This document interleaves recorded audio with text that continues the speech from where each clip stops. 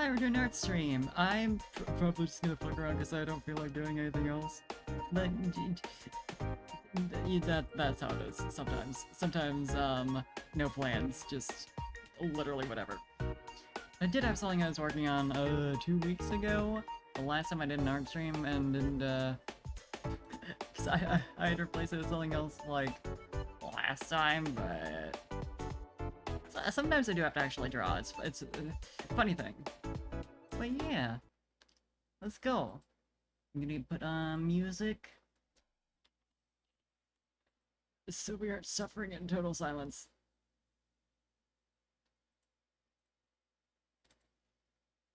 Okay. Audio balance seems like it's like decent, which we should be good. It might be a little loud. I'll turn it down to... should be pretty good. But yeah. More D&D drawing time. So I'd like to finish this eventually. That'd be nice. That'd be cool.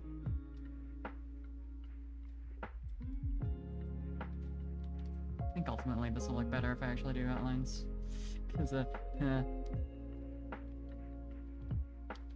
didn't have the willpower to do proper, fully rendered, lineless anything. But it's fun to mess around with.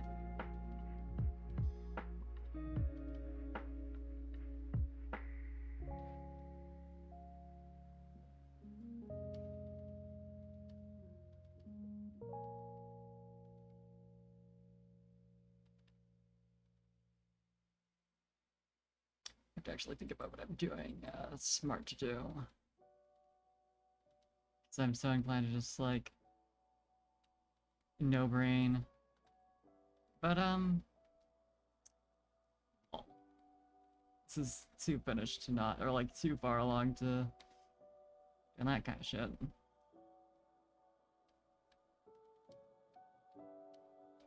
But it's fine.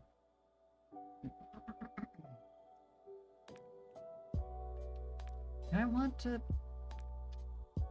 put the tail in front of... wouldn't make a lot of sense. I do want to show off the ribbon a bit, but... I think it's fine enough as is. This is fine.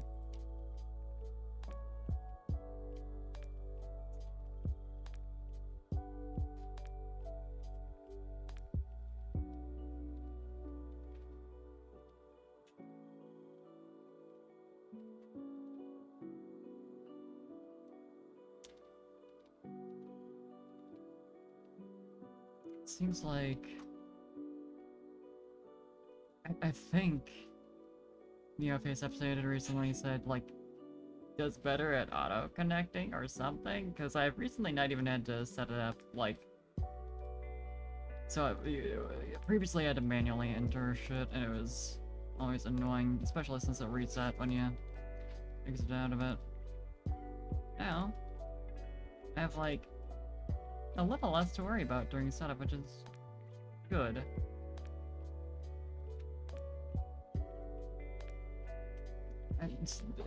I like keep trying to do things to make starting a stream like not a nightmare, and then I'm like, oh, I want to have like this and this and this and this and this. Also, though, I want all these things, all these tools, all these features that would that I have to start up every single time. So I'm it's remaining the same, basically. Same amount of effort, which is fine.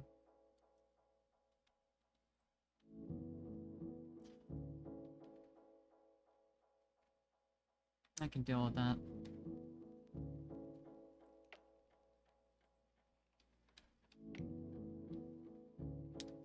Got the AI the Somnium Files sequels getting pretty close to being out. I think that's on the 24th? And I want to basically immediately start streaming it. I mean, not like...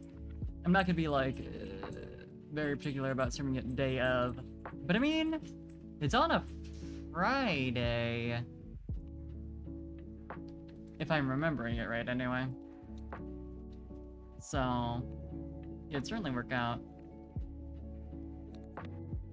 Particularly, I mean, I don't think I'm gonna be finishing the Nuzlocke that fast, but, now that I'm done with Little Witch in the Woods and I've been, you know, I have another Buggy in the Week opened up. And that was basically placeholder until that came out anyway, so works out nicely. Okay, yeah, this looks a lot nicer now that I have, like, the smaller strands in there. Okay.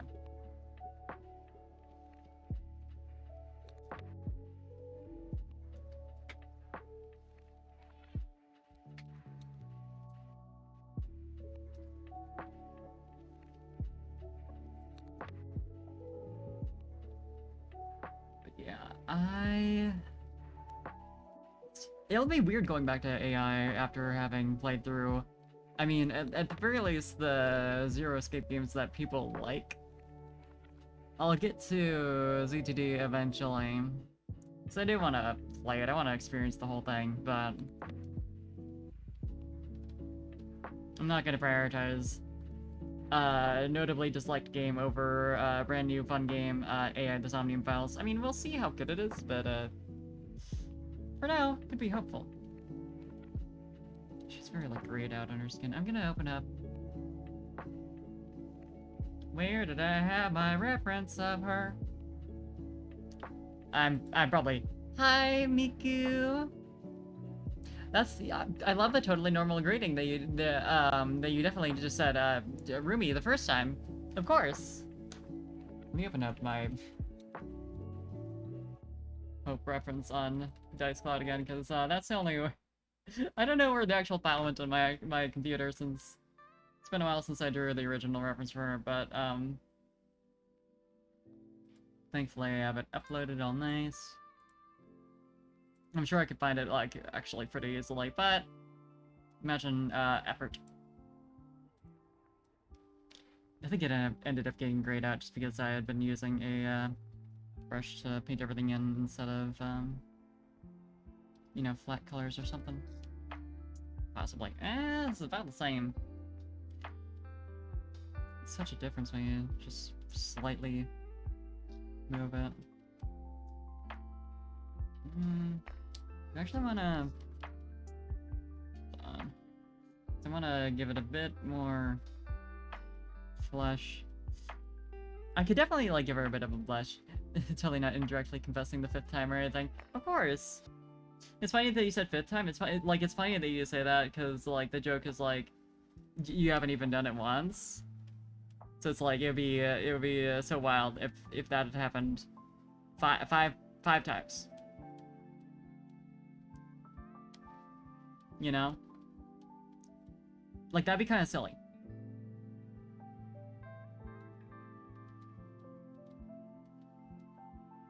I mean, honestly, as soon as I get, like, some more dimension in here, add in the blush, add in, like, more shadows, that'll probably help with, like, looking decent. Looking like skin. You know? Skin.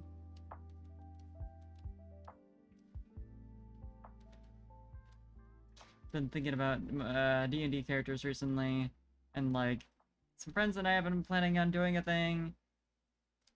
So I've had a character concept I've been throwing around, but, like, of course I have, like, 5 others, and then, like, as we've been setting it up, or, like, getting close to when we'll actually start really getting together and making plans, all that, I'm just like, oh, okay, I know I had, like, all these plans for these characters I wanted to play at some point, but, also, what if I did, like, this? Wouldn't it be funny? So yeah, I got ideas and thoughts and, all that good stuff.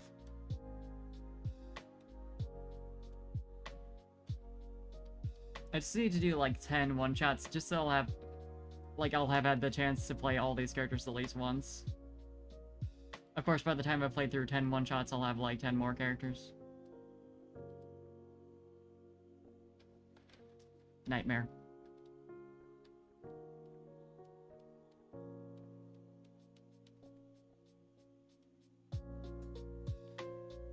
It's great because this is the character I had had, you know, from a previous game that like ended early because of circumstances, and like I had wanted a chance to play her again, but when I actually got into a game for the first time after that one had ended, I was like, oh, but what about this entirely new character? Finally getting the chance to play her again, but like there's a part of me that's like, oh, but all these character ideas that I had, you know? Dang, could have done that. About hiding your feelings from your crush? Wow, I wonder who your crush is. I know how that is. I, it's a common issue.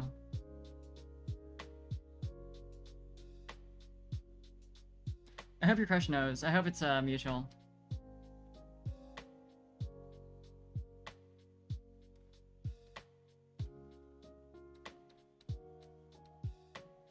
Yeah, you're right. I really do wonder.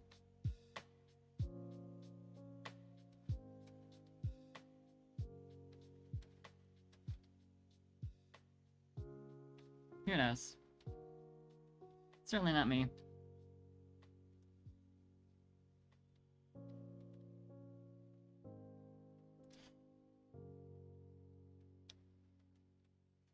Be crazy if it was your roommate. You know, they say that's always like a bad idea. I've heard. I don't know. So it would be pretty crazy. Be pretty silly.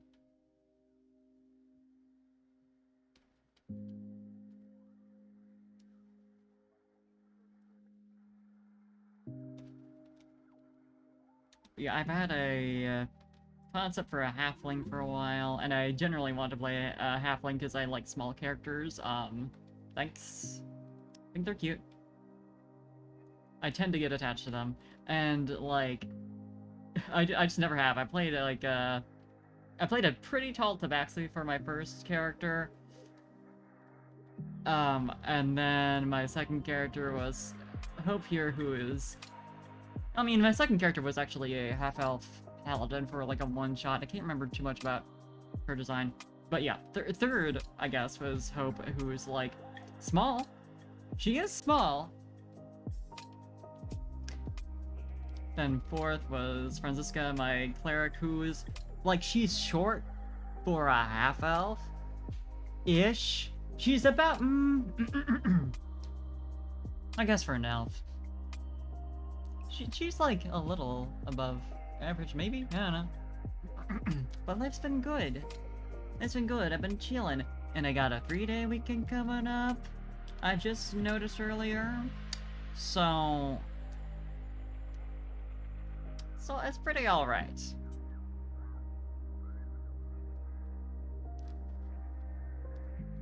Hope your life has been good as well.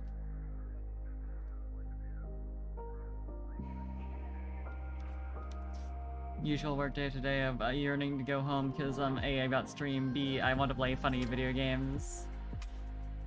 Been making progress in Legends Arceus again. I mean, that's been sort of a constant. And I'm like getting closer to being done with all the missions-ish, but not really. I've got like 15-ish, you know? 15 something I still need to do. And god, the Pokedex. I don't know how far I am along with that. And I kinda don't want to think about it.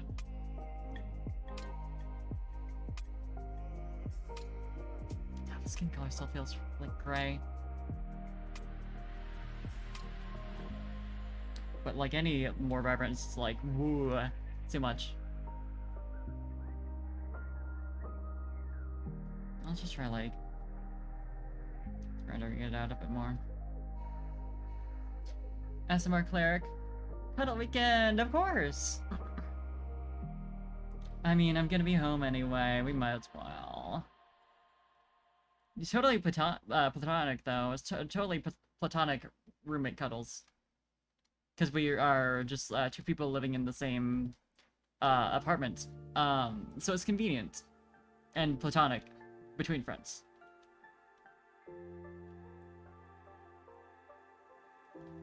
Yeah, I had a friend who played an ASMR cleric as well. Very fun. Their cleric was in a cult. And was gleefully oblivious. But like, that's fine. That's fine sometimes.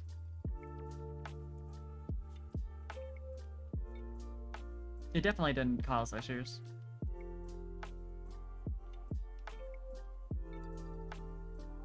Yeah, totally platonic. Like, I didn't even really need to say it. It's just fun to, like, be a little silly and, overly specific. Think you got the hint? Yeah.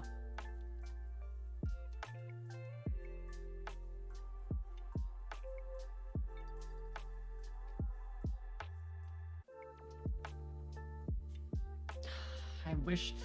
Part of the issue is I'm looking at the reference on my main monitor and looking down on here for...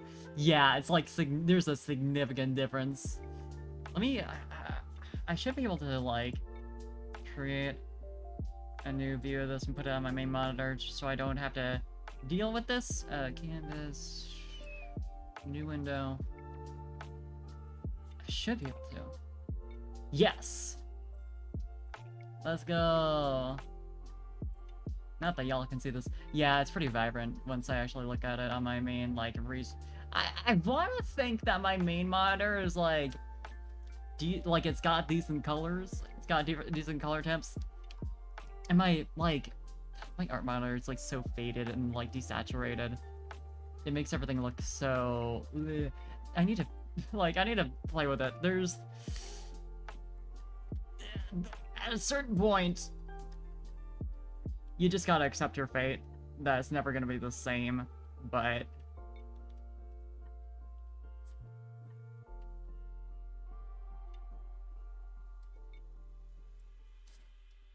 Also, I don't want to accept my fate. I want to fight futilely to make my monitors look even halfway similar. And cry when it doesn't happen.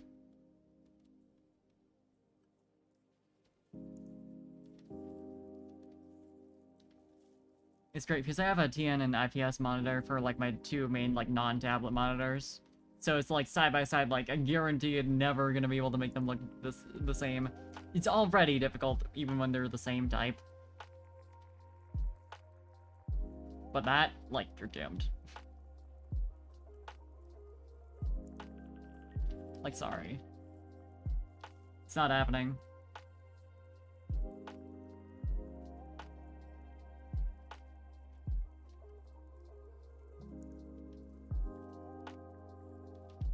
I just wish every monitor would look the same colors wise, and I'm sure this would never cause issues.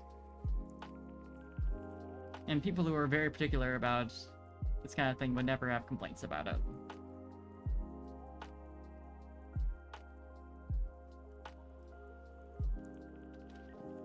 I think it'd work fine.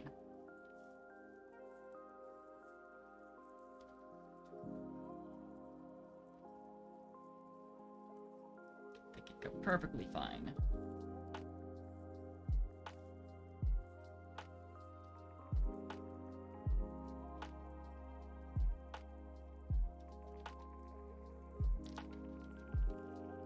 Oh, right, I'm still in the watercolor. I'm like, well, it's not drawing like outlines. Wrong tool for that. Helps to fix that.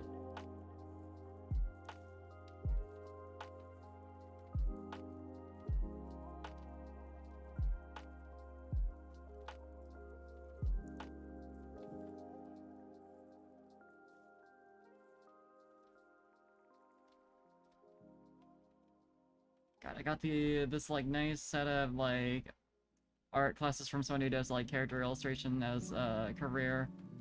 I'm blanking on the name of the artist, and I've been meaning to go through them, but of course because it's a whole class, it is, and this is a good thing, but it's very long. So I'm like, I'll do that. I'll do that. Because their art's really cool, and that's basically what I want to do, so, I'll get to it. Like my to watch list on YouTube, you know. I'll get to it.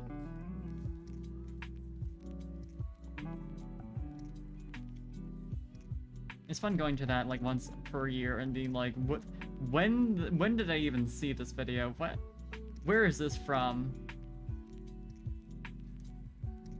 Who was I when I added this?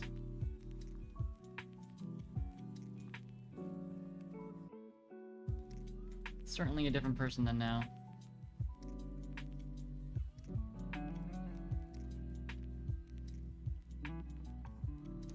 Yes, Parflecky. Yeah. Very important emote.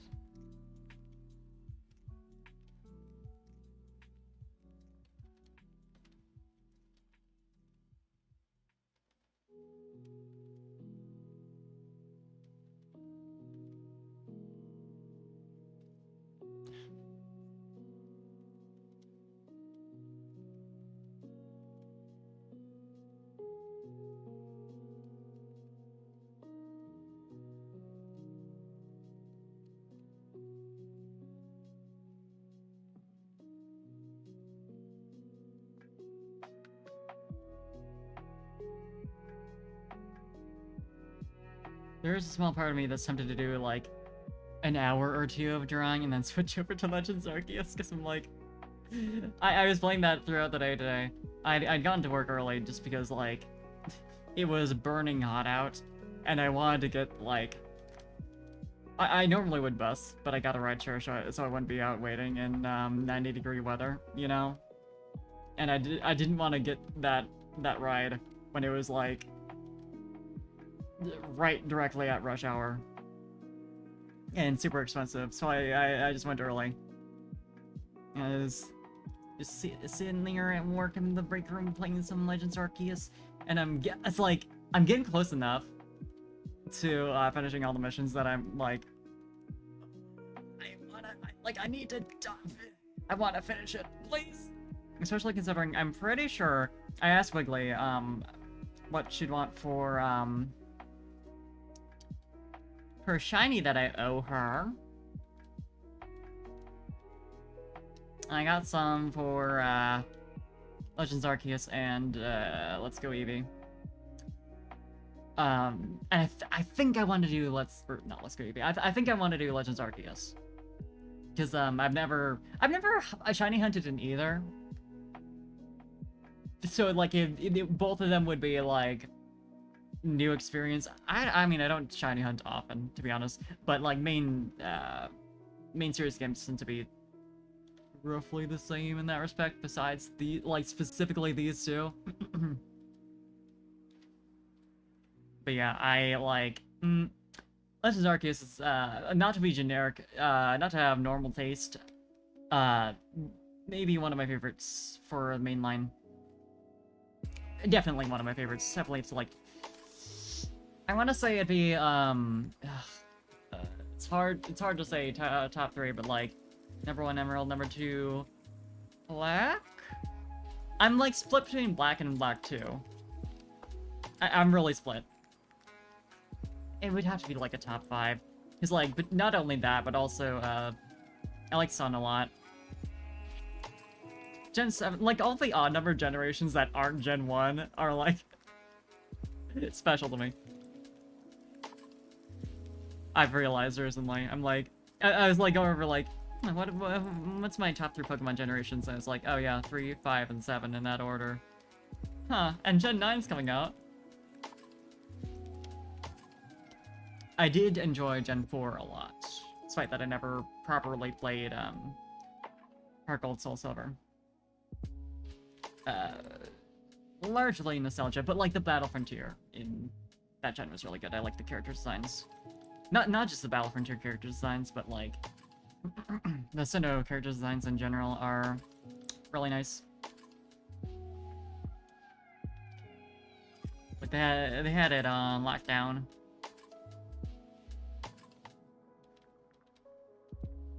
Like I might be a Hoenn simp through and through, but like I think Gen 4 is when they really pinned down, like, the Pokemon character design brand that, like, that appeals to me.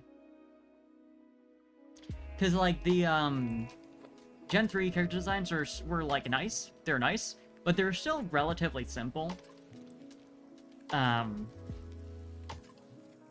Which is nice in its own right, but, like, a lot of the character designs were, like, there wasn't a ton going on.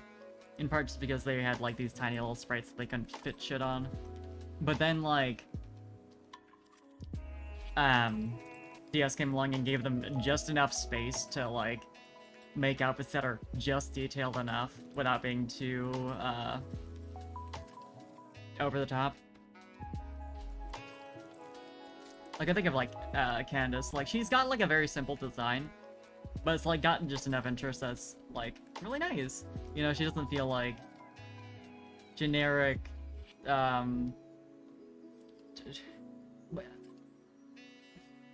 don't know. Girl gym leader. I'm like trying to think of like the brand I'm thinking of. Like she's schoolgirlish. I don't know, but like that kind of thing, you know.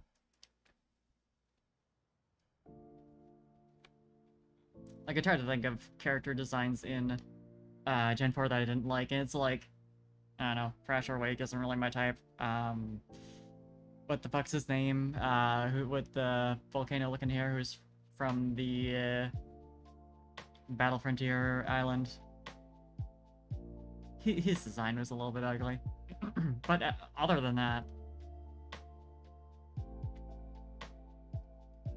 it's got one of the strongest professor designs, I feel like. Like, Rowan is, like, another old man professor, but, like, he's got, like, this presence that's really cool.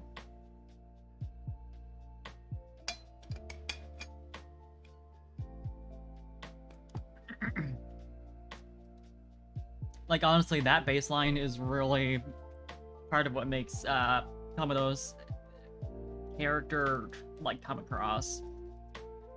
Like, if they tried to turn, like, Birch into a Kamado-type character, it would have been, like, weird. Like, obviously, I assume if they were doing, like, a Hoenn Legends, they would have made an entirely different character for Birch that fits his design. But, like, you know. It's interesting, especially considering, like, a lot of the ancestors really aren't anything like their descendants. But, like, Rowan has such an intense look that only a character like Kamado can really, like, make that kind of design appropriate. I don't know. Kamado in particular, I think they did a really good job with, because, like, it's hard to use the design like Rowan's to be anything but, like, this resolute, stern, like,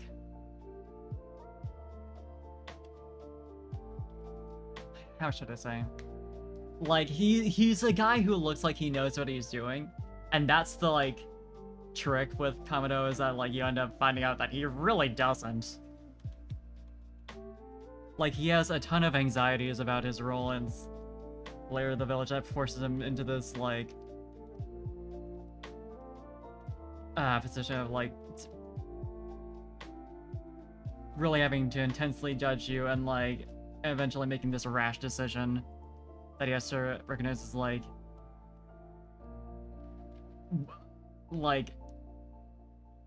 he had made a major mistake, and, like, he was so focused on, like, he can't, you know, break this beautiful thing he had created, and, like, blah blah blah, his backstory, all that. I don't know. Like,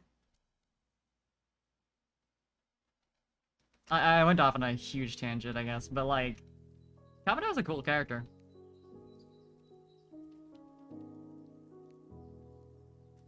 Uses the kind of impression and, like, presence that Rowan has, but, like,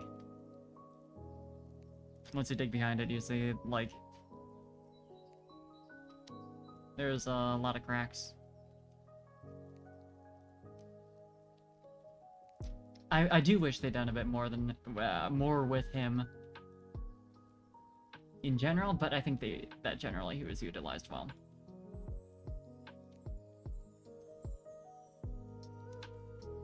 But yeah, no, Gen 4 design's good, and I feel like that's part of why I also really enjoy the Legends Arceus designs. Like, they're really charming. They have, like, got a lot of good stuff going on. I like the more recent Pokemon designs for sure. But,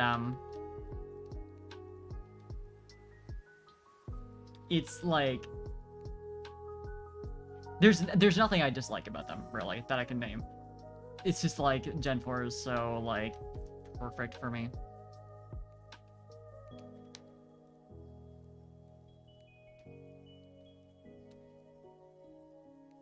And it feels like that's where they perfected that, because, like, past that point, that's where, like, that's the kind of space that a lot of the designs land in. Level of detail, color palette, that kind of thing. I feel like... I want to say the 3D games got, like, there was a design transformation in the 3D games. I'm trying to place it. Because, like, you wouldn't have had a character like Lucimin in the, DS games. Is she, like, what do I want to say, like, angular? She's got, like, this maturity to how she is portrayed. And, like, just the slightest less bit of, like, cartooniness and, like, appealing, colorful character design. She's very appealing design, but, like, in the sense of, like... Cyrus is, like, this cartoon villain, and, like, she still is? But she feels more real. Which fits her, like, the kind of villain she is better, because she's, like, such a grounded villain, being an abusive mother and all that. Lucky you're part of my life and one or another clever friends to want me around. Aww. Of course, you're so sweet. I could never not accept you. I like talking to you very much. It's hard to words, but I'm glad that we found one another, honestly. It's been a delight.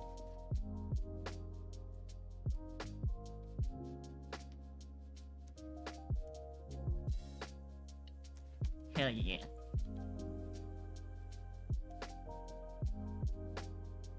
I carry you very much. Yeah, Lucimin is...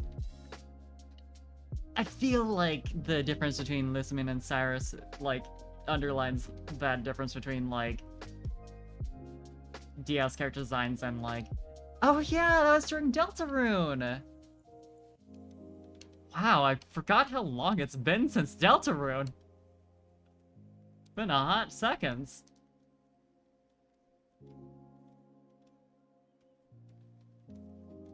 Yeah, like, now that I think about it. Lucimin versus Cyrus is, like, definitely where there's, like, design sensibilities are clearly at the forefront. Cyrus is a super cartoony villain where, like, Masters makes him more rounded of a character to an extent, but it's nothing on the level of Lucimin, who is, like, a super grounded villain who is terrifying because of that, because, like, you see people like her all the time, whereas, like, I want to destroy the world and remake it as my own isn't really... Like, he's very much a cartoon character. Even with his, like, whole, like, it being based on his difficulty connecting with other people and, like, that kind of thing. Like, you know... And there's also the aspect of Lucimin's desperation and, like, just snapping after losing her husband, basically. she's neat. I kind of hate that they made her like sexy mama. Here's her fun, cool alt for you to spend money on in Pokemon Masters, but I mean, I get it.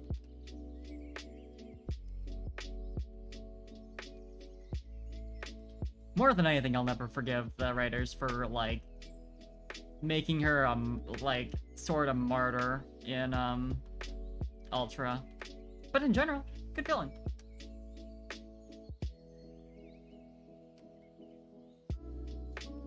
I feel like they kind of realized they had made a villain who's like so real and like hard-hitting that they can't really market the fact that she's a sexy mama unless they like make her a little bit forgivable.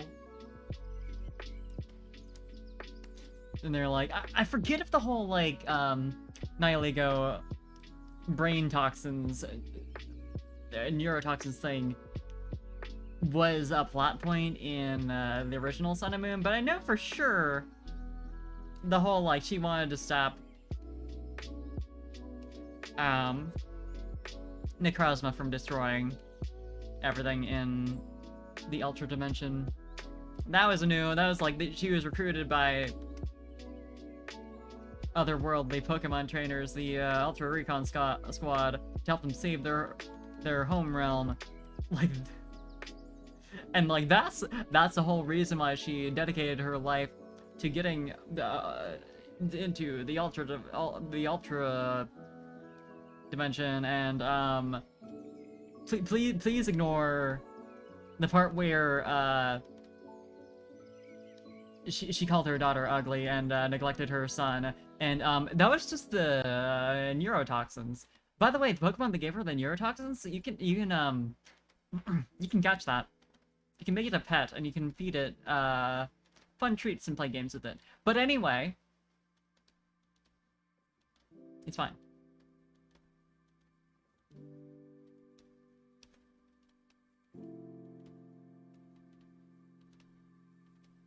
Think about how they made her weirdly forgivable. Makes me think about Rose too, where like he has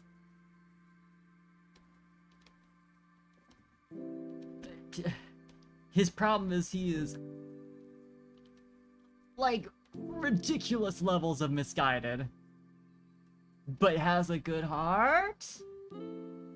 And I remember, like, there was a lot of complaints with him as a villain where, like, most people really didn't get why he did what he did. And had to see in his lead card or otherwise be reminded that of his whole deal about, like, he wants to solve problems immediately, as soon as he's aware of them. So when he heard about how there's an apocalypse in, like, 1,000 years, he decided, why not have it happen now? And because, like, I know how to deal with it. I know I can fix it. So why not just make it happen now and fix it now? Which is appropriately cartoonish for a Pokemon game, I'll give them that.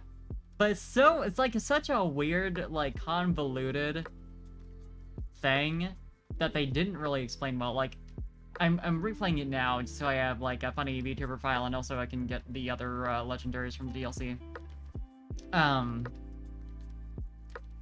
They do establish that fact in the main plot. They have his assistant, whose name is escaping me right now, tell you that you need to go over and meet him at the restaurant after beating Nessa, because he lives a very tightly scheduled life, and he wants to do things immediately. He never wants to wait.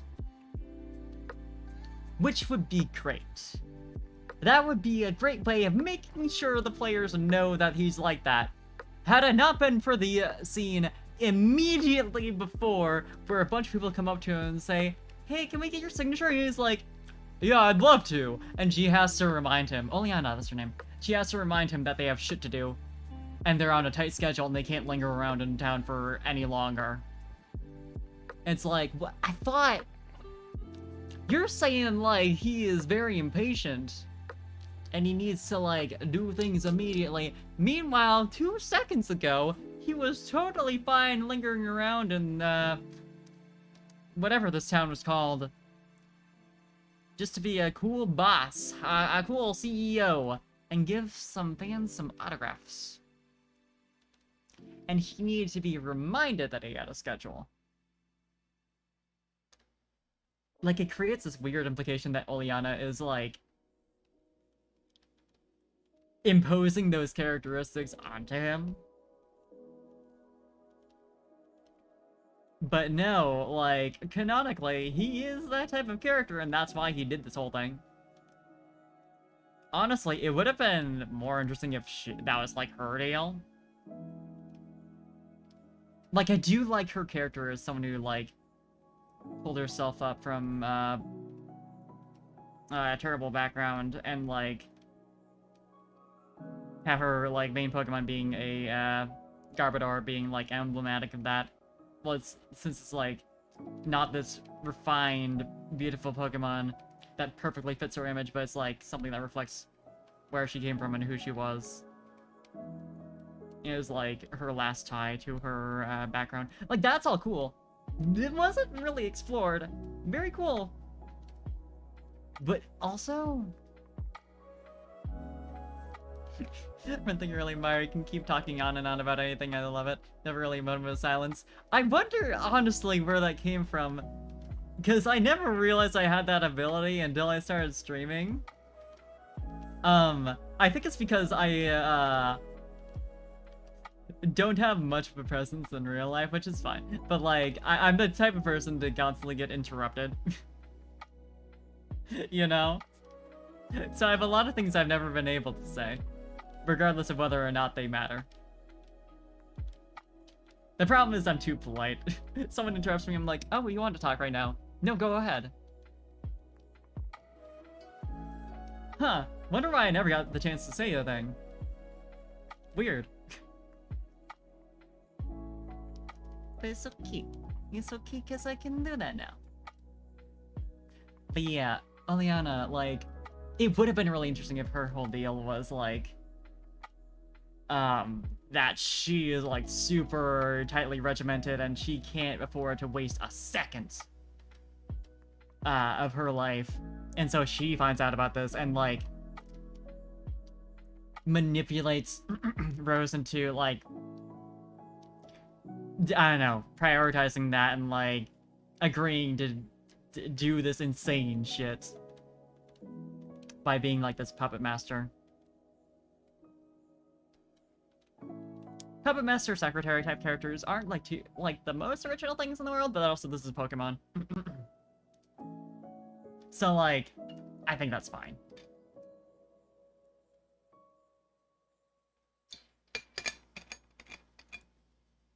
It would be unique to have, like, that kind of character who is still good at heart. Because usually they're just outright evil, and it's just like, oh, the poor CEO who has been misled. But, like, if the secretary character who is puppeting them had a good cause? I don't know. There's something with that.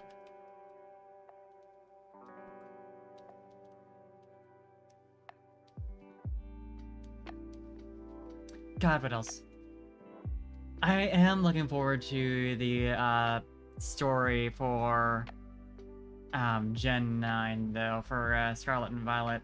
I can't remember if I mentioned this, but I think it'd be interesting if the professors or the leaders of the villain teams, so that it became like a Gen 3 thing, whereas like you got Team Aqua, Team Magma. I'm pretty sure I mentioned this. And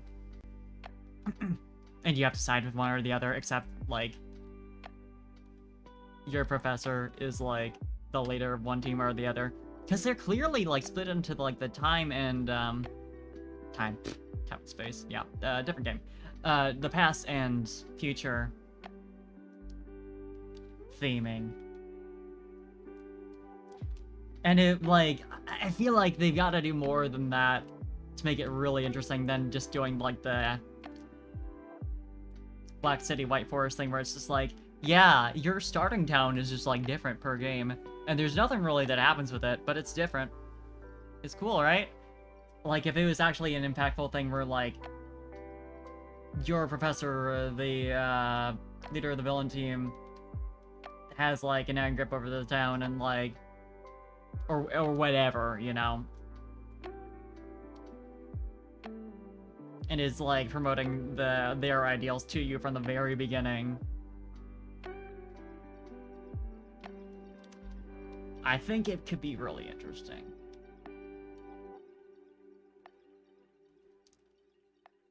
Because especially since usually it takes a while for the villain teams to be revealed.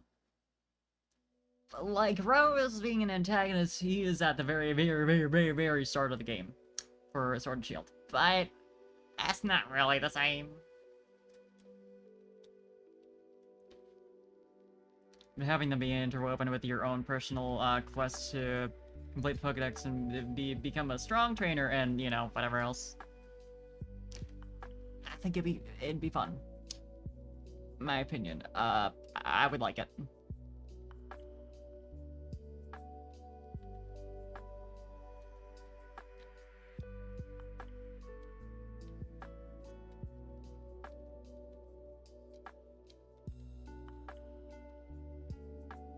It would also make them a little more interesting than they currently seem, so, you know.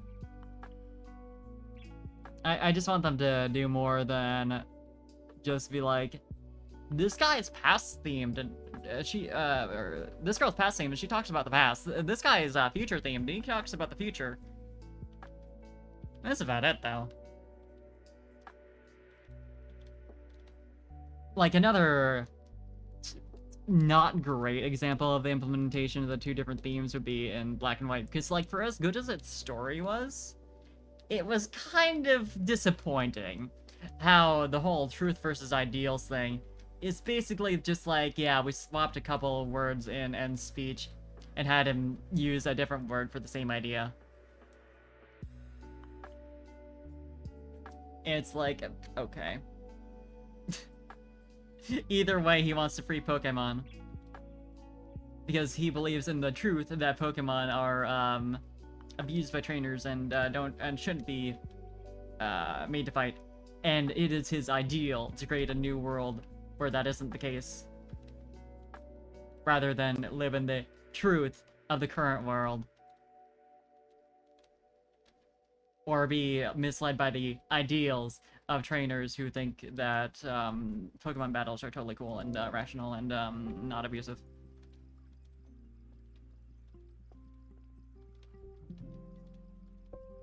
Like, I do understand it. I get where it's coming from. As far as, like, why they couldn't, just make it more substantial, because, like, they, you know, it's, like, limited dev time. They can't just, like, write out two entirely different plots. But it did make the difference feel a little meaningless. And maybe there's something that could have been done with that. I don't know. Talk about the fact that, like, you know, what's the real difference between truth and ideal? I guess there's a certain argument that there isn't. You know, there's little in the way of objective truth. Ideals get portrayed as truth a lot. Maybe ideals are more important than truth, whatever. I mean, I guess that's more the one-side type of theming. Or if something is enough of an ideal, it can become truth. Would be... I don't know.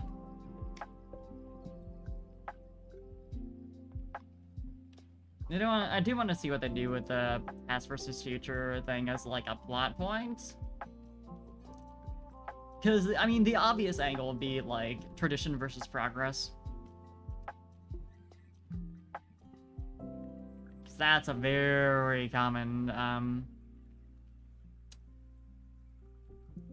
like, conflict that's in God knows how many stories.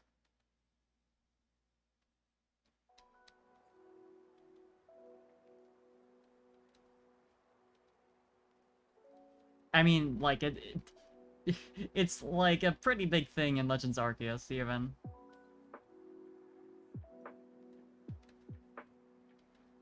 But with the, Diamond and Pearl clans and their conflict with the, Galactic team, or Galaxy team.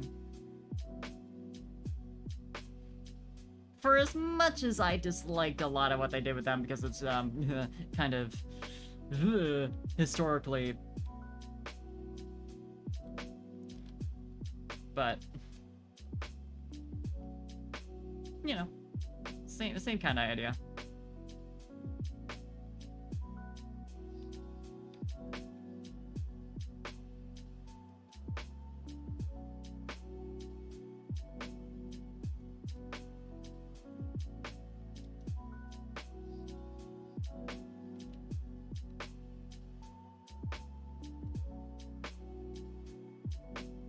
I think,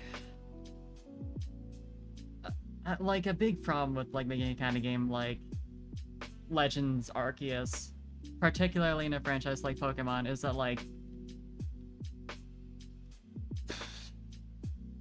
with it being based off of Japan in the past, and then, like, the idea of, like, eventually it become modern-day Sinnoh, which is well established as being basically just modern day Japan, modern day, I forget what specific area that was called. I know it's like the smaller of the two main islands, but I'm totally blanking. Anyway, there is a problem you run into where, like, an essential part of that history is the colonization of Japan and, like, the, genocide and general mistreatment and racism towards blah blah blah blah blah. All that awful, terrible shit that you would never be able to address in a children's game. All that treatment of the indigenous peoples. So it's like, do you make it a, like, reasonably historically accurate, at least in terms of, like, aesthetics portrayal of Japan from however many years ago? Or, like, is it worse to just, like, totally fictionalize and be like, here's maybe what Sinnoh could have looked like 100 years in the past with the same people, and, like, here's just, like, what, like, if you had no knowledge of Japan's history, what you would assume it would look like if you just rewound a bit?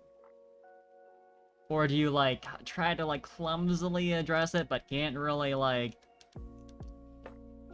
properly talk about, like, hey, all these people, all these, like, native people who were, like, making kind of an analog for in our funny story about Pokemon, where everyone's friends, yeah, 90% of them were horribly murdered. Slash, God knows what else. It's a losing game.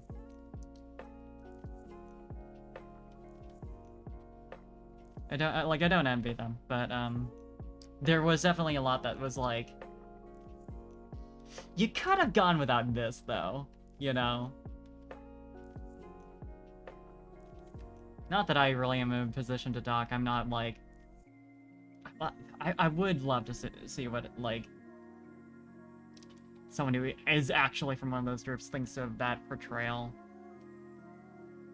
Because my inclination is it's not great, but... I don't know.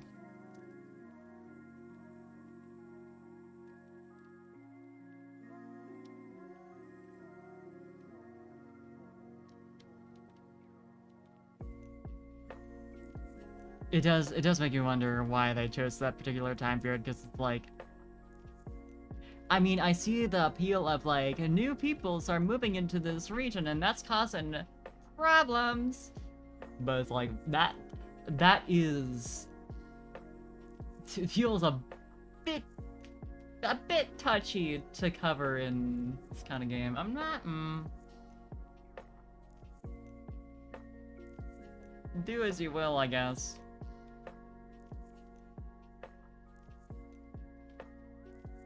I do think we could have gone without, like... Yeah, by the way, the Diamond and Pearl clans aren't even the true indigenous people of, Hisui. Actually, those people are, basically gone. Hint, hint. Wonder where they disappeared to.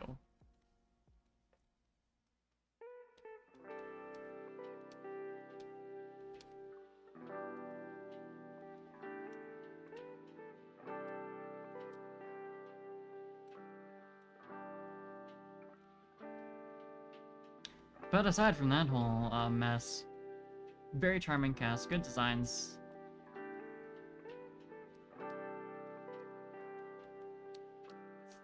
Like I said, I don't want to like get too deep into it as someone who ultimately doesn't know shit and hasn't like even been to Japan. Like I've got a general knowledge of what happened and like. There's another cat here. I mean, on a certain level, if you know how indigenous people have been treated in just about every other part of the world, it's sadly not really surprising, but...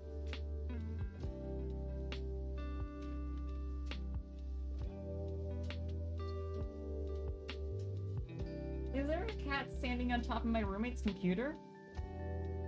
What's she doing up there? Do you belong on there? It's turned off, so I suppose it's fine. It's just so hot that we like definitely can't afford to have the cats lying on top of PCs.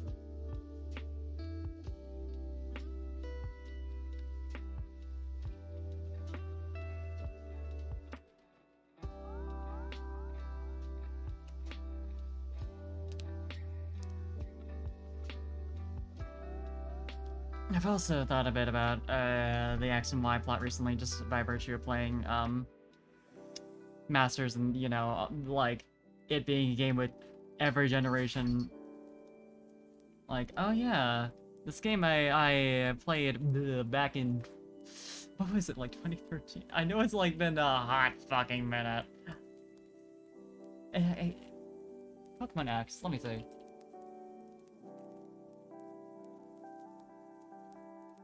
Yeah, 2013. So, you know, only like about 9 years. Coming up on the 9th anniversary in October, apparently. Been a minute. But yeah, this game I played 9 years ago and like never thought too much about the plot beyond that point because it's not really They had something going with like the whole like Lysander and Sycamore being old friends and like going in completely opposite directions ideologically, but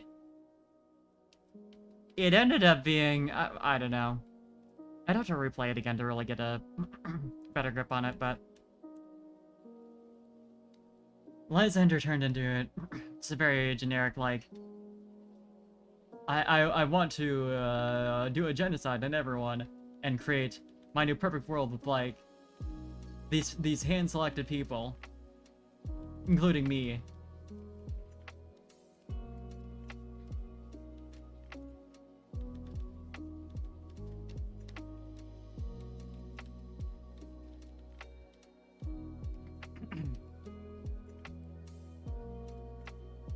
Where it's like hard to take him seriously as a character. Because it's like, oh, mass murder. That's compelling. That's a compelling motivation that really makes me think about a character. They just want to kill everyone. Because they don't like them.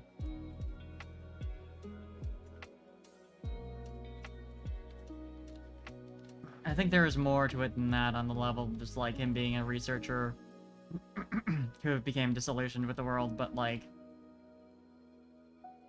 I don't know. in fairness to Gen 6, it definitely got harmed by by Z never happening, even though it was clearly intended to. Like, I can't help but think Az would have, like, Az was being saved for Pokemon Z, especially considering the Z in his name. To say nothing of Zygarde and its role in protecting the Kalos region, and how, like, it had a whole extra form that just got shunted off to Alola, because they never got the chance to use it properly. Never accessible in the actual games that Zygarde is from. Like, very, very obvious that there was going to be the whole, like, search all over for the region for Zygarde bits and combine them to make its different forms. Like, it's so obvious that was supposed to be in Gen Z. Or Gen Z. Fantastic. Yeah, Gen Z is Zygarde. That's our thing. That was supposed to be in Pokemon Z. And it, like, it's so, like, blatantly out of place in Alola, like, what? Okay, but why is Zygarde here? And Sina and Dexio are just like, oh, fucking no. I don't know. You wanna help? What do I look like? A Zygarde expert? I just know it's here. Don't ask me why.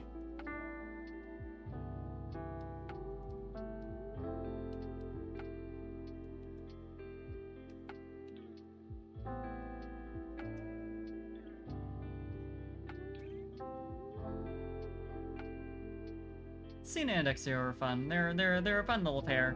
They don't have a ton going on writing-wise, but somehow, nevertheless, they're some of the more memorable members of the Gen 6 cast.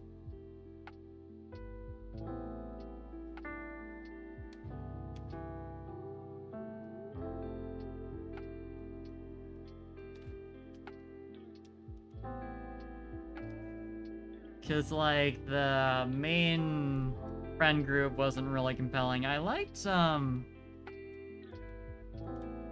shoot, what was her name? The one character I liked, I forget their name, which is, probably should tell you something. The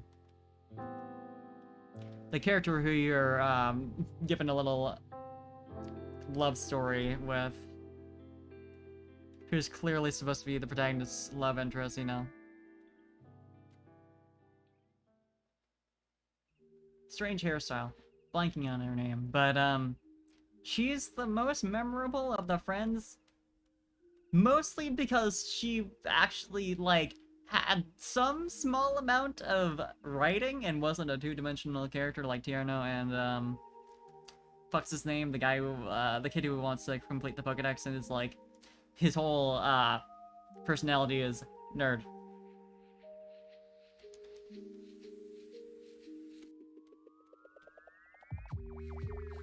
The rival was an interesting thing. Serena and Calum were interesting.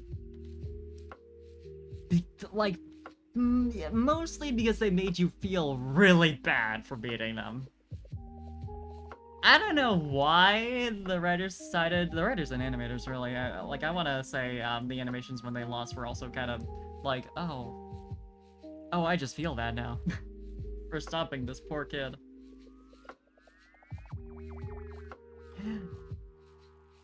Like, I don't know why they're like, what if it was just like, it felt really bad to best your rival in this game? What if it was just kind of like sad, and they're clearly doing their best, and you just stop them, and they're in utter distress over it because they want to be a strong trainer and they just don't know why they're not able to beat you. Although they sort of like did that character arc again with Hop. Like, I mean, it's there. There's been, I feel like, elements of that with the rivals since I mean, they always get just upset when they can never beat you and, like, whatever. But I feel like once they started getting more friendly, they have a similar flavor of, like,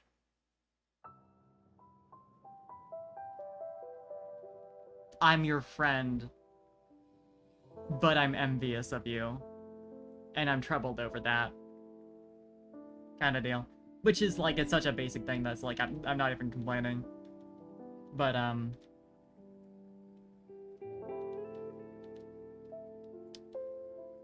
yeah, they did that in a way that, like, just felt bad as the player. I feel like Hop largely worked. Because they kind of dealt with it more and gave him, like, other NPCs helping him and giving him advice, and him, like, having more of an arc of, like, understanding, like, okay, here's what I'm doing wrong, and, like, oh, maybe this isn't even, like, what I want to do.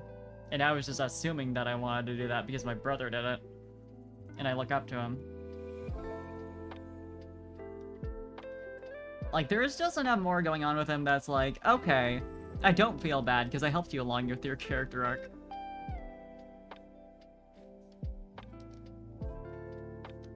And he's also, like, just cocky enough, like, that, like, it's charming, but you do want to, like, help him move past that. And show him, like, actually...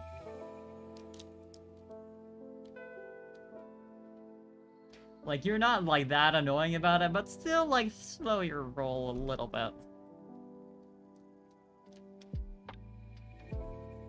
You've literally just started being a trainer.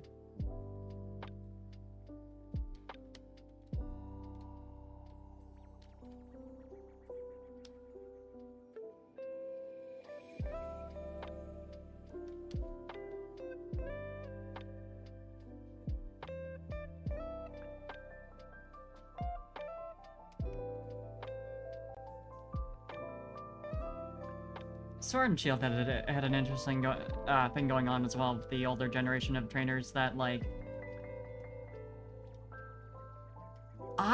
for as much as I do wish that we got more of Sonya and Nessa and Leon and Raihan, I feel like they developed them as much as they needed to be for the narrative.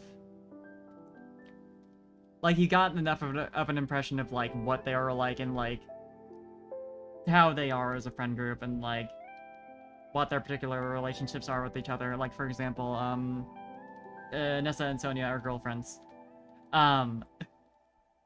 Important stuff like that. That, like, it was enough. Like, we learned as much as we needed to learn about all of them. I think Nessa could have gotten more development. It feels like Raihan got more, just in part because he was, like, he had the character of being, like, second best after the champion. So he was, like, this formidable foe to beat. So that at least got some focus. Whereas Nessa was just, like, Sonya's friend who she went on her league challenge with. And Nessa succeeded, Sonya didn't. And they're still friends, and she's, you know... Sonya's a little bitter, but... I mean, all that good stuff, you know. But, like, there's less opportunity to have Nessa keep appearing unless you have her as, like, the vehicle for Sonya character development. Miku with the cuddle. Aw.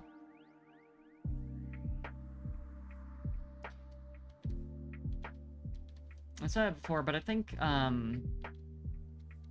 Sword and Shield, like, for all the issues people have with its plot, and, like, myself included, I think it did better than a lot of games at creating a strong core cast, where you feel like you know all of them. Like, there's a lot of gym leaders who I have only the vaguest understanding of, like, what they are as a character, who they are. But, like, the only, like, gym leader I can think of from Sword and Shield who I don't really have a good grasp on, aside from the ones from Shield, because I didn't play Shield, would be B. She has a fun design. I feel like I just don't really... I feel like I know nothing about her. It feels like she fell by the wayside a little bit. Like, I keep, like, seeing, like, I don't know, lines from her, or, like, listening to her dialogue in Masters and being like, was she that kind of character? And realizing, I don't really know.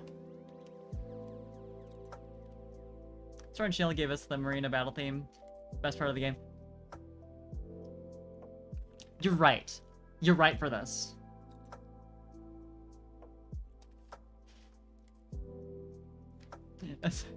Assume. We're talking about.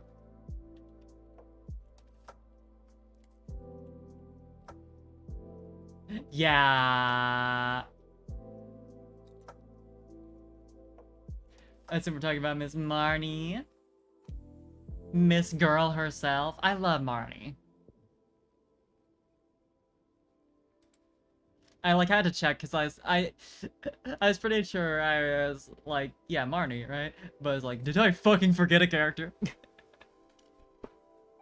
But yeah, that's been one of the best parts of replaying it, is seeing her again, because like she's such a charming character. She's so fun. I love that what they did with Team Yell. Like, there is a part of me that's like, oh, we didn't have a proper villain team for Sword and Shield, and it's like such an iconic thing. But I think it's a cool concept of having the villain team just be some rowdy kids who are supporting your rival. Your other rival. One of your 3 rivals.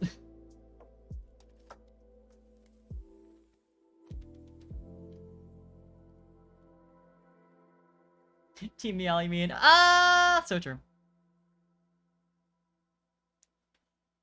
I love their stupid fucking megaphones that are split so they're Y shape. It's so dumb but so good. Like, like yeah, yeah, that's exactly how they should like represent their team. Incorporating the letter Y into the dumbest shit. I love the female Yell trainers also having like the Marnie towel. It's really good.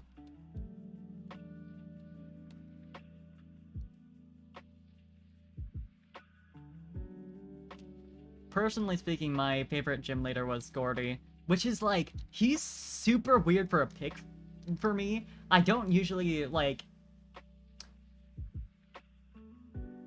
First of all, my favorite characters are usually women, Heart, but also, while I don't generally dislike flirty characters, you know, the like really confident, like,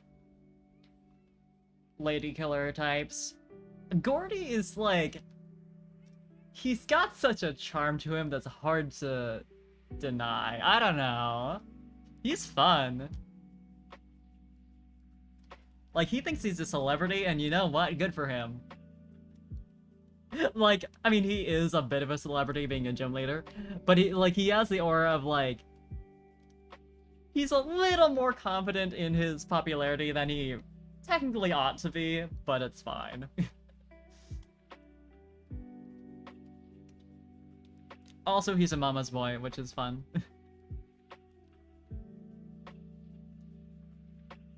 He's cute. Like, I'm not a man liker, but he's cute.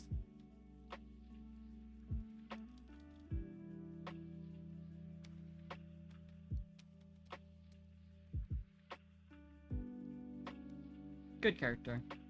Good design. Like the shades.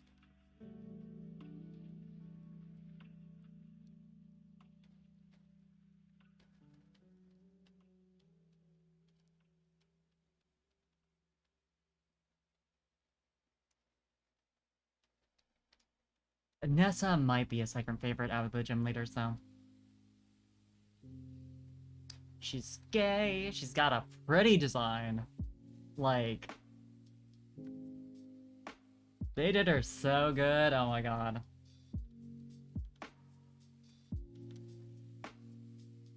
She looks fantastic.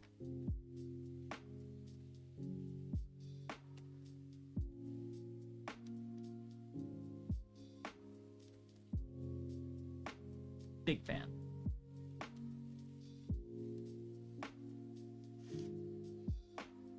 Sword and Shield also gave us Clara and Avery, and I don't know much about Avery, just besides that he's like, similarly to Clara, shithead. Just in his own way. I don't know. But Clara is... she's so fun. She's such an idiot. She's so mischievous. You gotta love it. Her, like, spreading toxic spikes on the field beforehand for your big battle with her and being like, let's do this fair and square. She's so...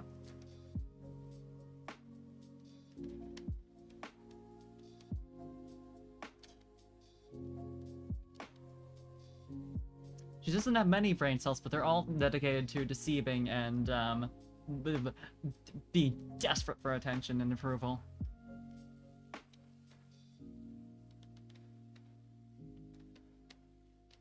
What a good concept for a poison-type trainer, honestly.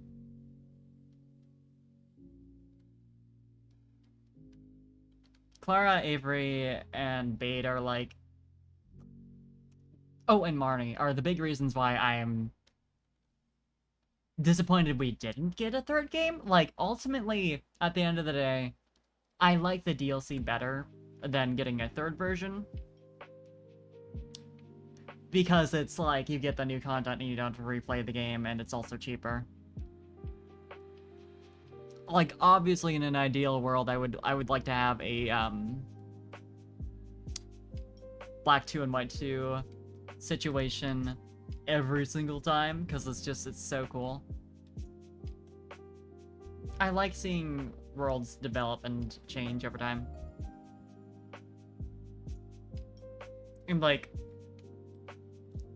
I would have enjoyed that even more. I mean, obviously, if we don't have the DLC, we don't get Clara and Avery, or at least, like, they would show up in the sequel and we'd be like, oh, new characters. But you know what I mean. Like, there's a lot of characters in Sword and Shield who are, like, they settle into particular roles by the end of the game that you never quite get to see them in during the game. You do get to see Gym Leader Bade during the league tournament at the very end, because he takes the place of oh my god, I forget her name, but the original fairy type gym leader. But like Marnie taking over her brother's gym,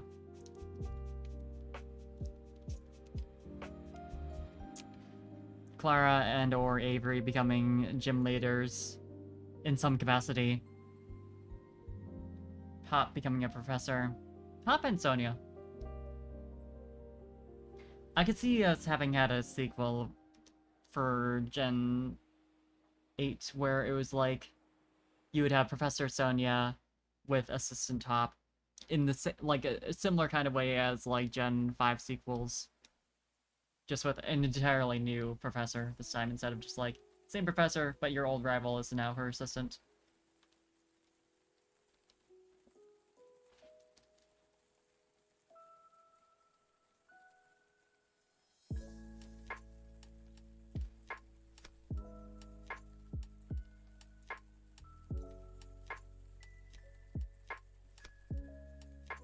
Trying to think of what other characters had like established like future careers or whatever else by the end of the game. I want to say that's it. It was just like Marnie, Bade, Clara, Avery, and Hop, and Sonia. I mean, Sonia is already in her role as professor by the end of the game, as is Bade being a gym leader by that point, but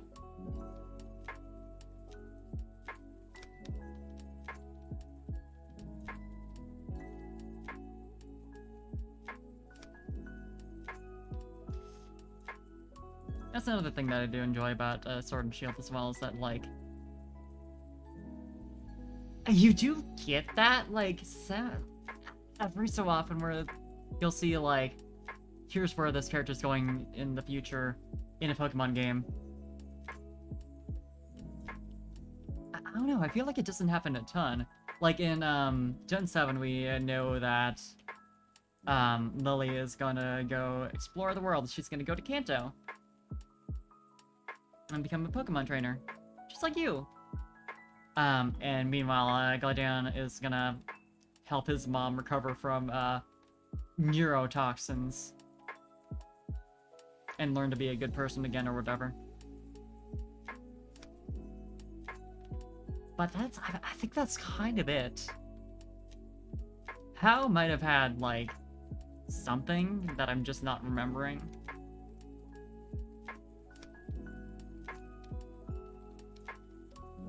But yeah, I think that was it.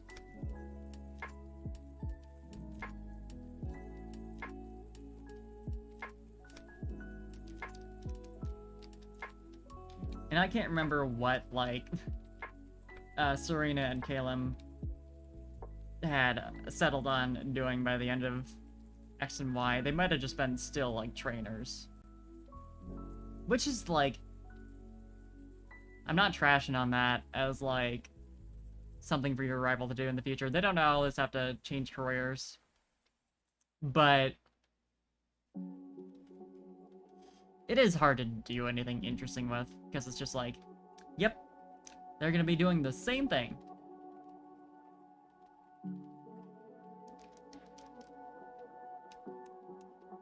God, imagine if every single Pokemon game concluded with you, like, making your your rival change careers.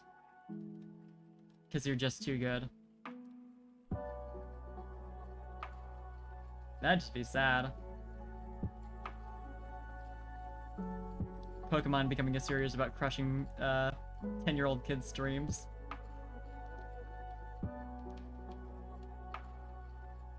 Obviously, whenever it happens, there's, like, we find out that that was actually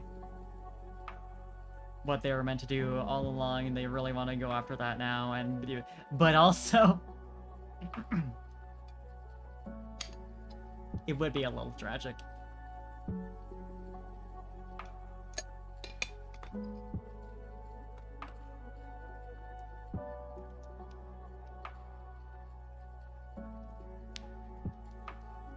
Speaking of sequels, I do like that, Let's Go gave us, like, a glimpse just a year into the future for, Red, Blue, and Green. You know, also, Blue existing in general. Queen, I love her. Anyway, like, having that middle step for Green was really nice. Where he hasn't quite accepted the offer to become a gym leader yet. And he has to get to that point. They didn't really do anything with it. But it was still nice to see.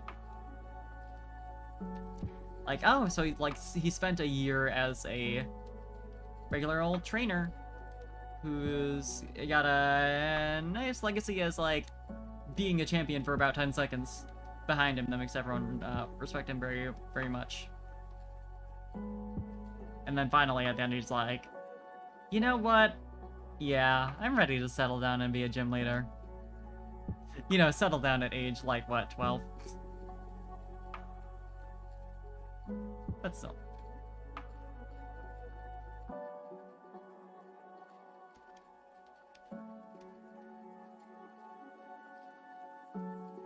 It's nice. Meanwhile, Blue's just out being a creature. I like the part where she immediately mistook you for a Pokemon and tried to catch you. And then after you had a battle, because she got so fucking mad that you got Mewtwo before her, she was very impressed with your skills and immediately tried to catch you again and just tossed like 5 Pokeballs at you. And rather than being discouraged by the end of that, it was just like, you should consider my offer. You should become part of my team with Mewtwo.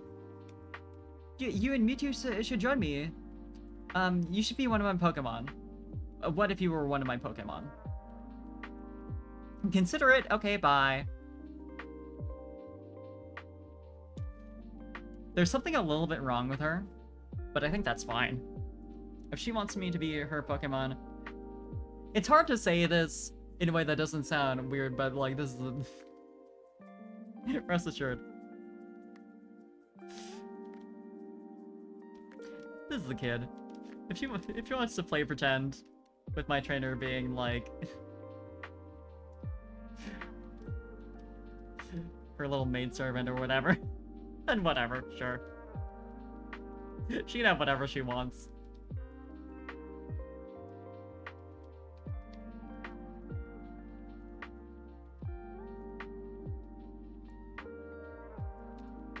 Do not mind her pelting me with Pokeballs at all.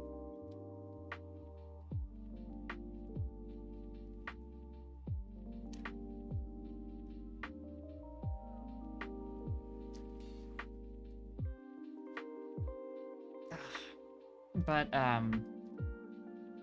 Blue's existence as a character is also very confusing considering she's clearly not supposed to be Leaf, who is based off of the same exact design and looks near identical outside of outfit. But Leaf doesn't exist in Pokemon Let's Go.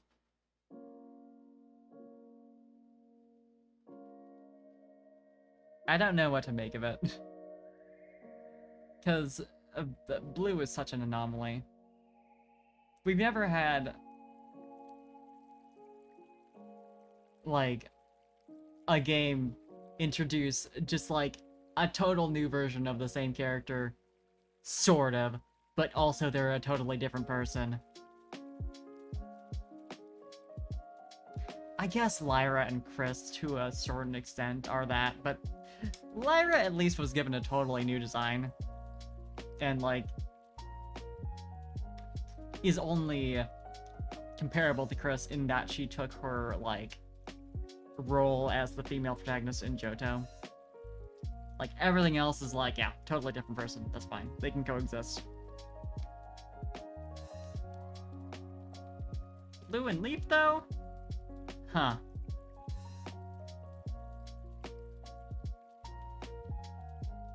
Why was I thinking that was something I needed to fill in?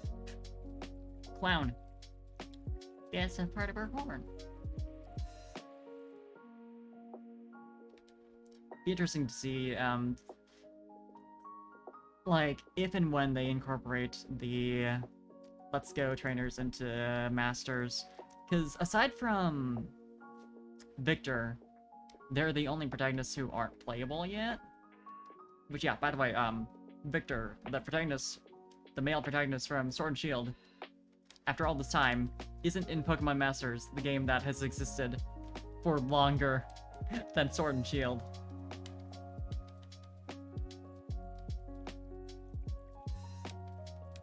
It's just Gloria. For some fucking reason. I mean, I know why.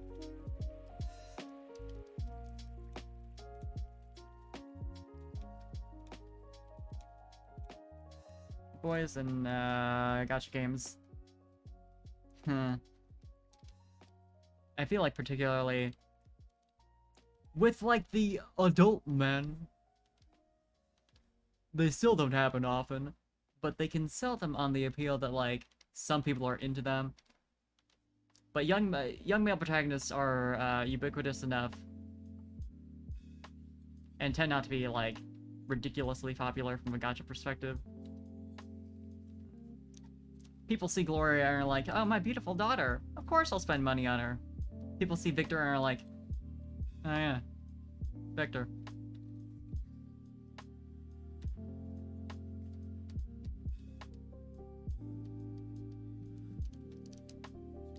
Forgot about that bitch.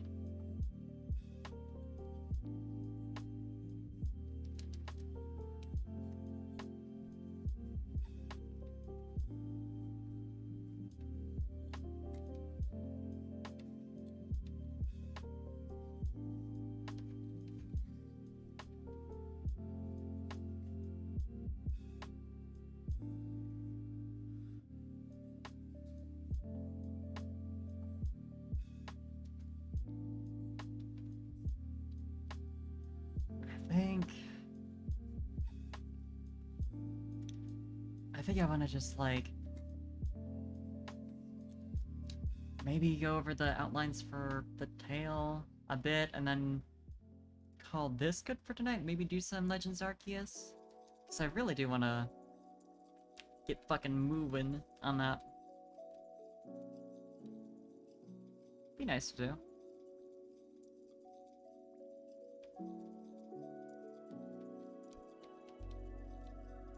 Never had a art stream where I switch over to Vigi Games midway before, so I might as well mess around, have some fun.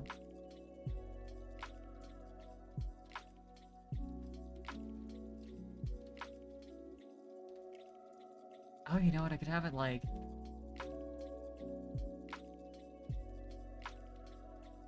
the ribbon popping out like this. Ooh, also I could just have like the but this is clearly going in front. I can fix that though. I just want to be able to show this off. Because it's incredibly important.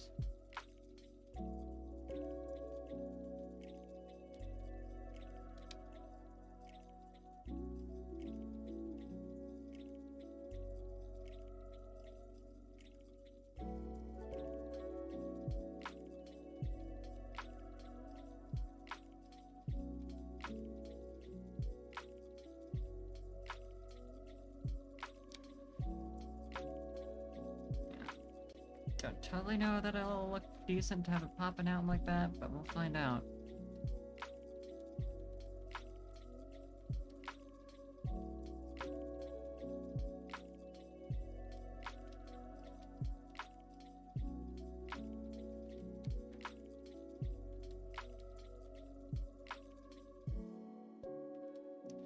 It is funny thinking about how I was, like, totally having, like, not a great time playing through Let's Go. Because, like, I don't really like Kanto. I think it's kind of boring. I think it's really boring. And, like, for as much as, like, my little Eevee is adorable, I do love her very much. It wasn't enough. And then I was reminded that, Blue exists. And I was like, oh, she's gonna become my new daughter, isn't she? And I finally met her, and she is. She's my daughter, who is a creature. Who is an absolute creature and menace.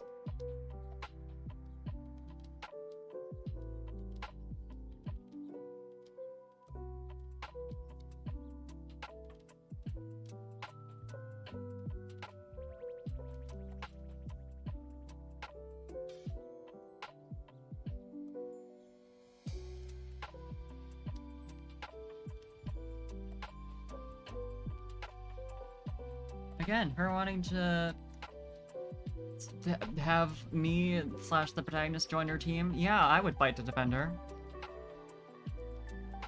I have no problem with that. It all evens out. That's my feral daughter.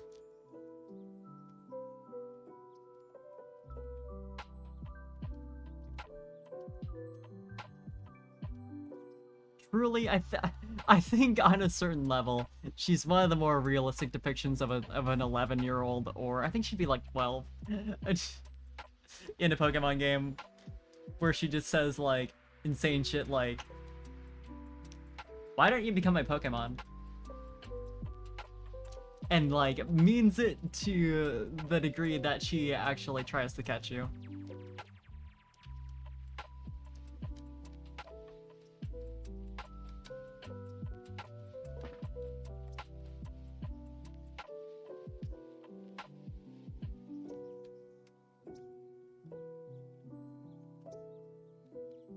Like, you go, girl.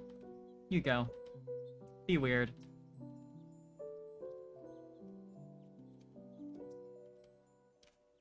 Such a...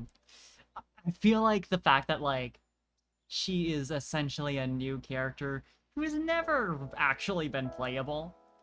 Like, as long as you consider her a separate person from Leaf. She's never been a playable protagonist. I feel like they gave them a lot of, like, freedom in their minds to make her, like, weird and not just like a likable, happy-go-lucky trainer type. Who's like totally, I don't want to say generic, but like plain and relatable, like the others tend to be whenever they have to write for them outside of their main games. They took that opportunity and ran with it.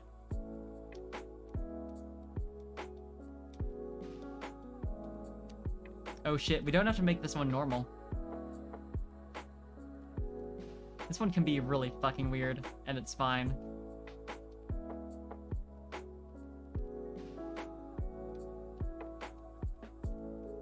She could be the weird kid on the block. Who comes up to you and asks you the most insane shit, and you love her for it.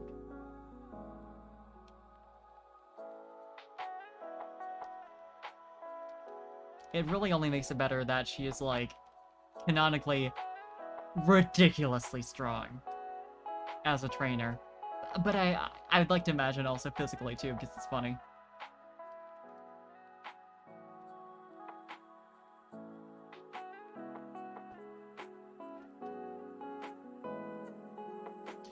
Like, the girl, like, canonically just pops out of nowhere.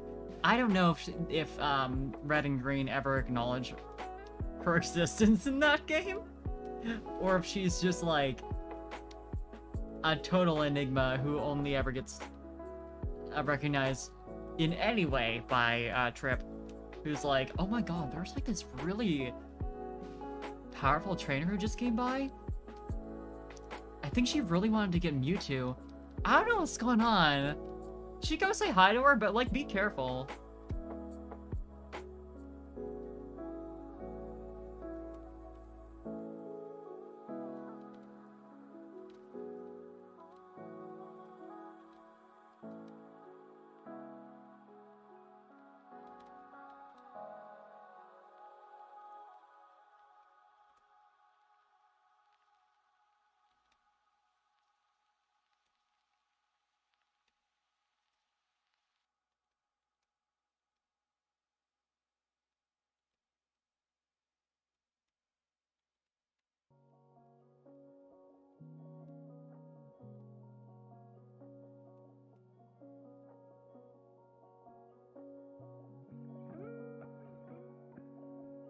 Yeah, that's good enough for me for tonight. I think I, like, have the energy to go at art for this long, and yeah. There's like detail stuff I want to do that I feel like I need to be more raring to go for, so well, that good, and we can do some Legends Arceus. Also because I want to test out my capture card, though, because if it ends up not working on a stream where it's like, this isn't even something that I had ready and scheduled to do, and I can easily just be like, actually, we're doing this instead. That's great. If it happens on, like, I don't know, first day that I'm streaming,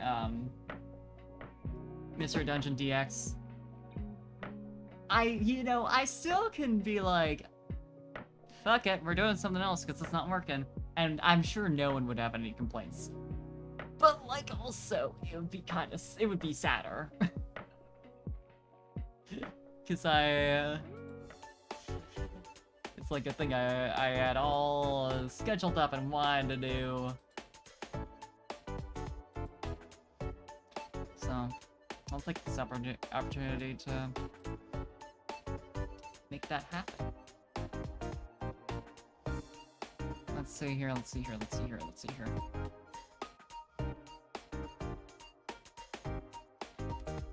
Actually, now that I've got it on my OBS, it's always fun to set up consoles on this multi-monitor setup, because I'm sure there's a setting for this I can find, but my monitor that I have my Switch connected to doesn't have much leeway for, like, it doesn't want to wait if it's not receiving any signal from the device that's plugged into particular input. Like, if it doesn't see anything, it's like, okay, there's nothing here. Switch back to the main monitor. It's like, no, I'm starting it up, I promise! I'm turning on my Switch, please, give me time! Not the biggest deal in the world, but it's annoying every time. It's like, please. 2 seconds worth of patience, I beg of you.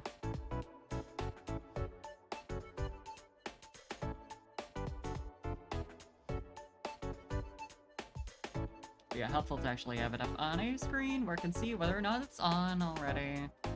And not just blindly press buttons.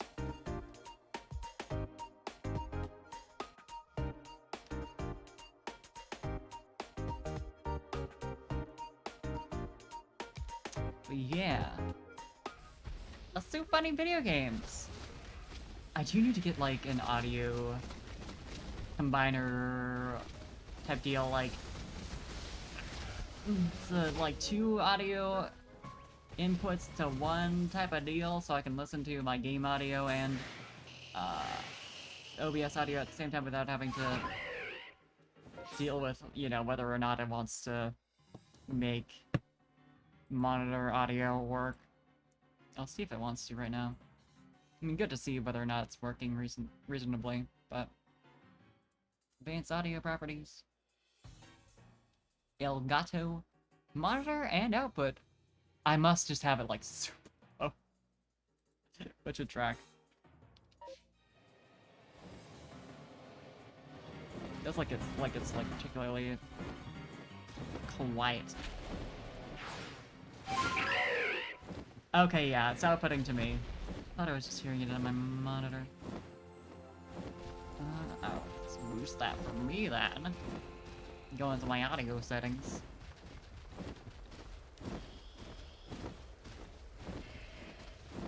Or at least, boost it the normal way.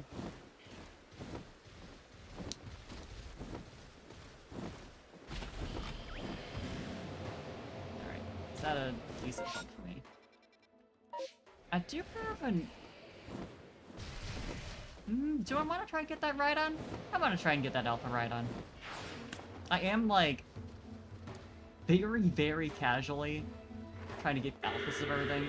Like, not actually. I'm not super dedicated to it. But I'm making a point of, like, I made, like, a living index setup in my, I should turn the... just whoopsies. My stream title. And the, category.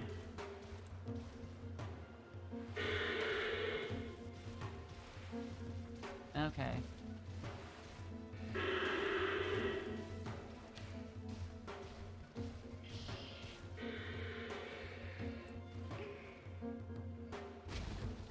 Pokemon Legends Arceus. There we go. Now we're set. Yeah, it's like I have a living deck set up just so I remember what Pokemon I actually have on hand. But I've been making a point to, like, whenever I get an alpha or something that isn't already an alpha in the living decks, I swap it out for that. So, like, I can slowly collect as many of them as I can. And maybe someday my entire living decks in Arceus will be all alphas.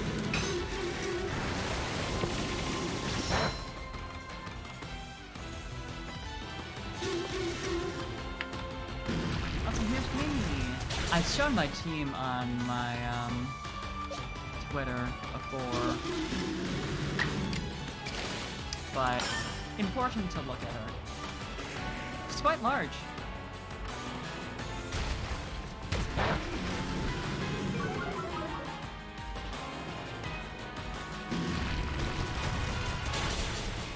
I was really hoping the agile move would A, hit, B, let me then immediately throw a Pokeball. Who do I wanna go to for... yeah, Roland's weak to rock types, so that'll be spicy, but I want to put it to sleep. I can deal with it being a shorter amount of sleep. If it hits! How's that gonna do you? You can survive a couple of those.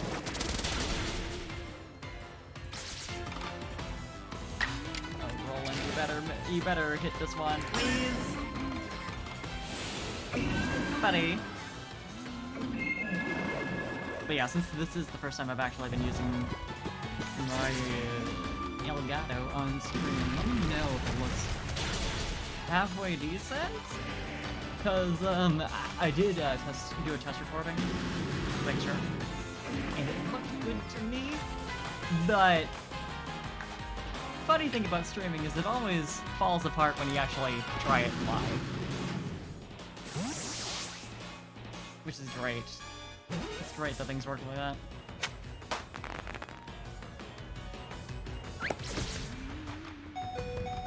Oh, Roland.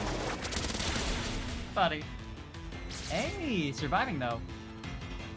Despite it all.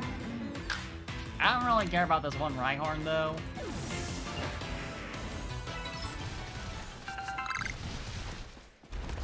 I just wanted the alpha.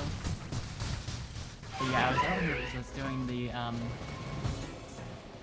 missions where you find out about massive mass breakouts. Oh, I do actually have a mission unlocked over here. Forgot about that.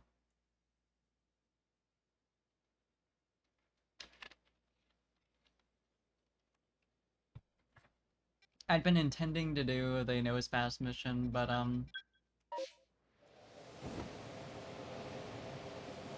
there was finally I had failed to get enough massive mass outbreaks investigated in the first zone. Was yeah, Obsidian Field Vents. Because I wasn't aware that in order to fully investigate it, it only counted if you got rid of all Pokemon and not just identified what was there. Oh, Adamant. Imagine if a space-time distortion like spawns right here. I'm sure it's like far away. No. I've actually never been over there.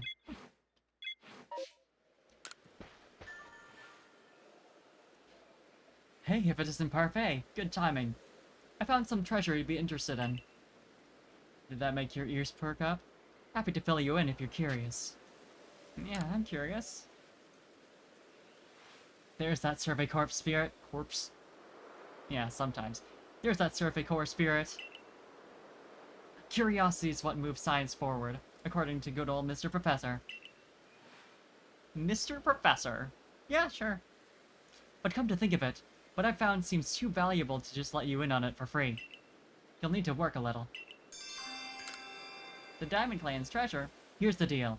I want you to show me what's in your mind, your heart, your soul. Wow, Johto remakes confirmed. In short, battle me. Yeah, you know what? Sure, my team is not in a great state right now, but we can fix that. Then it's on. Time to see what you've got. Here I come, knowing full well how tough you are. For the future of the Diamond Clan. I forgot to use the Leafeon. Ow, hey! My team got healed anyway. Good, we're fine. Yeah, Leafeon. Oh, right, he uses the Eons. I think, I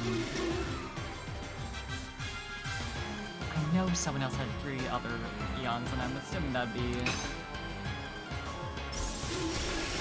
leader of the Pearl clan, whose name is escaping me right now. This girl herself.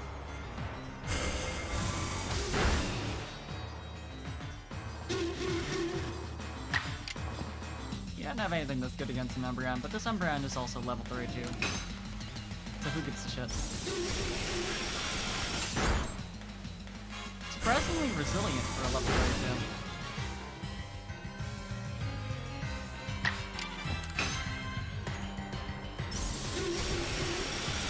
Not enough though.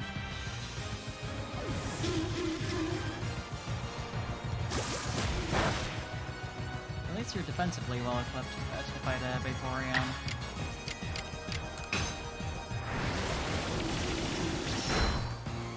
Yeah, there we go, baby. 2 in a row. Fuck it up. It's weird how these, like, endgame fights against the leaders, like, they still have, like, relatively weak Pokemon.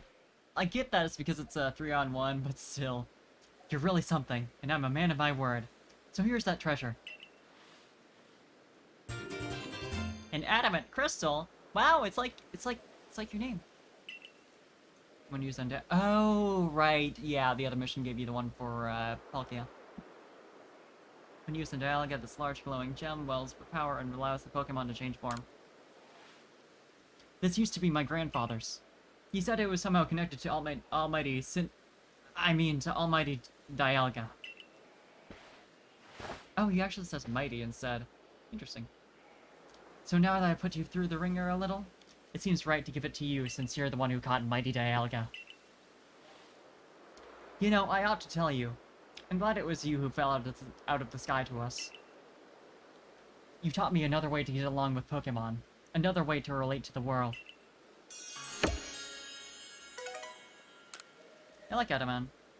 He's neat. Yeah, what did I have to do in this area, though? I mean, I should probably just head over there and check out the area since I've never done it, as I've just found out. But, I mean, I'll still see what there is. Crimson Marlins. I want to see I've done everything here now that I've done that, battle.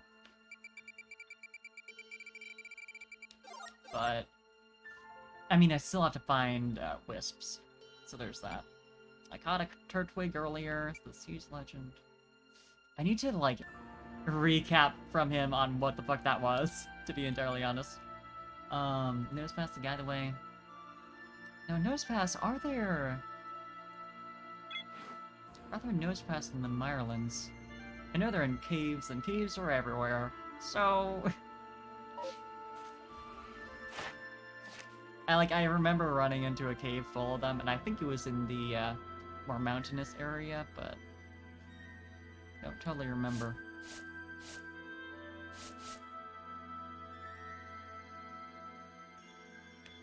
Nosepass. Okay, yeah, they're exclusive to the Coronet Highlands.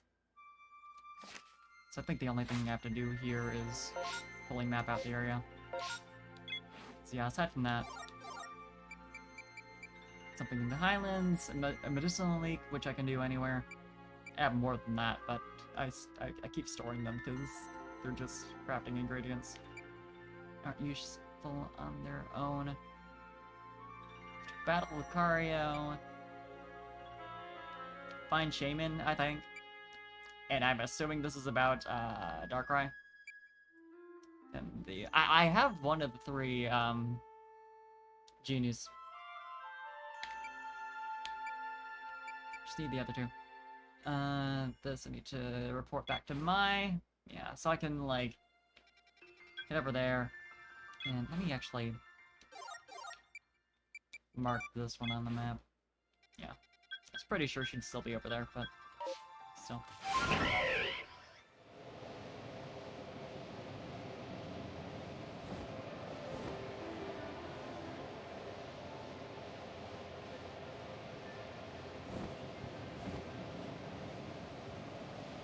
I can also check out the distortion while I'm over there.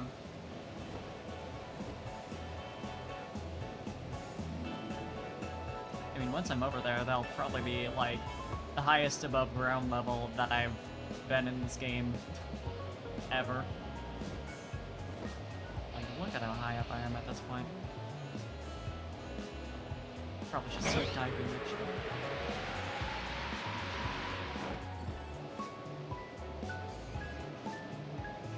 Droning Meadow. Have I unlocked everything at this point? Oh yeah, there's still the area just like a little further south. Giant Yanmega. Funny having an Alpha Yanmega. It's right in the name.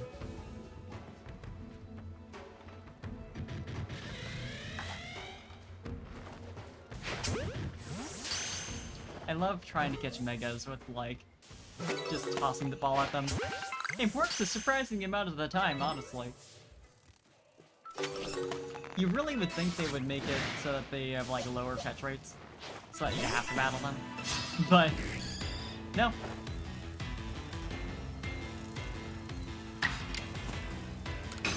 You can just skip that shit.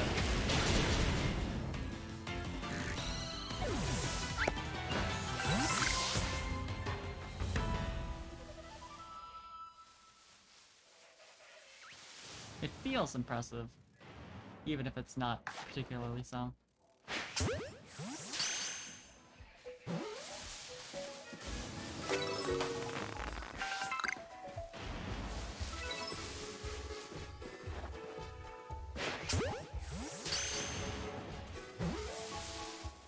Don't spot me, I need to hold on. You did though, so it's not... Oh.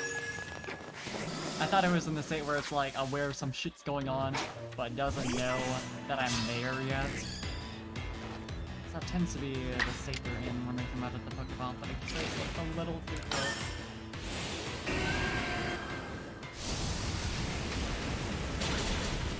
I don't know why I thought Agile Style would leave a level 22 Yanma at like low health enough to catch them, rather than just killing them outright.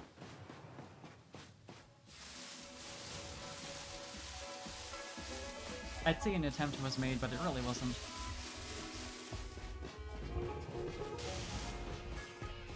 Kinda deserted over here.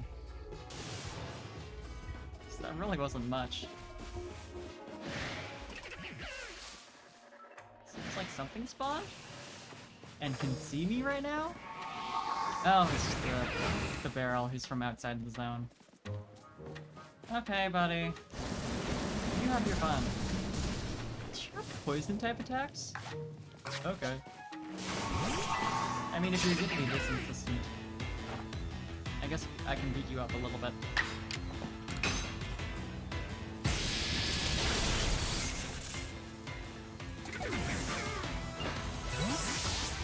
Easy. Yeah, wow, is this literally it? Not even, like, any items on the floor that I'm seeing.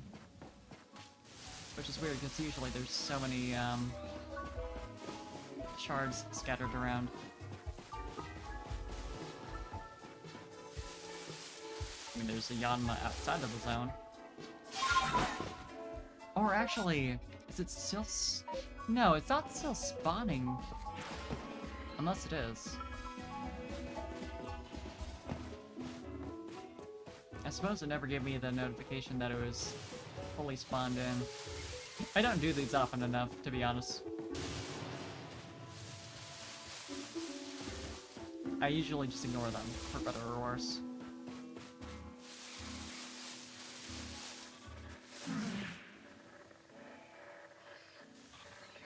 It's fine.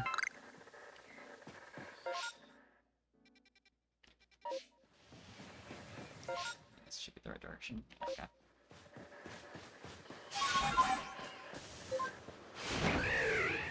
Check out what's over here, and we can head back.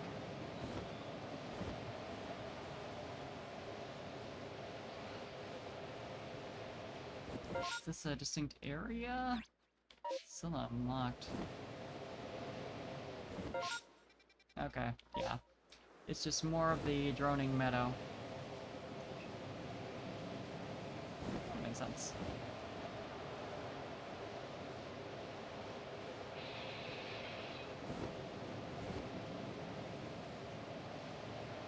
Is this still empty? Ha! Alright then. I mean, there's one Yanma in there now, which is... I suppose that's something.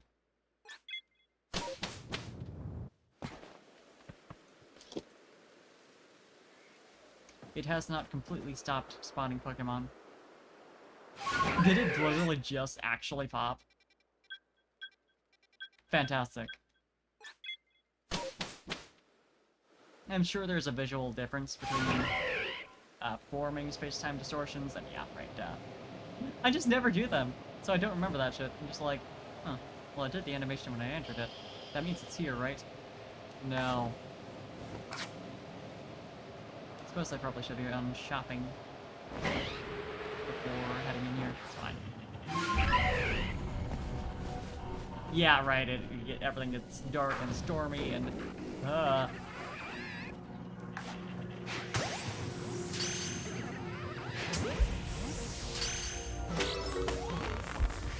First time I ever caught a Heracross. I didn't even realize that. But there's. Did you even see me? Apparently not. I figured it did because it disappeared like that, but. Yeah, exactly what I was looking for. Forgot I only had like 3 Pokeballs.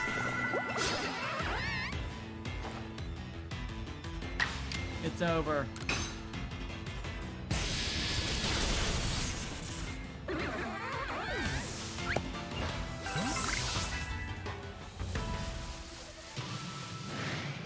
Yeah, there's what I'm looking for. I forgot it takes so long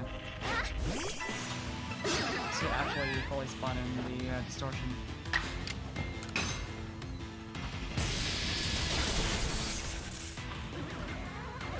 I guess I want to give you the time to go over there if you don't have bravery yet. Which makes sense. But man! No, it was right there already.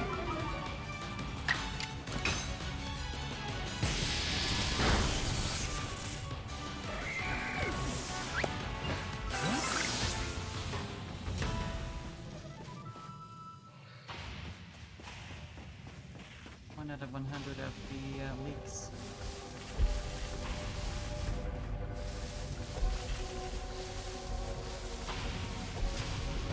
Oh, there they are. I was wondering where Pokemon was. Like, oh, hasn't spawned any for a sec. Well, I just wanted to jump scare me a little bit. Maybe not the best choice considering the drift limb. Now that I think about it for more than 2 seconds. Yikes.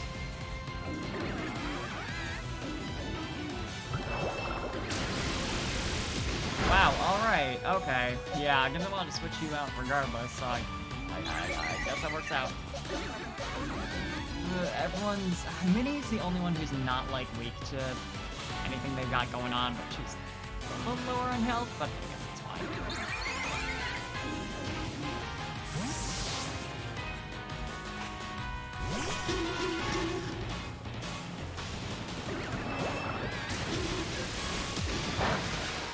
Yeah, okay, you're fine. Unless... Okay! Explosion! Sure! Do whatever you want. I love the one Floatzel that's like up on the ledge over there. Have you even done anything yet? Like, I might just be like not noticing when it does do shit because it's the same pixels. Sitting over here just looking at the text. Floatzel is looking around. Uh-huh. I'm gonna catch that drift limb before it does a super effective hit on Jamil.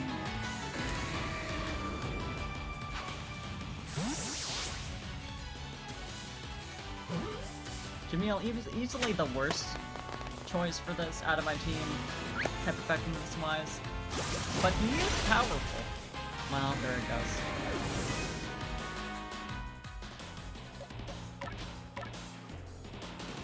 Not defensively powerful.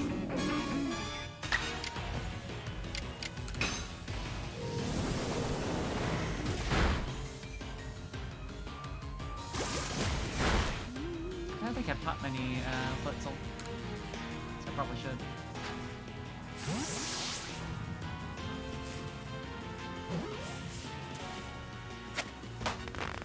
Just in general, I did catch a couple in here. So, in there.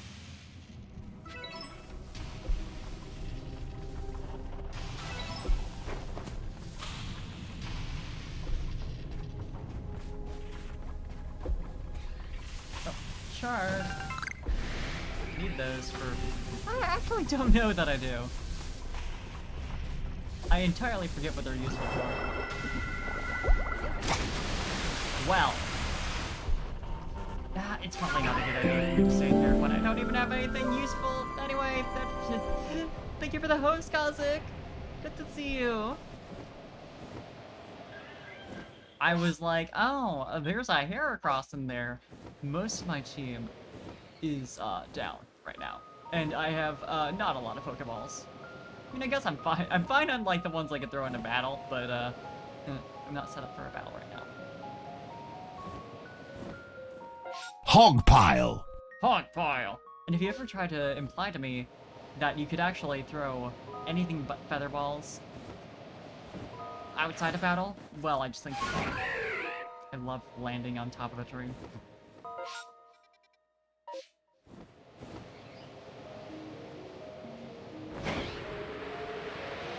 If I have to get close enough to use regular Pokeballs, I have lost, I think... What you doing over here? Oh, you're over here so I can check where... or what Pokemon are in the outbreaks. Talked about postgame before, right? I wanna say yes. Yeah, we've talked about the battle with I mean, I guess I can say it at this point. But the whole Giratina fight in general. Yeah, secret boss.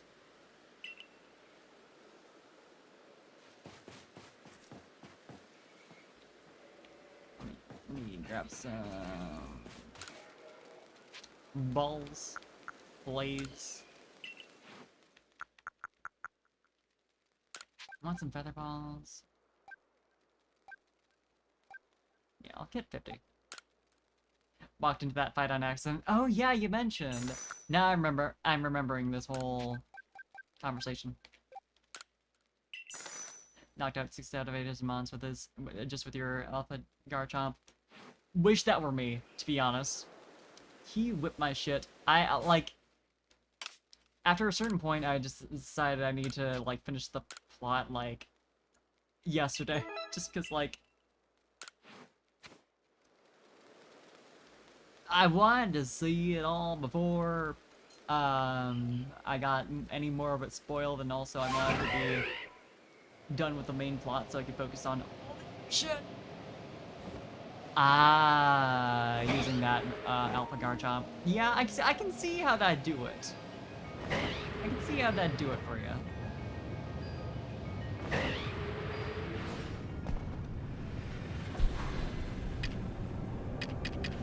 Let me organize my inventory.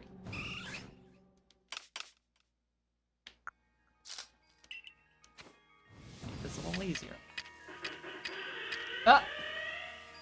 Okay, you know, that's fine. That's fine. This was just a distraction on my way over to turn in the quest. Rip evolution, yeah, honestly. There you are.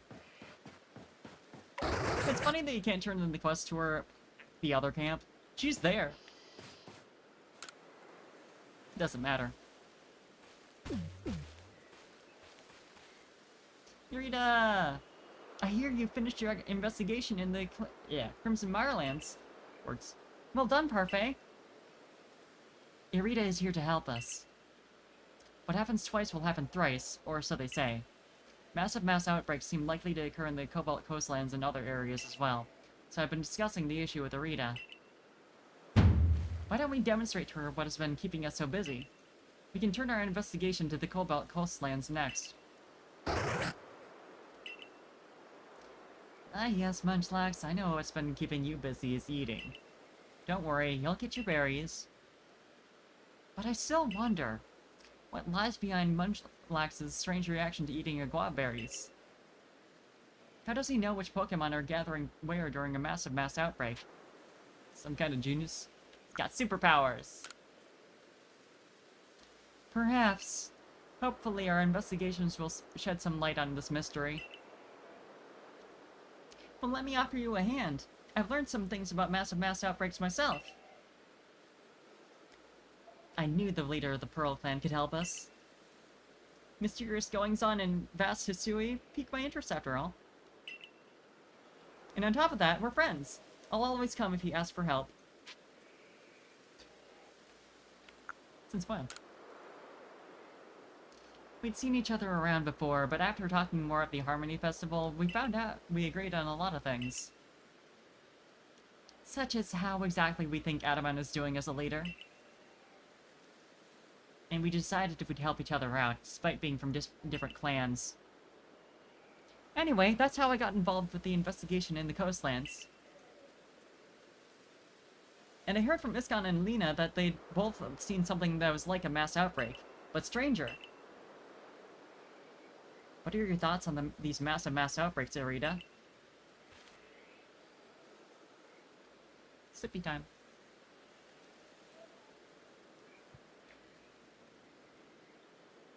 Well, I wonder what about them causes Pokemon to flock together this way. Perhaps there's been some shift in space because of Mighty Palkia's appearance? I'd certainly be glad to have more Pokemon around. It would help Hisui flourish. But it's too early to conclude that it's all for the best. Hordes of strong Pokemon could be dangerous. I mean, it is dangerous. Y'all can barely handle the regular wildlife. I'll be sure to warn Lena to be careful, too.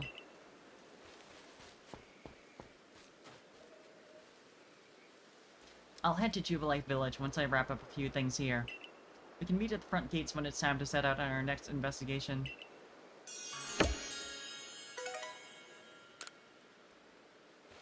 Here's an excuse for why I'm going to continue standing here for NPC purposes.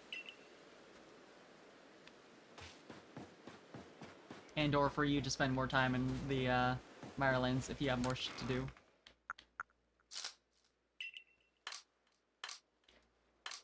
I sure had those Pokeballs get sent to my inventory over here. And I was wondering where they were. It helps to read messages when they show up on your screen. I know this is like... it's an unpopular opinion.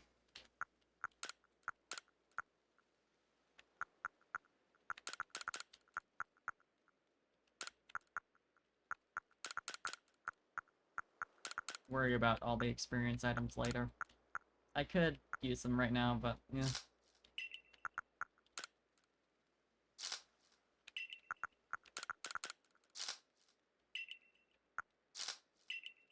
How am I doing on the one mission for Purcell? 51 out of 100, I'm at least halfway there.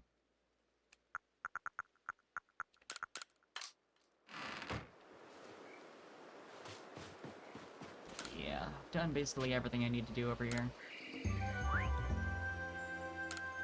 Also need to show that Turtwig to the Gyarados. I'm like 99% sure that's what he's looking for.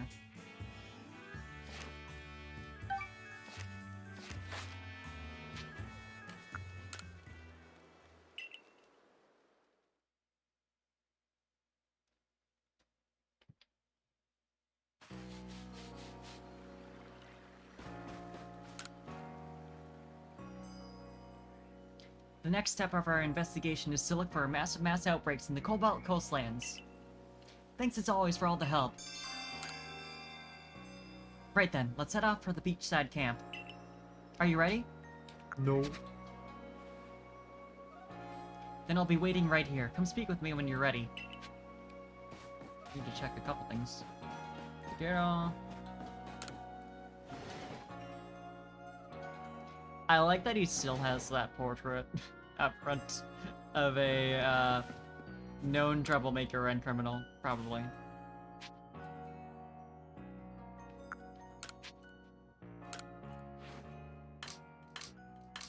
I mean, who can say? Surely. I should just use the all pasture screen. Yeah, catching all these Pokemon kinda overflowed my unsorted box. This is fine. Probably. I can fix this. But it's one of these guys. I didn't catch a alpha, I'm pretty sure. It's always fun to show alphas for the quests, but I don't have the willpower to, like, go out of my way to do it.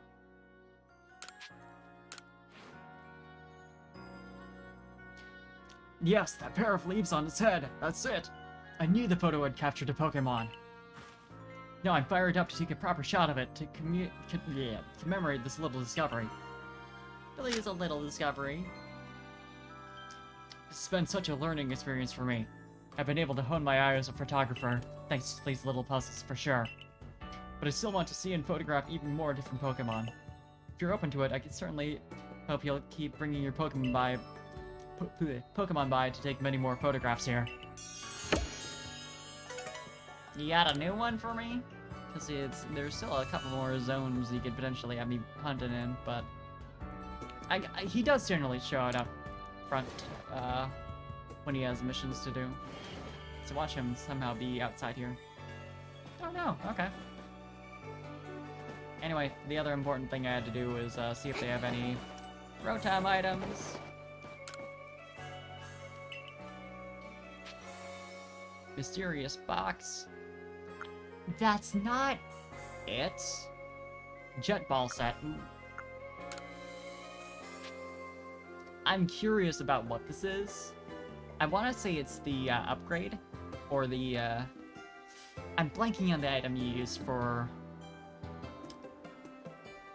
Porygon Z, but that one. Upgrade, okay. Jet ball set, please. Literally never had any. Very first set. They look super nice. I like the design a lot. The ultimate iteration of the feather ball, a ball that flies fast and true. Ideal for catching nimble Pokemon or Pokemon that fly high in the air. Yeah, can you have them actually, like, work as long as they hit the Pokemon?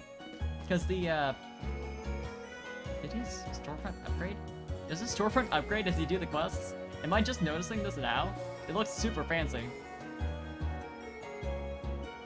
Maybe this is the first time I've just looked at it properly. Anyway, I was gonna say, the max range on Pokeballs is super annoying, because it doesn't map to, like, the max range that you can actually throw them at. And it also doesn't make any logical sense, so... It sucks. Don't like it.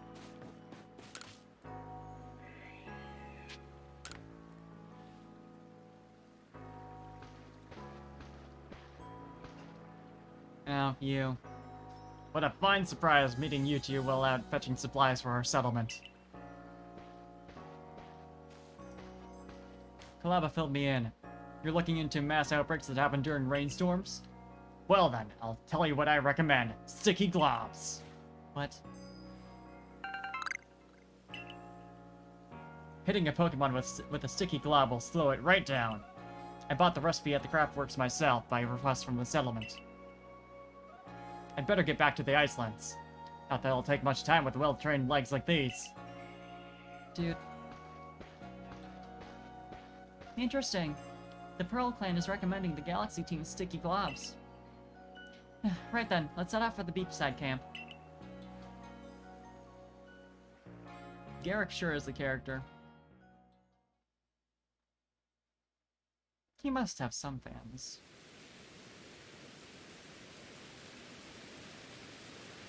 It seems we've arrived in time to catch another massive mass outbreak. Remember Garrick's advice. Perhaps those sticky globs could be a big help. Now then, let's begin our research. You can let me know if you wish to give Munchlax some glob berries as well. It'll grant you a bit of insight into the Pokemon gathering in these massive mass outbreaks. Actually, I would quite like that. What do I have to do in the coastlands, aside from this? And also aside from looking for, wisps. I would imagine this is where the Seas legend is. I forgot to go ask him about that. You know, well, I'll remember eventually, or I'll just run into Whatever it is. I want to assume it's a legendary, but I don't know what it'd be. Because I don't think they'd have Lugia and Ho in the Gen 4 remake. The Sinnoh game, anyway. Nose Pass is in the islands, like this one. Yeah, okay. I don't really have anything over here except for wisps and probably finding one of the genies. Wherever they are.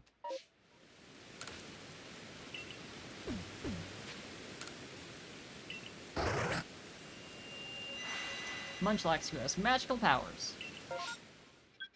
Which one of these do I actually need? I don't think I have any masculine. So that'd be a good one.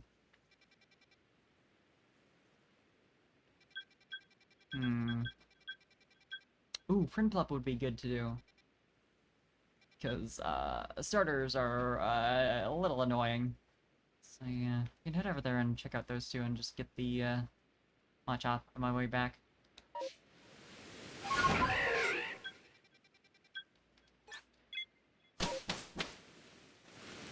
Specifically, yeah, they're both on Tumbelow Walk. Again, a little area of the map that I apparently have not been. Right over here. It's those spots that are just like 10 times easier to get to, by just flying there.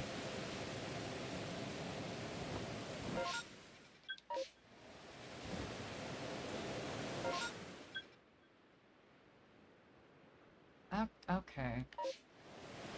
Yeah, it should be over here, right? Yes. I should have popped out for area again, but it's fine.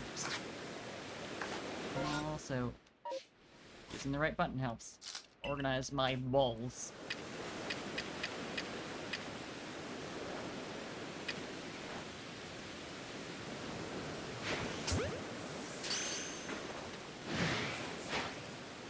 I love when they rebound off the side of hills that weren't, like, in the line of fire at all.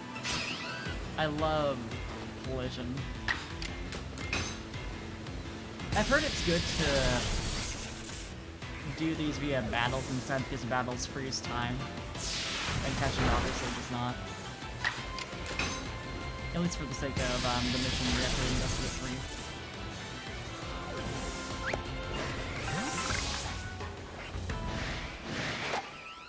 How did you see me? I suppose I'm kind of loud over here.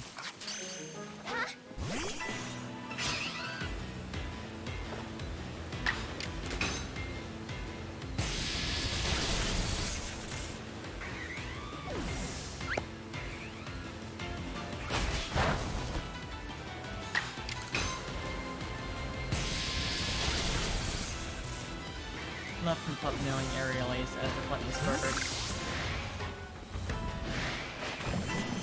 It's fine, they're allowed.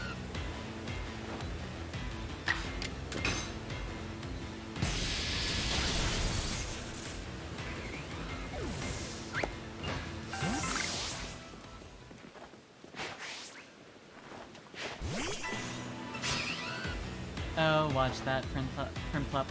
Just slowly despawn for the sake of the battle.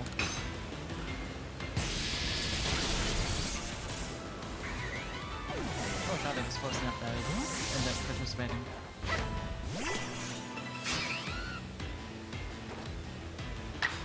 Not that that makes much of a difference.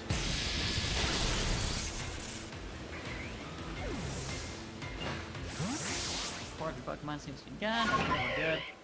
Then the Basculin is over here. This one is actually in the sea.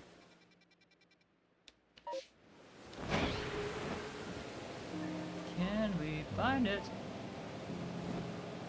Ah, here we are.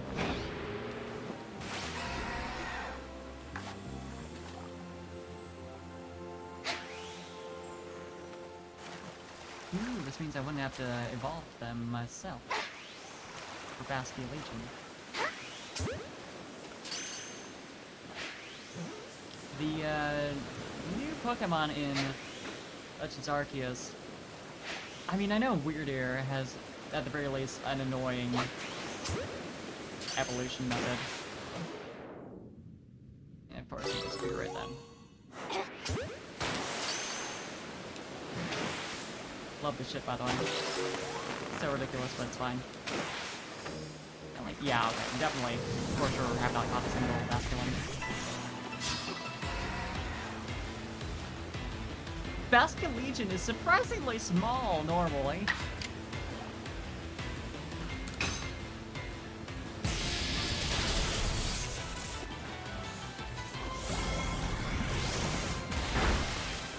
Do love the perfect amount of HP lost, and never mind. And I suppose defeating the Basculegion is actually more difficult, so it's probably good. I'm gonna, cause like I found out when I tried doing 3 outbreaks in the last area by doing like one of the ones that repeats afterwards.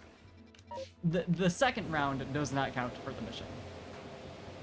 It doesn't count as a separate outbreak that you investigated, which is annoying. But I guess it makes sense.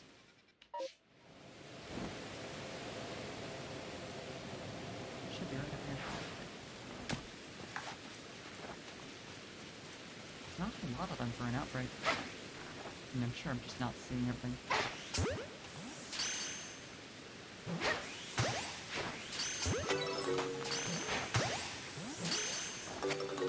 Get in the ball.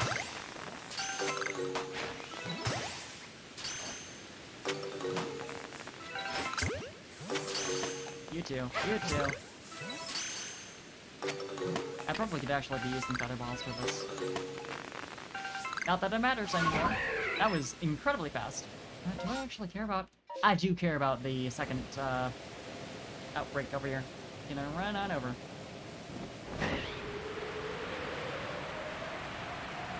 It should be all Basculation, which is very nice. Yeah, okay. I think I actually do need to use Get Balls for this.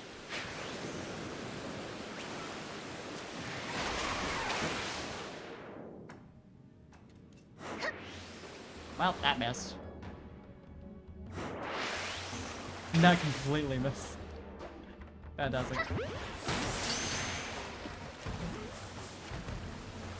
Yeah, I wonder what that was about. I love that Basculation just like instantly forgetting that there's someone who just passed by. Yeah, they seem to be mostly, if not all, alphas. Oh, I think I know what's going on. It's like the 2 different types of Basculin. One type is smaller for Basculation.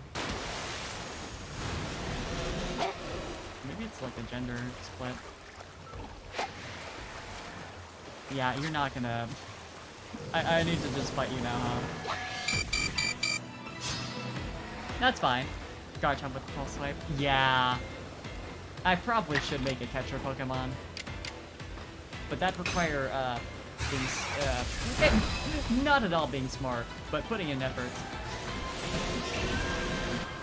I say as if I'm not doing that right now. Oh, yep, Crunch. I suppose I should have figured. Shadow Ball as well. That's... I actually don't know what Basculation's typing is. Is it part Ghost type? I guess it does have the look of one.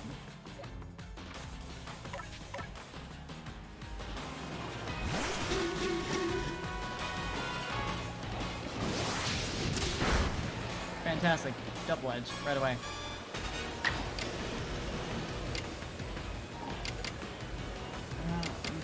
Yeah, okay. Fast burst, see if that does it.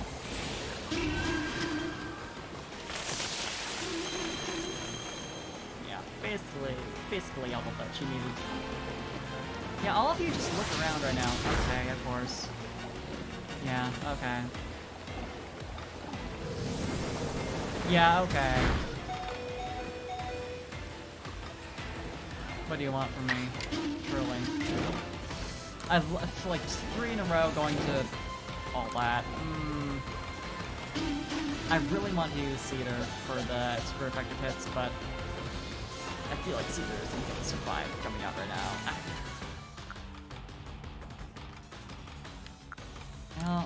I'll sacrifice Mini.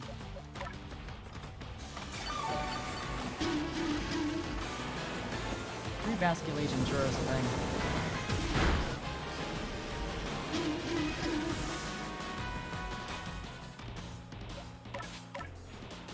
Only got 2 hits left of Thunderbolt though, so we'll see how this goes. Thank you for the hydrate. I'm glad they do that.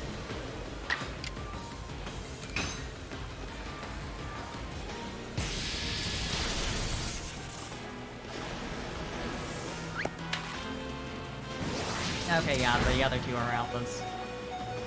I could have checked that earlier, but well.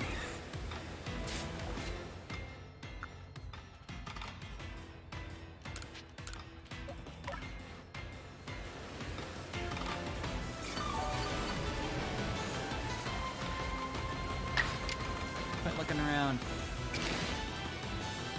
Got important shit to do with you. Hey, since it's an alpha... Maybe, no. No. I had too much faith in your defensive capabilities. Oh, is that not an alpha? They look like they're the same size. Whatever.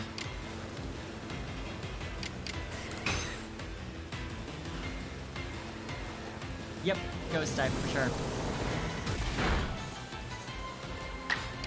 Which means, Cedar, you might need a... Do I even have... I don't have anything that can be used as an ether. Oh, wait. No. I was like, is that the right berry? No. Shows that I never actually use berries that aren't, like, orange and citrus.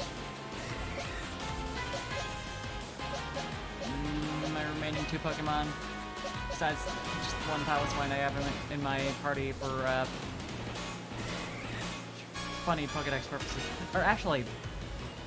Paliswine was from a different quest I was doing. Can I just... Should I just... I mean, let's see if it happens. Level 64, barely any health left. Or, any health. Taken away, whatever. Nearly full. That's the phrasing. It worked. So, you know. It's fine. I forget how difficult it is to get max revives in this game. Yeah, okay, I literally have, okay, two ghost types, a psychic type. The Mini would be like... She was taking a lot of damage, but she's not weak to anything they have. I'll give her a chance. I need to get more revives in general. I just can't really make, healing items right now. Cause... Cassell...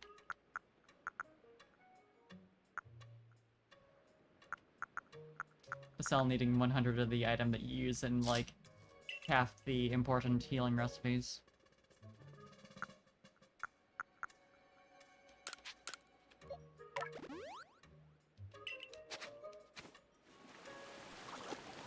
Oh, hi, there you are, okay. What? Instantly? Okay. Thanks for that. I was just trying to take a sec to send out a Pokemon. But sure. Not my upgrade. Girl, come on. Good night, Kazik. Seems I was rescued. Hi, Mateo. Well, I hope someone gives me my upgrade back. Because I spent 8,000 Poke on that, and, it's not super important, because I can literally just find a Porygon 2 in Wild, I imagine. But... still. I mean, I imagine there's also a goal for, a research task for evolving Porygon.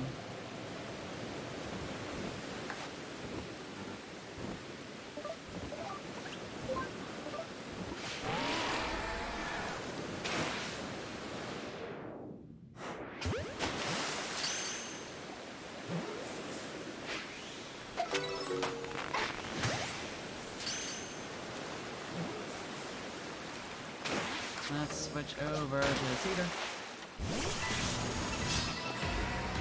Yeah, right, Cedar is, oh, Cedar should actually have Thunderbolts now. Let's see if this doesn't kill it. That'd be nice. Hey, let's go.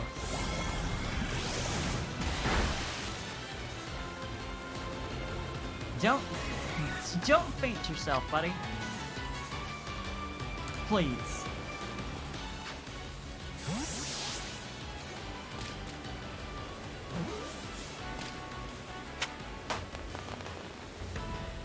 Pesky Legion, yeah. Yeah, let me check to see if it just says what the deal is with them.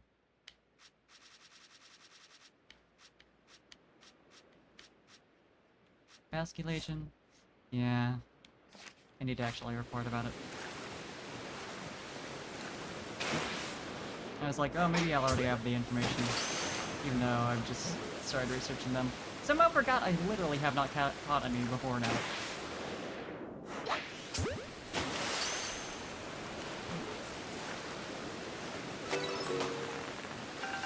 Hey, got it.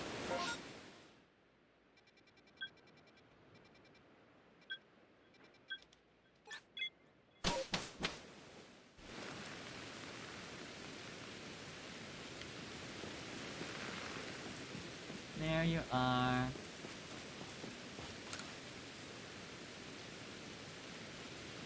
It seems the Survey Corps really does get the job done. I'm glad I asked you for help.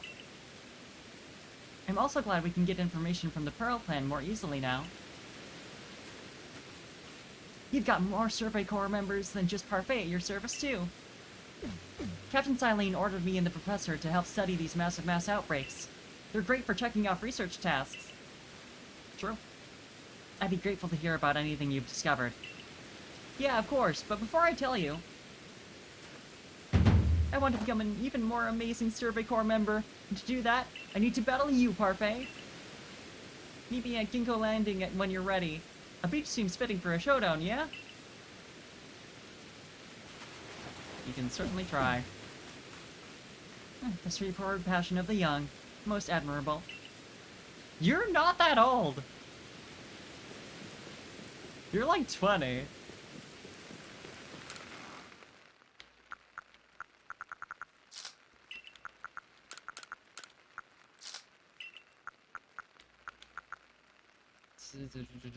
What do I need? Right, I was gonna swap in one of my party members. Oh, and actually grab out the experience items. I was holding on to some of them just because I wanted to use them when I actually had everyone on my team. And could see who is under-leveled. I should just fix this, shouldn't I? Yeah. Yeah, okay, yeah, okay. Poisel, I was certainly poking hope I have one of... yeah, okay.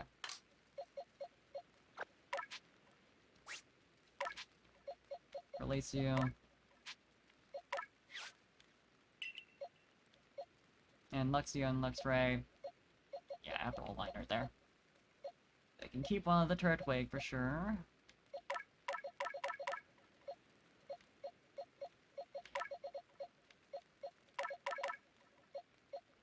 Definitely want that.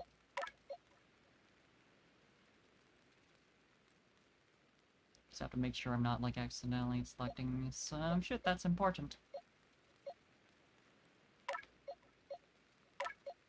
Did I really catch all boys? I mean, that's fine. It's just kind of surprising. Right, and they're the ride-on too, which... yeah, I was pretty dang sure I had a ride-on. And I did get the alpha, I'm pretty sure. But the Rhyperior is new.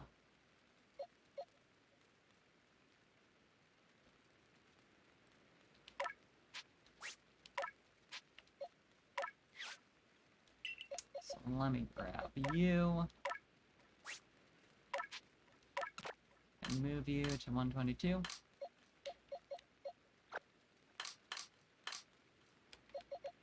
And you can leave. Just go through, make sure these are all in their correct spots. 10, 11, 12, 14, 15, 16, 17, 18, 19, 20, 22, 23, 5, 6, 7, 8. 130. Great, I need to move you. So 126, 7, 8, 9, 30. Basque Allegiance is also new. 167. That's 56, 62. Right. 7, 8. Gotcha. Basculin, also new. What was that? Where was my Basculin? Oh, I'll see it eventually. It's fine. Rhyhorn is not in the right spot. 120. I assume I don't have Alpha. Yeah. So you can be released.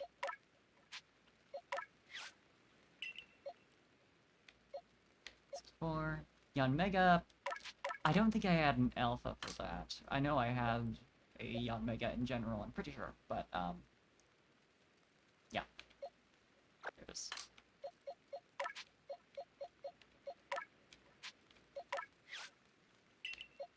Yeah, do have the Yanma, so I can release you.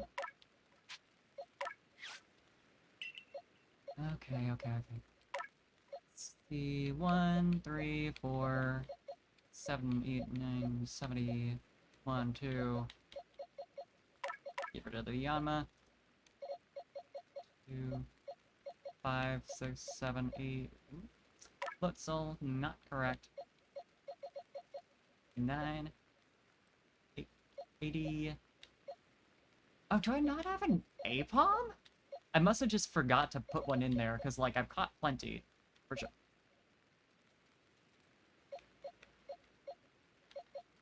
Okay, that's all correct. For some reason, I was thinking I had shit disorganized. 84, 85, 6, 7. Driftblim is not correct. I do have a Blissey somewhere around here, so I can fill that slot easily. 90. 2, 3. And Polion is new, I'm pretty sure, so I'll keep you at 95. Basque Legion. I did put... because there's 2 forms, so I want to make sure. Yeah, I have plenty of that form. 7, 8, 900, 1, 2. Basculin is new. 4, 5, 6, 7, 8, 9, 10, 11, 12, 13, 14. Machop. Not correct. I need to get Inner Saluna still. 15, 16, 17, 18, 19, 20.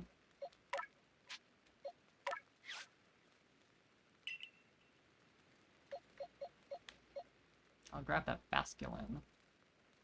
There you are. And move you to 166.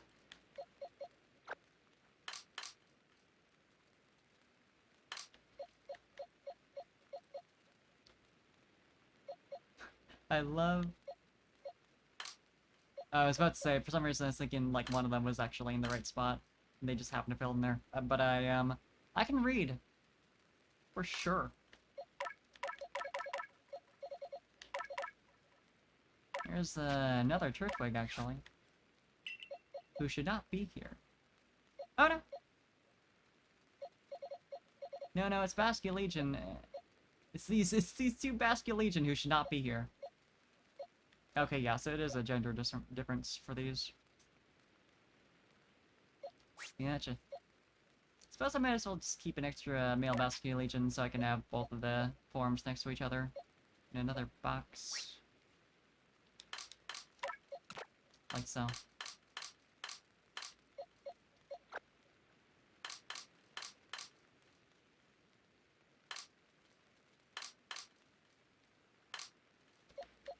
This is all correct. 130. Yeah, okay. Don't need this basculation. Guess I got one right over there. 36, 40, 42, 3, 6, 7, 9, 50. 2, 3, 4, 5, 6, 7, 8, 9. 3, 4, 5, 6, 7, 8, 9. 1, 2, 3, 5, 9, 80, 81, 3, 4, 5, 6, 7. I think I did catch a Garchomp. I'll have to look for where it ended up. It's probably in the unsorted box. 90, 1, 2, 4, 6, 7, 8.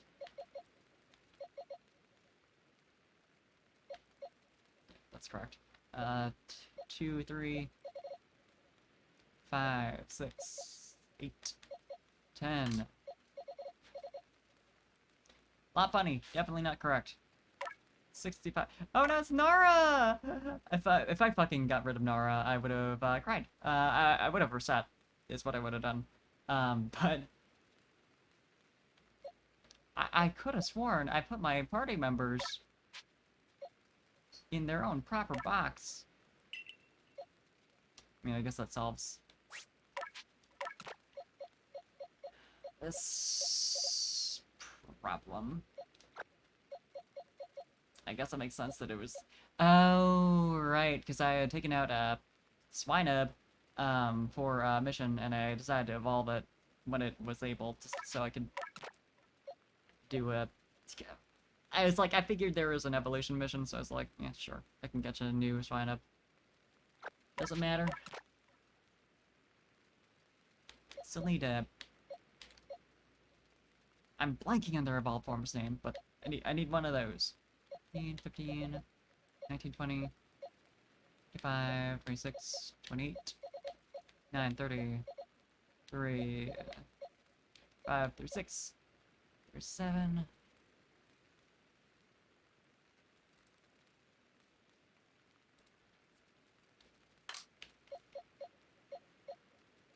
And here's the forms box.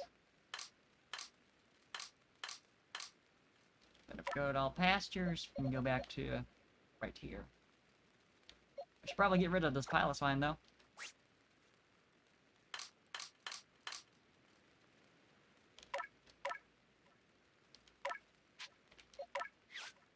Don't need you. Plenty of Piloswine around. Sorry, we had some good fun with the mushroom collecting, but nevertheless. Alpha Blissey, for sure, I want to use that for my collection. So, fill in that. Wow, I have a whole line of, Alphas. Fun. Crobat, I don't think I have in here anywhere. 36. Yeah. Do I have a Raichu anywhere? Nope. And I'm pretty sure I have a Kadabra, but I don't think I have an Alakazam. 60... Actually, I might have caught an Alakazam, like... at some point here. Oh, these are... not supposed to be there. But Kadabra... Yeah, okay. Need an Abra, actually.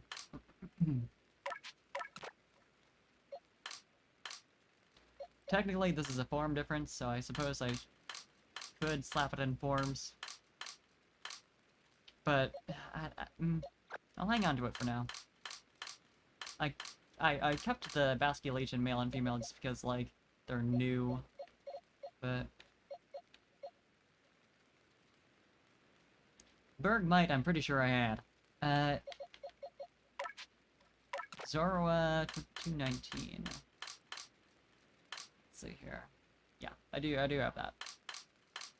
So with apologies to this little guy. You're leaving.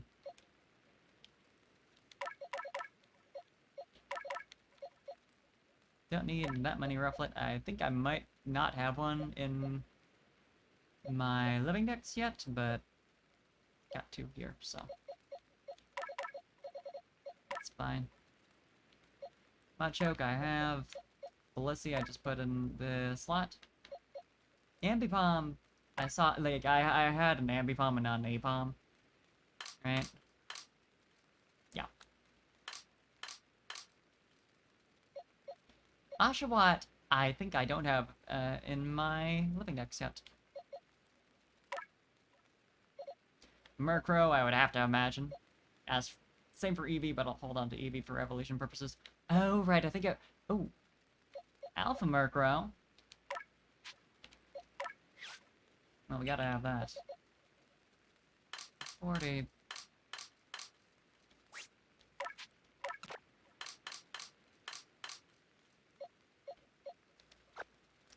I don't have a Honchkrow, so I'll just hold on to the other one. Oshawott, number 7.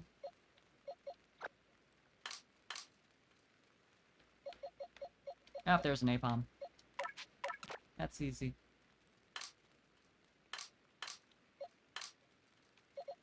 Solved that problem. Forgot I also have, like, this whole box of... bunch of other shit. That also needs to be sorted. I'm pretty sure I have Growlithe. I know I have all these Zoroark, so I can delete these guys. I would have to imagine I have Combi. I would certainly hope I do. Finneon, 99% sure. I for sure have a Rotom, I saw that earlier. I might want to hold on to it for form purposes, though.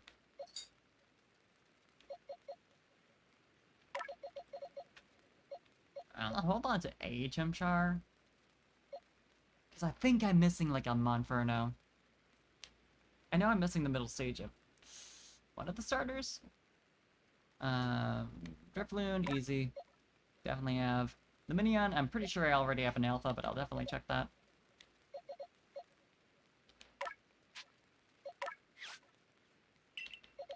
Yeah, Tentacruel, pretty sure. So let's see here. Oop. Backed all the way out. Didn't need to do that.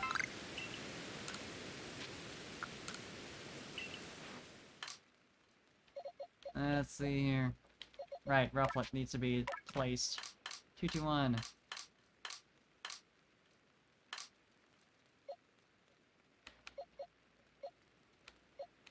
One right there.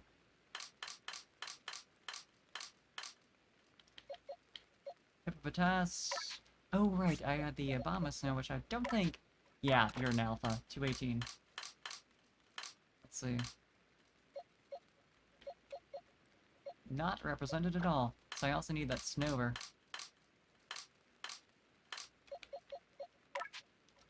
Sadly, not an Alpha, but... that'll do. Need an Avalugg, apparently. So, could be worth it to hang on to the Bergmite. Definitely put the Vulpix in the forms backs.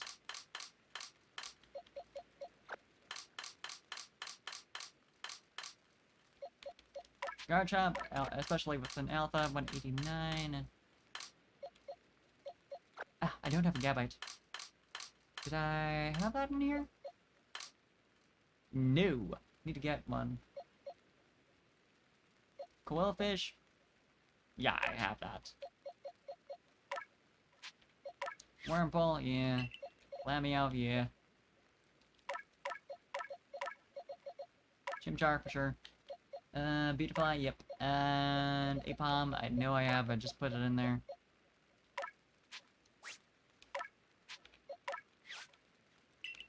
I have a Growlithe, but I might want to hold on to that one for evolution purposes. Yeah. Sure, I can find a Arcanine somewhere around here, but still. Lickitung, particularly in Alpha. Come.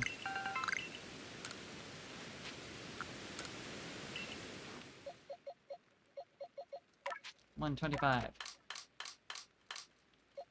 Don't have a Lickitung at all. Okay. Makes it easy. Mischievous. I'm pretty sure I have a Mischievous, but I might want to hang on to it for... oh no, I do have a Mismagius, so... never mind. hang on to you, because I need an Avalug. I'll get rid of the Hippopotas. You're in the middle. I'm working on evolving you. Murkrow, do I have a Honchkrow? No. So I might as well hold on to that. But I don't think Honchkrow are that hard to find in the wild. So it may not be a major concern. Finneon and Lemonion, I'll double check. I want to say I already have a Alpha Lemonion. Since there is the guaranteed spawn. Yeah.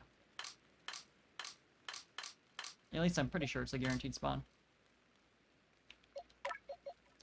Tentacruel, you're 171. Tentacruel, I do have you. I don't have a Tentacle. Funny enough. Do I have a Vespiquen? Yes, I do.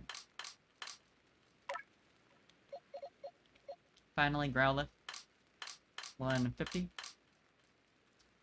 Right, I was gonna hold on to that for evolution purposes.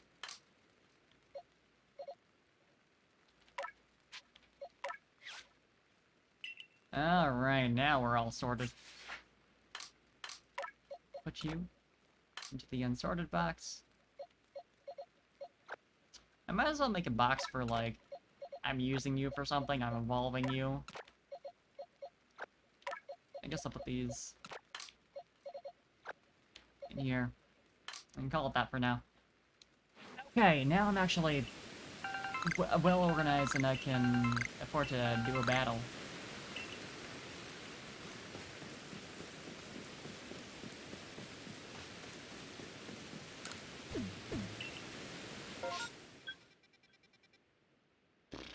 What was the deal?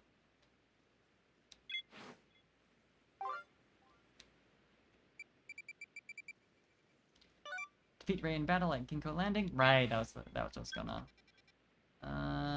Ginkgo Landing. Right. It's just real close by. And is everyone healed up? Yeah. Oh no, not quite. Cedar's suffering a little bit.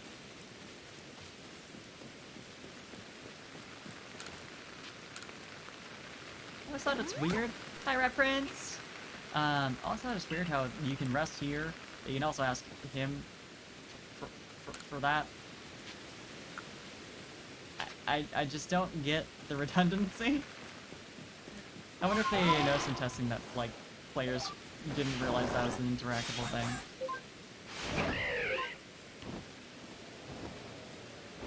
Yeah, raise down here.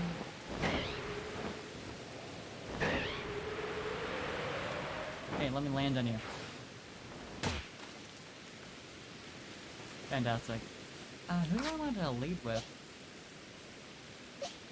Yeah, I'll lead with Cedar. I forget what he actually uses. If you want to hear what I know about massive mass outbreaks, you'll have to battle me for it. You're on. You don't stand a chance. He is not gonna have anything higher than, like, level 35, is he? You fell from the sky into our world, and I don't want that to be for nothing. For you or for me. We're gonna keep working for the Survey Corps together, so I'm gonna show you that I can beat you. Strummer again. So true. Hi, Connie. Or should I say Morbius? Right, he has a Clefairy. Level 60, though. Hey. I'd certainly hope so for a one-on-one battle, though. Die. It's like that sometimes.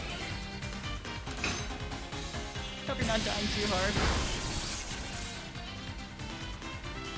Oh, you're switching. You can do that. Also has 5 Pokemon, which is honestly surprising.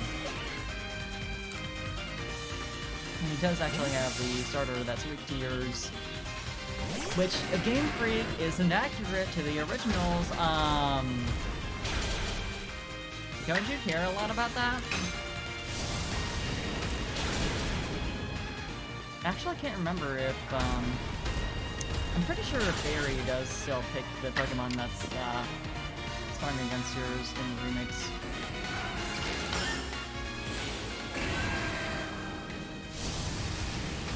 It's such a non-issue. like, whatever they choose, that I didn't really pay attention. I suppose I would have noticed if you didn't. It just didn't stick in my mind. Oh, Flipper, you have Shadow Ball! Why didn't you just do that in the first place?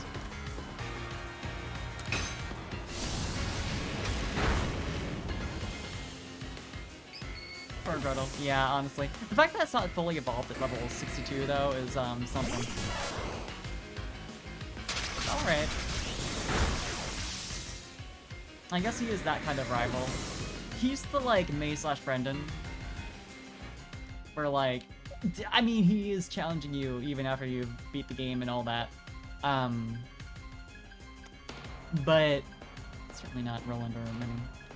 Nara? Sure. Where, like, he decides that being a trainer isn't really his main focus and you do it better than him. But... at the same time, he still wants to... I don't know. He's kind of wishy-washy.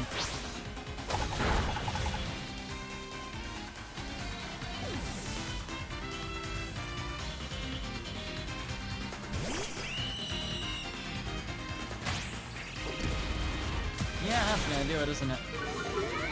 Pretty bad. Cedar, your turn.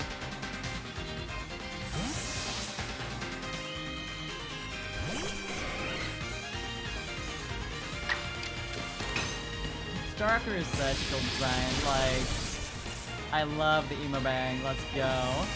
It's one of my favorite regional birds. I'm split between Starker and Swallow.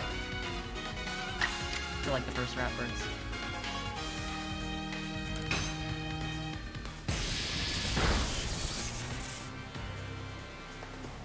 Mr. Rhyme is an interesting pick for him, honestly. I forget if you ever actually fight, Don or Lucas. I know you fight alongside them. I don't think you ever actually fight them one-on-one. It's like, there's not much you can do for comparing their teams. To, Hikari and... names. I literally just read his. Ray, thank you. Text box. I want to get stronger. If only I could become a worthy opponent to you, I'm sure I'd be a better asset to the core. I love, by the way, you can play your first Pokemon in years this weekend? Hell yeah! Let's go! What'd you pick? I love that they, write out Pikachu's cry as Biga. Like, yeah. Yeah. Pikachu, you understand how I feel? Alright, then we'll get back to work. We've got our whole future to be ready for. That's the spirit. Yeah, you go. Oh wait, I forgot what I came to see you for in the first place. Let me tell you the theory the professor and I came up with regarding massive mass outbreaks. We think Pokemon are gathering around lingering traces of energy left behind by the space-time rift. But we need to survey more to learn about how the energy traces are connected to the rainstorms. I don't understand a word you're saying, but it sounds like you know what you're talking about. In a way, this kind of brings Pokemon closer to Ultra Beasts in that, like... they're attracted to the energy of their home dimension. Like, they're in their home dimension right now, obviously. But, like... the weird, like, space energy causes them to gather up, just like with the Ultra Beasts. I don't know. Perfect gaming. Hi, like. We have to discover the cause of these massive mass outbreaks and find out if they're dangerous. For all Hisui's sake. I'm gonna say this again. We don't need to find out if they're dangerous. They are. It doesn't matter if the Pokemon are violent. Like, the amount of times we were told at the very beginning of the game that you could die out in the wild because of the wild Pokemon. I'm pretty sure this phenomenon of there being a ton of wild Pokemon showing up in one area is definitely dangerous. We don't need to test that. Good luck to you both out there. See you around.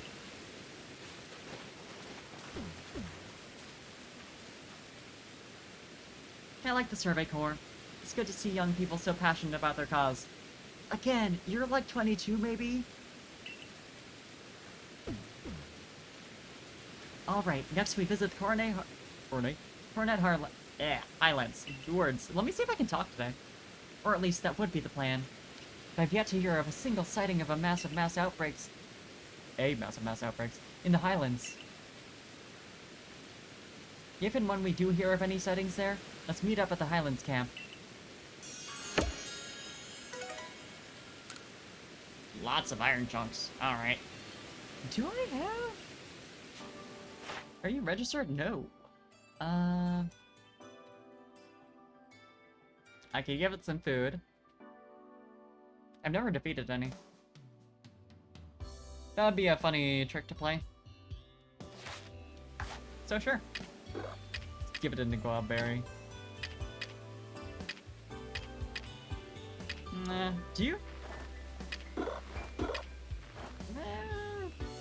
Would you like honey? I feel like they'd eat whatever. No. Get orb. Truly. Honestly. Yep. Grains? I know there's specific food for water types, but I sure don't have any of it. Oh, you like that? Maybe Orbeus. You know what? Sure, why not?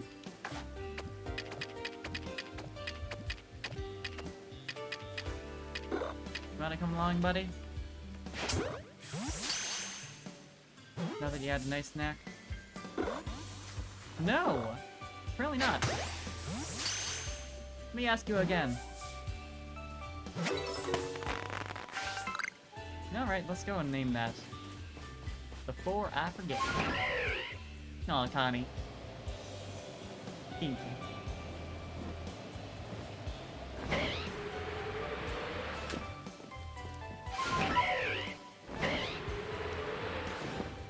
Totally unnecessary. And yet...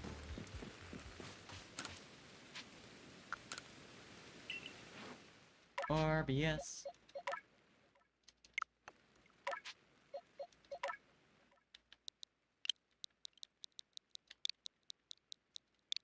Very important. Okay. Now, didn't have anything else to do out here. So.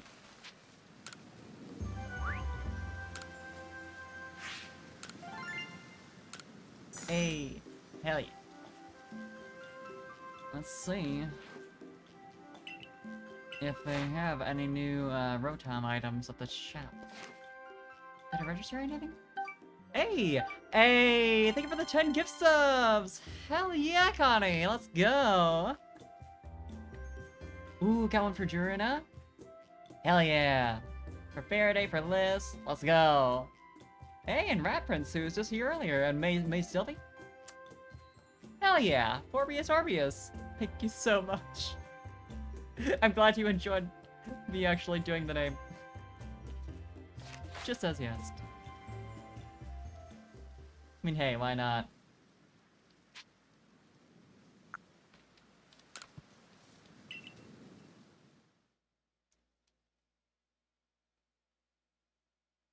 Okay, please actually have Rotom items. It's not super urgent, but I'd like to just have that out of the way. Then again, I have money for like one of them. Leaf and Print Rock. I don't think so.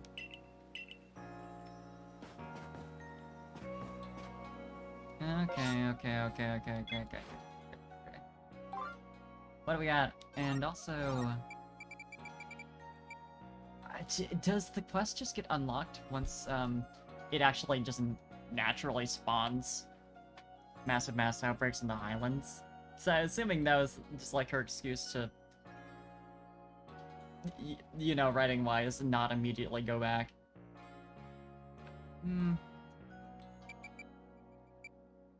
I guess not. Because she sure isn't standing up front. What do I have set to track right now? Oh, deified Pokemon. As usual. In that case, I should go ask about Arceus Legend. Oh. New one, okay.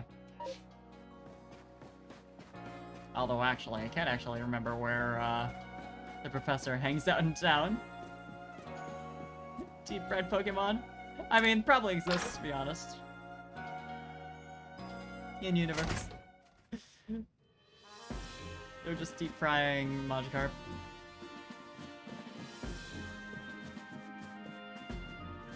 Where is that quest?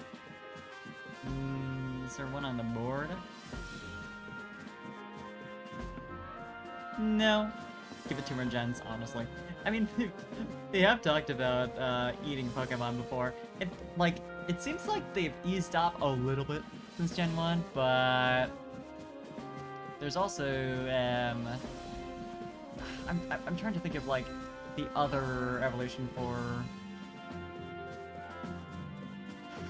Flapple is one of the branched evolutions, and the other one was like the big pie dinosaur that is noted as like the skin on its back is a popular treat for children. Eat Wooloo. It's just an orb. I mean, I feel like there's no way people don't.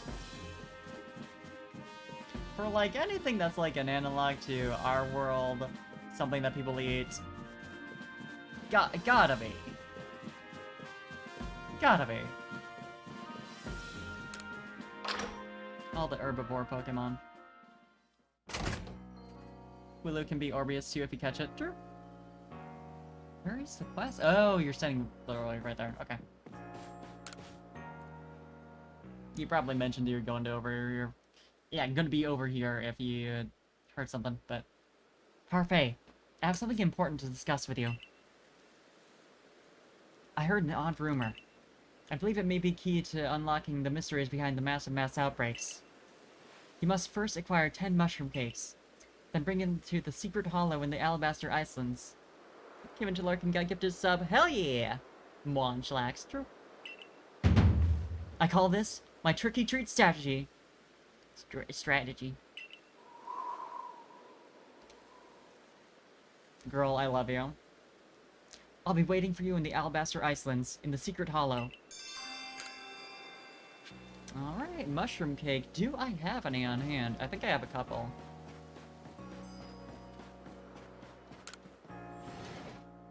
Snorbius. True.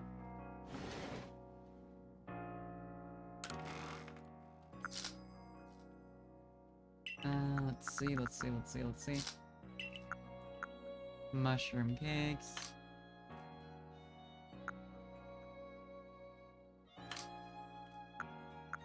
Yeah, 4. I forgot to ever actually level up my Pokemon. It's always Morbin time, hell yeah it is, baby! Nara is actually low level, I didn't realize. Like, significantly so. Since she's right at the level up, I'll use these. I forget if they perfectly level up to, yeah, 0 experience.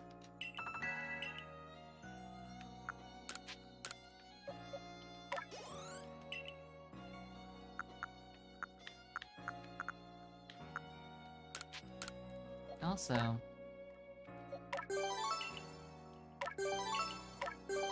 attack isn't exactly useful for an SL, but I'm lazy, so I just go top to bottom. Okay, let me...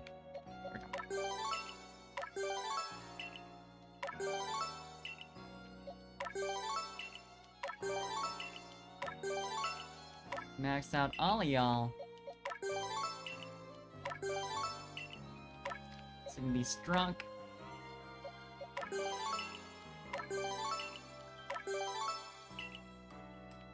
Attack on everything. Everyone is a physical attacker. Roland also, notable user of attack stat. For sure. Notable speedy Pokemon.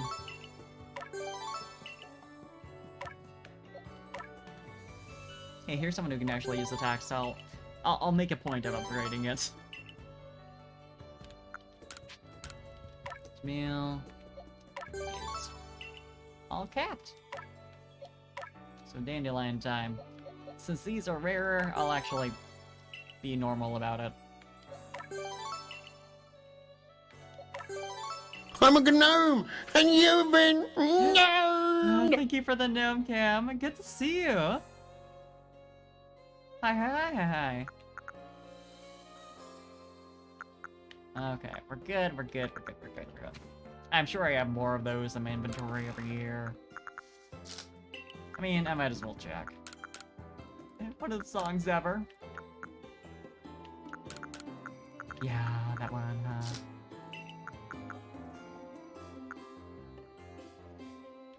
Yeah, I have a couple. Okay, okay. You're going into orbit, you stupid muff. And thank you for a far field.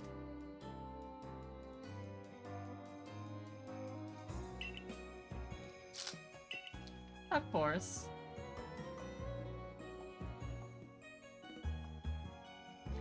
Let's see, let's see, let's see. Parfield's the last move. Mood. Yeah, Connie. Yeah. Sometimes I truly feel myself in Parfield mode.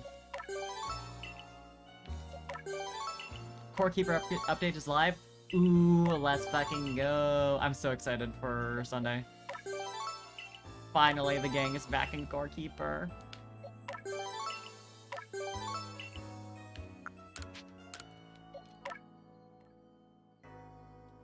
Jamie? Jamie, I suppose? Yeah, why not?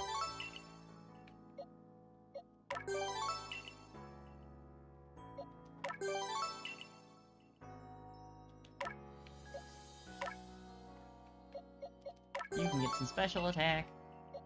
And speed, because why not? Speedy boy. Yummy. Yeah. Okay, right. How am I doing at Pokeballs, actually? So, I mostly need mushroom cakes. Need 6 of those. Ooh! Right, okay, now it's actually showing off the design for me.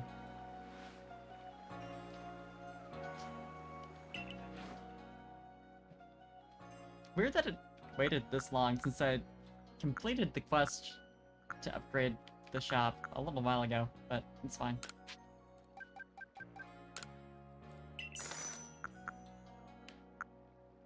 Use more wing balls. That should be good. Oh, you know what? I don't know how I'm doing on healing items. I know I'm out of revives. Yeah, you can literally just buy max revives. Okay, cool. Sometimes they're a pain in the ass.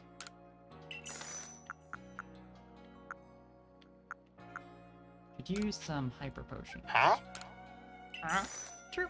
New Pokemon games continue to have fashion choice. Honestly, that's like the best thing we got out of Gen 6.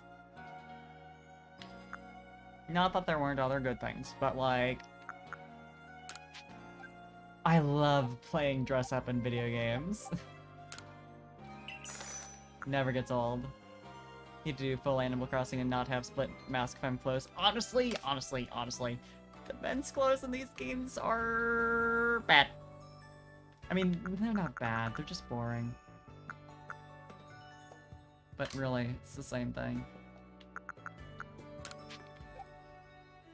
I also miss Mega Evolutions. Like, that's the one big gimmick that, like, I really wish they would have kept going. Cause, like, feels like such a loss since it had all those unique designs. Yeah, Gigamax is... It sure exists. I like some of the forms they did for it, but a lot of them are just kind of like... I don't know. It feels like they're gigantic is a bit too much of a limiter on their design ideas. Cause like, they all are kind of going at the same angle instead of being like, here's what this Pokemon would look like if it was like ridiculously strong. Offset them do tiny. Pokemon have to be tiny to fight for some reason. True, They should! They should! Right, I need to ask, Leventon, about the Seas Legend before I head out. People uses minimize price in a row. I do love the minimize animation. It is literally just... Why was I saying I can't remember where Professor hangs out in town when it literally... I guess I just never go here, so it like slipped in mind.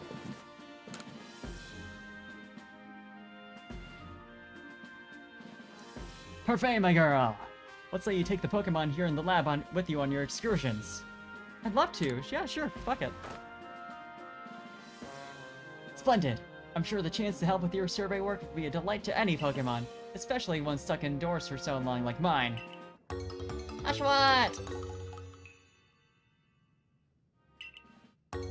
Roll it! Okay, so I just get the other two starters. Hell yeah. He do look dorky. Yeah, Pokemon battles in the Minish Cap world.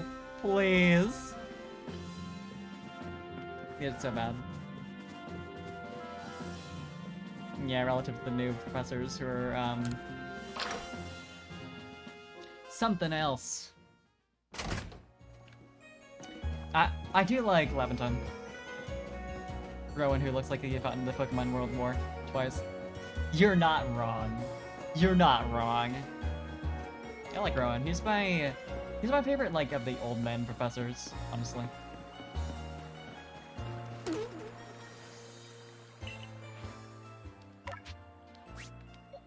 Shawat, who's number 7? I already have! I caught one in the wild, okay. Rowlet, though, is new to me.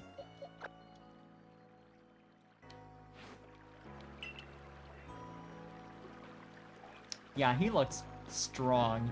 He's got such a energy to him. He's got an atmosphere. Oh my god, I got so distracted by getting the Pokemon, I forgot to ask him about the Seas Legend. Don't fuck with this, Senator. Yeah. Yeah.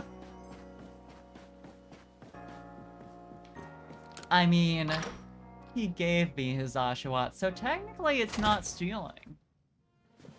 I think it's funny because the way he talks about it is like, hey, can you take them out with you to play with them? Like, there's no, like, these are yours now. And yet, the OT is set to your name.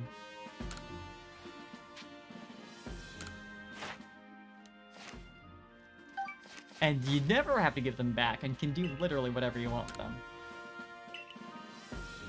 Okay. Could you tell me about the Seas Legend again? You mentioned it once, and now the quest description is just... Solve the mystery of the Seas Legend. I guess the idea is just go out to the sea and find out. But, Sir.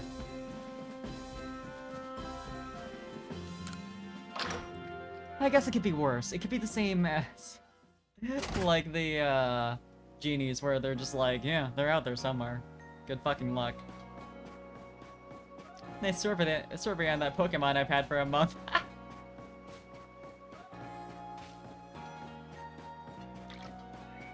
Yeah, like, I didn't do shit. I looked at it and I'm like, huh. This one's got wings. It can turn its head around. Yeah, I know that. Yeah, I do want to try finding it myself. Just to see if it gets, like, to the point where it's just a pain in the ass. And I just need to look it up, I'll do that, but... For now, at least. I'll try and survive making that work. Just looking around. Secret Hollow in the Alabaster Islands. I think that's more near the Heights camp. But the park emote's such a joy. Hell yeah! I'm glad. Secret Hollow. Yeah, right. It's near the lake.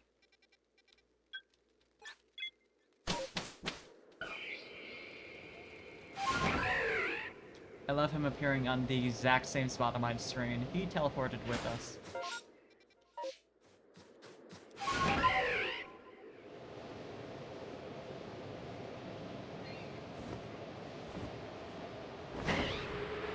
Thought you'd give them a go since you just got them. Hell yeah! Parf emotes, very important. Parf emotes. I don't want to wait for Mai, actually. I'll just get started. I'll just guess at what she wanted to do with these mushroom cakes. Just start eating them.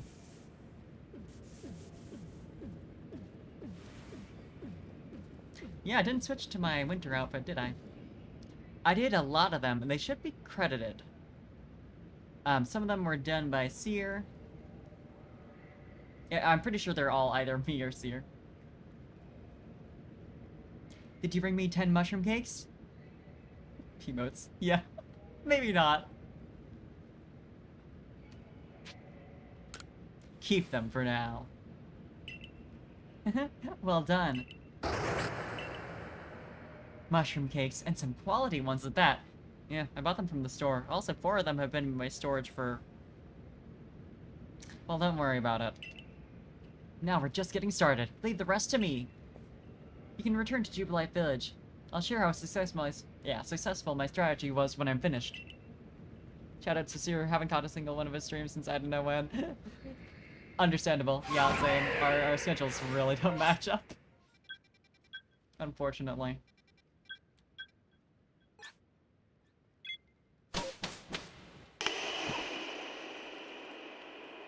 I love when it makes weird sounds. Ooh. Leon. I had a visit from Melly. He came all that way just to boast about giving you some guava berries. He said you lit up with so much joy that your smile nearly split your face. I can't imagine that was the case. I'm sure it was a confused grimace or that a smile you merely forced yourself to give him out of pity, but I still can't let myself be outdone by him. So I've been looking all over for you and, looking for you all over Hisui. Schedule's like perfect for you in Third World. Hell yeah. The perfect match. To give you this, my very own reward to you. It is naturally far superior to anything Melly can offer. 30 guava berries. Give me 10 more. Oh, and I did see one of those massive mass outbreaks on my way here to find you. I wonder if they might be caused by the geology of the place where they occur. Perhaps there is some kind of mysterious stone in the ground which draws Pokemon near. Oh, and I had a message for you from Mai. She would like to meet you in Jubilite Village. She did just say. Yes, she's been waiting there for you. I suppose it's more accurate to say that she's been chatting away with Samuki from the Security Corps about Bidoof. As for me, I think I might visit the hot springs since I've come all this way. Do be careful of any massive mass outbreaks as you head back. Strong Pokemon might appear. I just saw her, and I teleported, but now she's been back for a while, and she was staying back to make her to do her whole strategy. How does that work? Credits say that some of your dreams are, but here it doesn't look like you credit for yourself for the emotes. I thought Oh yeah, my credits on my description are, I don't mention that. But if you click on the individual emotes or hover over them in the selector, it should say.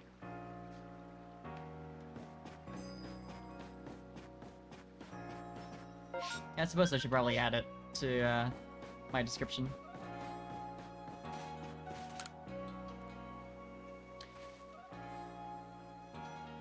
My, what's on your mind? Mushroom cakes? What in the world are you talking about? Mushroom cakes and strategies?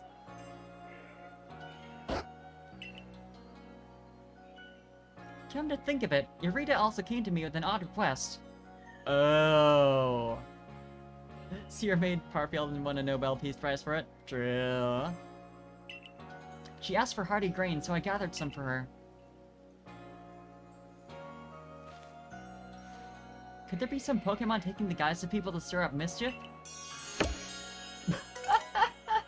Is it just like a Zorua or a Zoroark or something?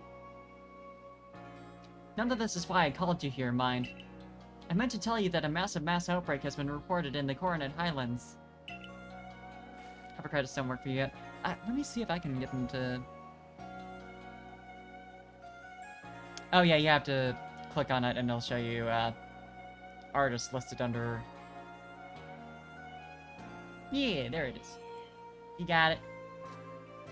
The next step in our research is to investigate the Coronet Highlands. Let's see what we find. Request 100! Not like I have done all 99 before this, but 100! If you're ready, shall we set out to investigate? I probably actually should check if they have any Rotom items. Then I'll be waiting right here. Come speak with me when you're ready. Now, I need to go shopping. For about 2 seconds.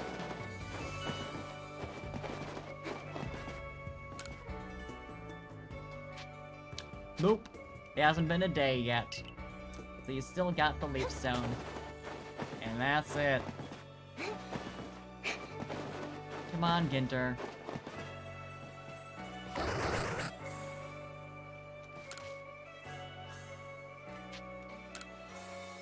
I do actually have shit to do in the Highlands. So... multiple birds with one stone?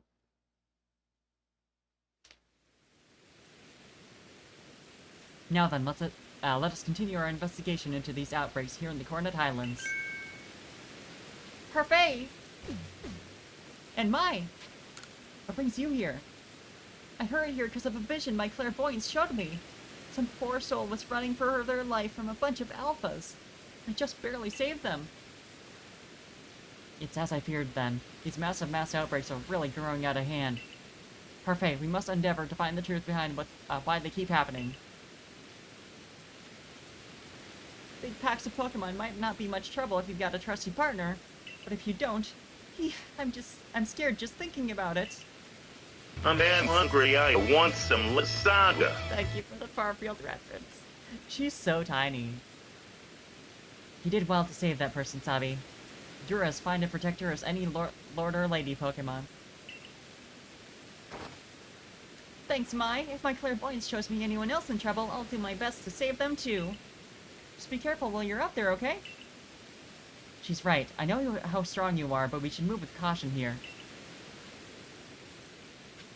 Mosaga! Let's see. I am curious what the efforts are.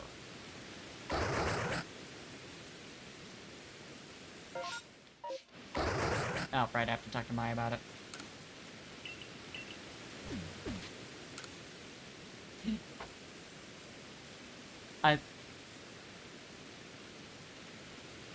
Lasagna.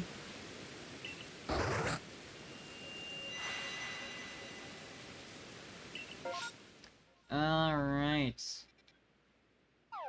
I do need a nose pass. Don't mind me pressing the wrong buttons. Nose pass. Could use some Sneasel, I would imagine. I know I've only got one Snover. Bumped that as genius. I'm doing great over here. Yeah, I'll run over to the Sneasel. Also, new request over here. Run over to the Sneasel. And then I'll get the Shinx and then Nose Pass. Well, Saga! Not super far away, so... Yeah, here we go.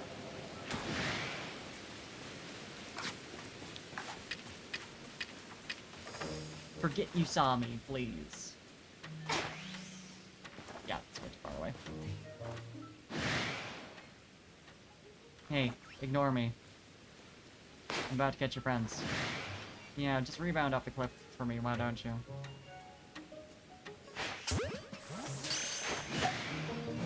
Yeah, too late.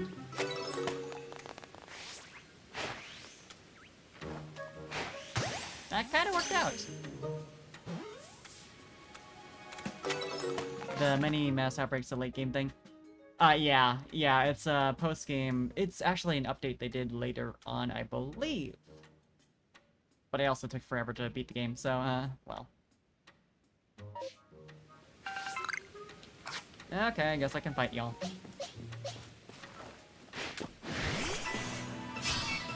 was really expecting to fight against the both of you. Strayed too far from battle. I don't think I did.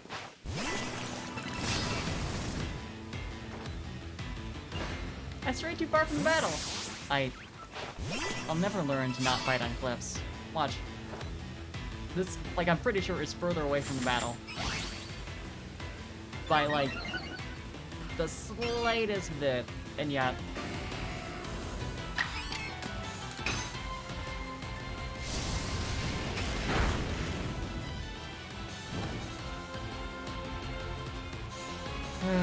this game. It's honestly like, it honestly works like really well, like it runs well. Most of the time. For being what it is, for being a Game Freak open world Pokemon game. It's quote unquote open world. But...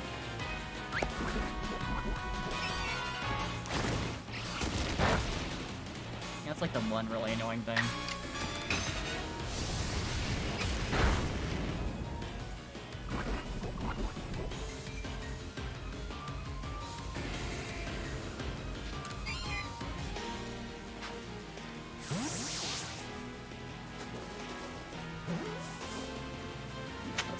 Lasagna. Very true. Y'all over here. I guess I probably shouldn't have sent out a Psychic type. I assume they still have their Dark typing.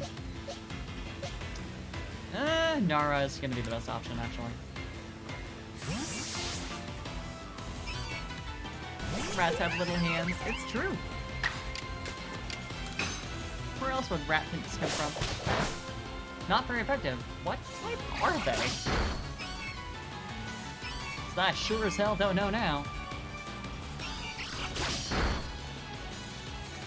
Are they actually Psychic type? Update about you touch rats because you can see one of them's little hands. Aww. Little guy.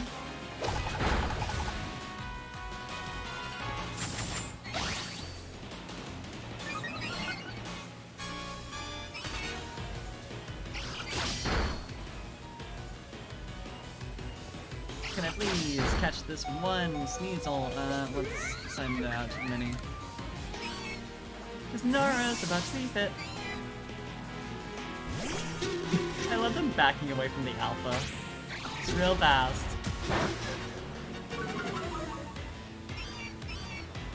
Fair enough.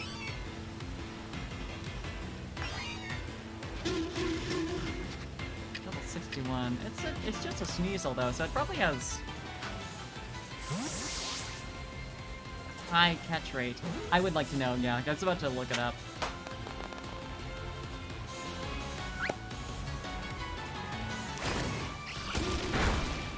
But it's just kind of inconvenient. My god.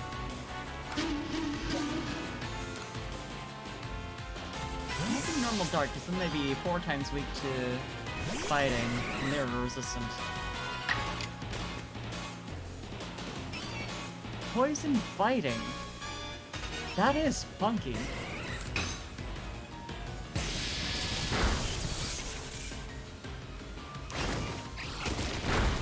Big delay, that's fair, that's fair. It's like that sometimes.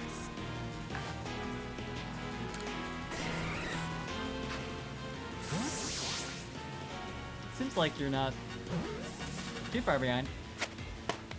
At the very least. Just space out in this for the reply there. I have seen and experienced worse. Unfortunately.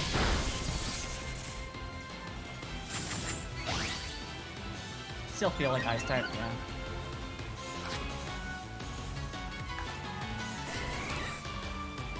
Where's he fighting? It feels like, I don't know if we already had... Oh, poison fighting, Progun. I was gonna say, it feels like the kind of typing they'd use, just like, oh yeah, we haven't done this yet.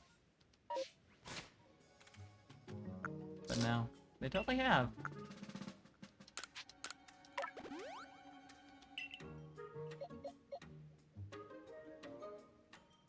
But there have been a couple Pokemon that are basically that, though.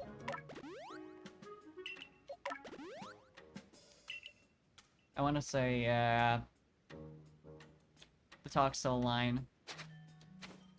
Poison Electric was one of those.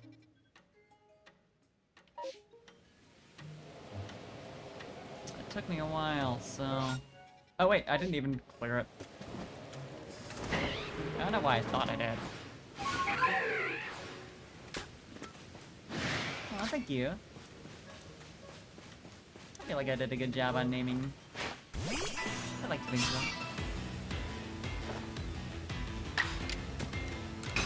Satisfied with my names for this game.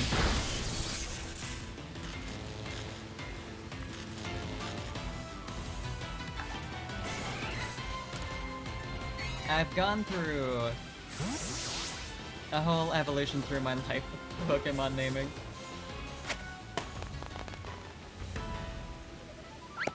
Croagunk is the only other poison fighting. Yeah, figures. It feels like poison dual types are particularly rare, or like there's a lot that we haven't seen yet. So we got Ghost Poison pretty dang fast with the Ghastly line for some reason. Who knows how they're poison, but I guess it works fine enough. Poison Water, we got the Tentacle line. Poison Grass through Venusaur at the very least. Do we have a Poison Flying?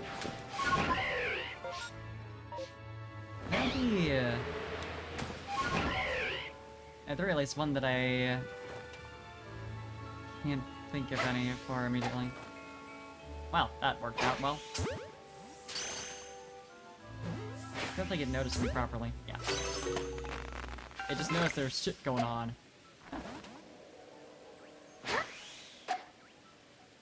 Come on, just barely out of range. Oh, the bats, right. Duh.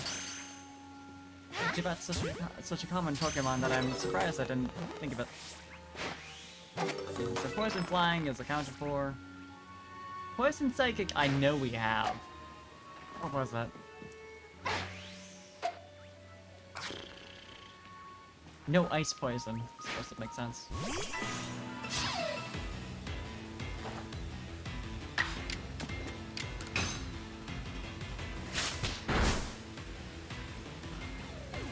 Poison Psychic. God, I know we have one. Bug Dragon, right. They've been doing a lot of, like... They've been clearing away a lot of the, long-standing, non-existent type combos. Recently, it feels like.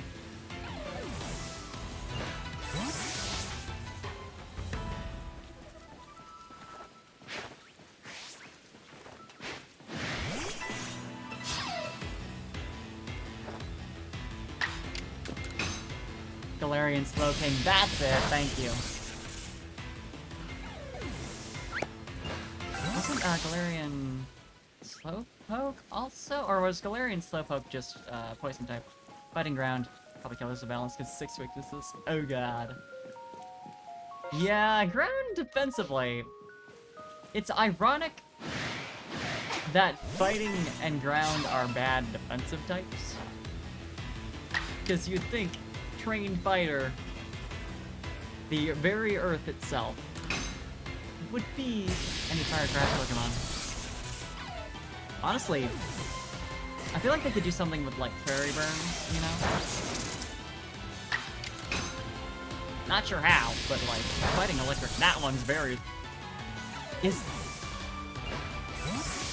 Electrifier not fighting electric? One left, okay. Yeah, Slowpoke King, yeah. I want to say Slowbro is also Psychic Poison? Just because it would make sense, but I'm not sure. Then again, Galarian Slowbro has the whole, like, you know, it's using the shell as, like, a bludgeon, which doesn't really fit Psychic. No poison steel. Electivire is only electric.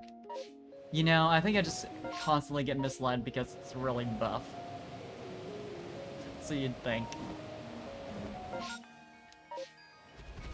Galarian Slowbro, okay. Okay. Slowpoke not, gotcha.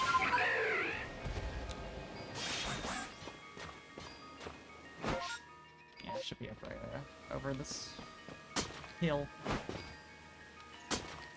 You got them fisties. Fuck around. Should be. Oh, there is.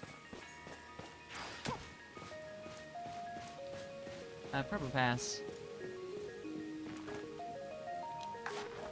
This is gonna get rebounded. Yeah. Come on. Fisties, come on. You know what I meant.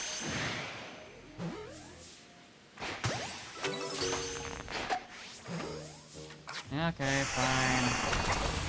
You can fight many. You're gonna be that insistent. Or not! Oh, no, it is in the battle. There we go.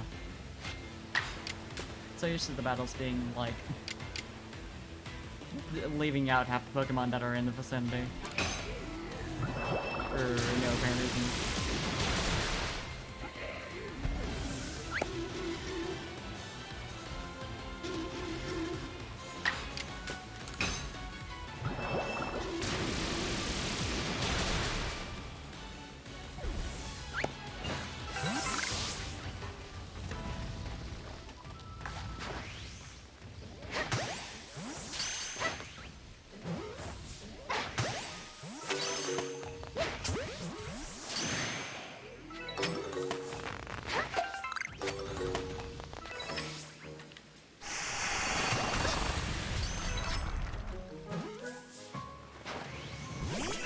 Almost done.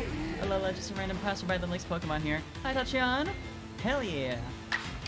We take those. Wait, not very effective. Genius. I forgot about steel tapping, I believe. Hey, Connie, thank you for the gift sub to Tachyon. Hell yeah. He got. Think you can get away with just being a random passerby? No. But I am getting, like, reasonably close to, finishing all the missions and ish.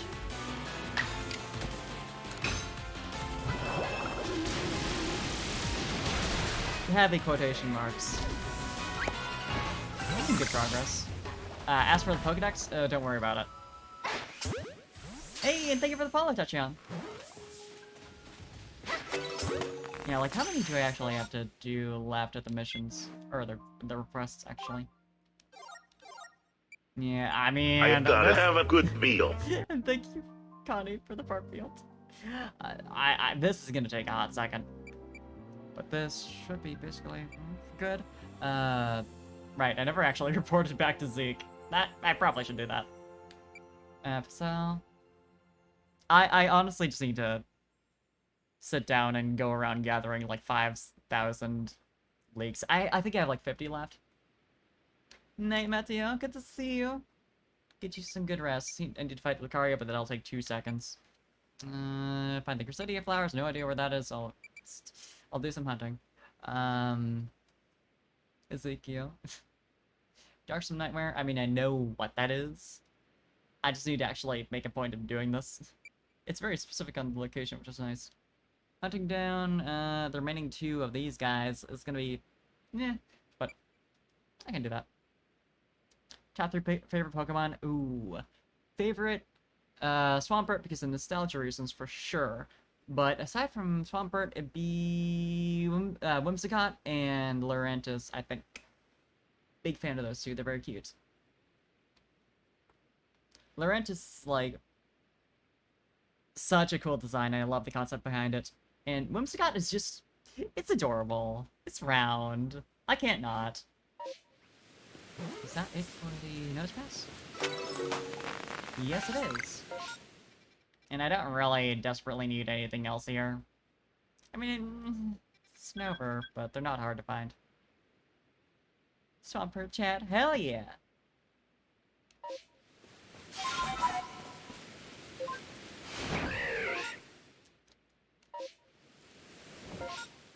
It was my first starter, so I'm attached to it. I think it's cute. Big mudfish. Okay, I could just teleport to Moonview Arena. Never made Pokemon Gun, honestly, they should've. You're over here.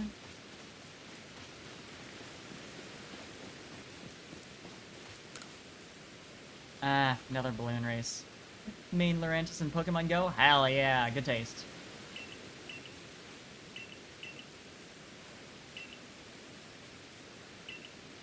You know, I might as well do this now. I'm gonna be cringe, because I'm not great at these.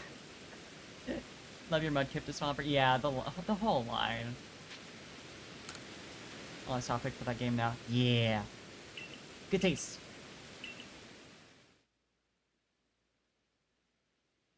They're so cute. I love the Hoenn starters in general.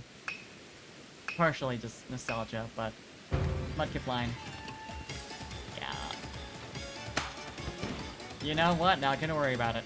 You found the Pokemon that were reported. I'm kind of busy right now. Put it out, boy. Honestly, the Johto starters are also big phase for me.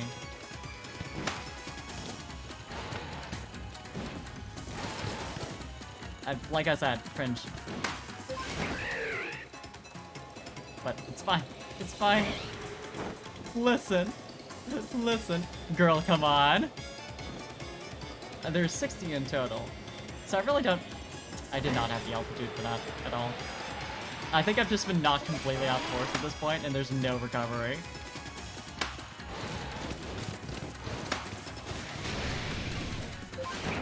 Yeah, honestly. Got off on the wrong foot for sure. Yeah, I need to restart. 2 out of 3 of your favorite Pokemon are Johto. Johto's got some good Pokemon. Marshop and a smile, yeah. 7 balloons.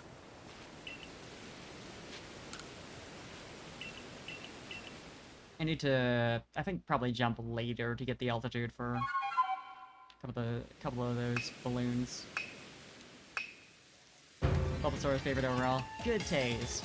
Bulbasaur was my second starter and also a big favorite.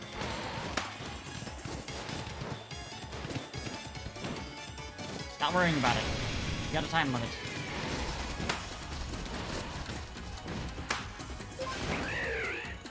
I need to jump earlier to get the full altitude. Yeah.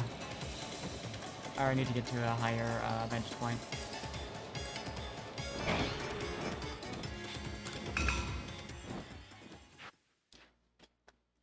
Put down Tyranitar, Metagross. Good.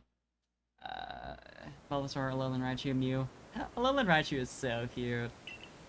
I love it a lot. I like Raichu in general. Killing ghost Pokemon, honestly, what am I doing out here? I didn't even realize it was 1 minute. Yeah, 1 minute 50 instead of 2 minutes. It's really specific. Really hitting Wallace from Gen 3. Honestly.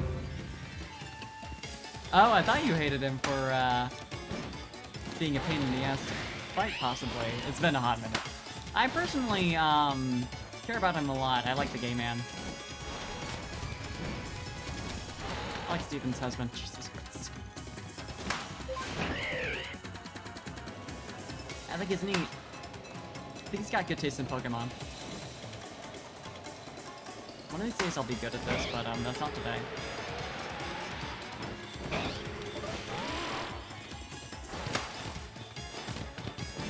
Asking too much of me. Do you like a gay man? Mawile, Meryl, Mimikyu, and Serena. Also good taste. Wallace is cute. I agree. I understand, obviously, why we didn't get Champion Wallace for Omega Ruby Apple Sapphire. And as I was a bigger fan of Steven in general. I like him very much. So I'm glad we got Champion Steven, but I want to see Wallace in his cape again. One Pokemon game. Know what sex was? Honestly, yeah. One Pokemon to game ending. Type specialist sure are. Especially, water type has a lot of weaknesses. A lot of common weaknesses. Love triangle between Steven Winona and Wallace. Yeah.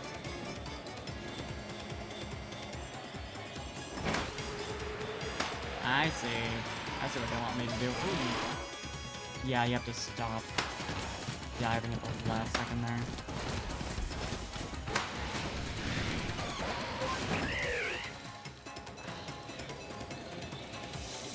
Painful. Painful is what this is.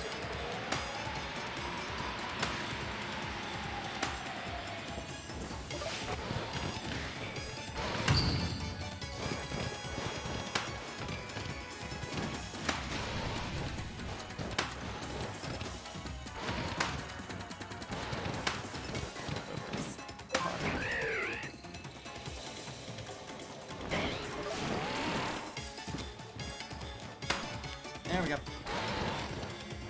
Nowhere near what I need to be. I need 40. But that's fine. It's fine. It's fine. The worst part is when you have to manually change between the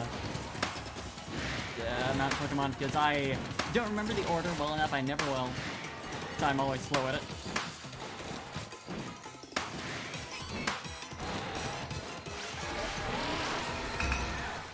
Yeah, I mean, 6 left, so...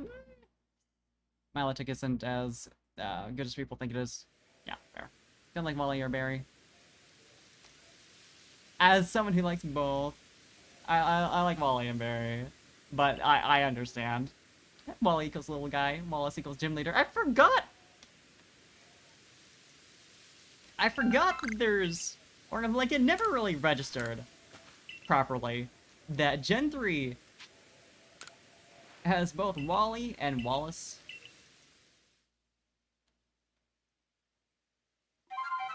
Ah, you like the mean rivals. Fair enough. Wally's just a little guy.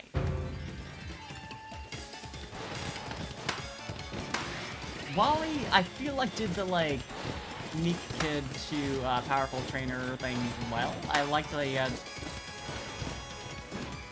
compelling plotline with him, like, figuring out how to become a strong trainer despite his asthma, you know?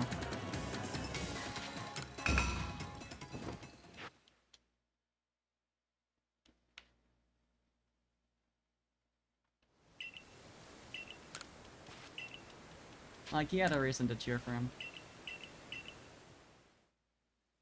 And also, he was, strong at the end. I just wish they left his Gardevoir as a Gardevoir for Auras, because the lore for Gardevoir fits Wally so well, to the point you'd almost think it was tailored for him to a certain extent. Like having a Guardian Pokemon suits him really well.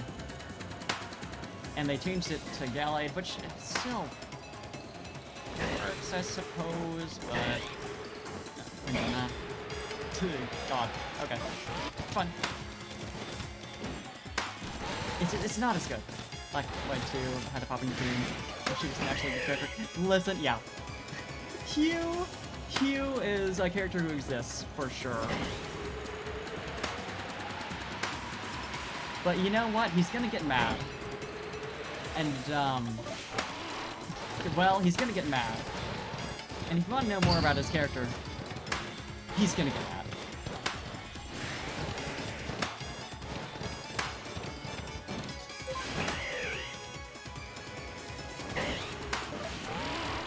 Humongous.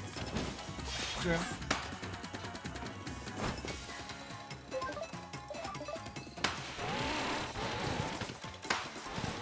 That's literally the only thing I can remember about his character is that he's gonna get mad. Or you're gonna make me mad. He had that catchphrase. I remember it was in the animated commercial.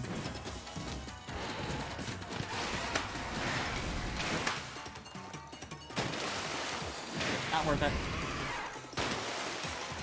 No way now, but... Yeah, okay. I can get there. Gen 6 had no memory. Yeah. I thought the little romance plot they gave you was cute enough. But there wasn't much else. Trying to save this Pokemon you can literally catch on like the first time. Listen, all lives have value, even Patrat, or whichever it is. Oh, it's a Lillipup. I remember this now. Though it is funny to imagine him just being like, just give another one, it's a problem. Expected Pokemon to be something mythical at least. Yeah, that's fair. To justify the attention it's getting.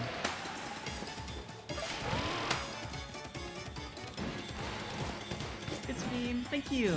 Glad you enjoyed it. See ya. Nailed it, for sure. Slowly but surely.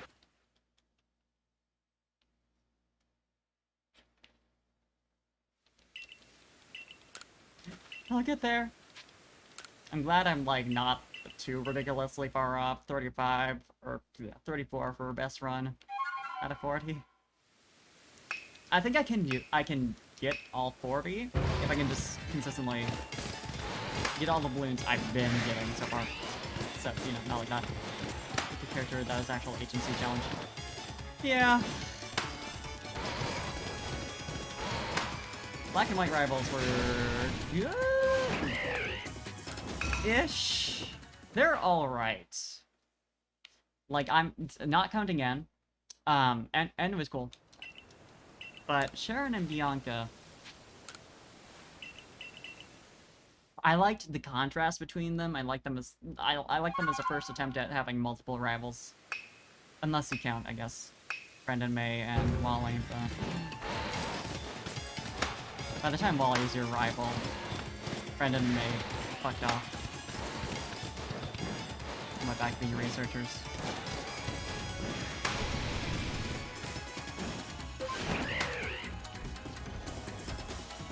I guess it's more than enough. That's fair. Bianca had potential, but then they solved her character arc in about 2 seconds, and it's like, what was the point?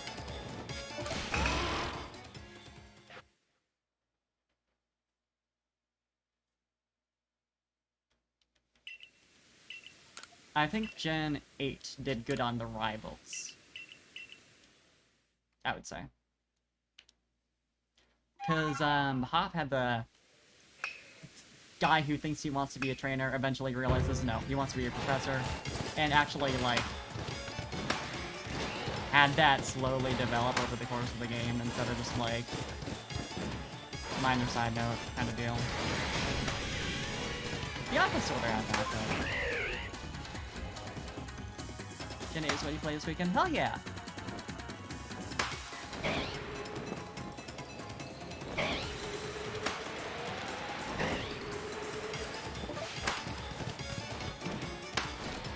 Meanwhile, Marnie is just, like, she's fun. I like her connection with her brother, that's fun. She's very sweet, and I like Team Yell a lot. Bait is interesting in being, like, a dick. Obsessed with, himself, power, all that. Getting validation from a CEO. Who turns out to be the antagonist. Surprise, surprise, doesn't work out.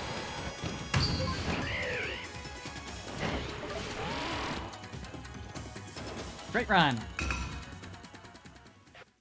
Marnie is the bait.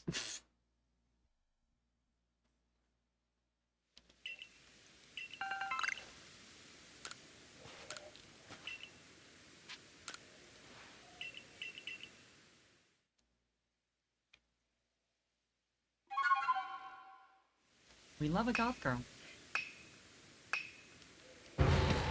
Well, she's a punk girl. That's different.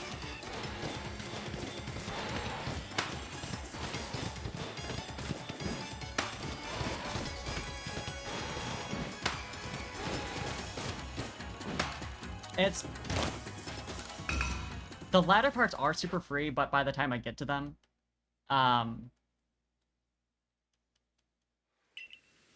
I'm basically out of time anyway.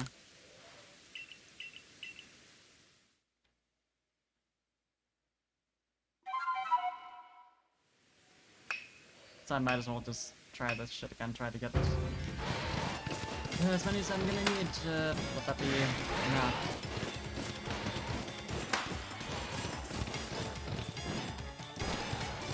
On.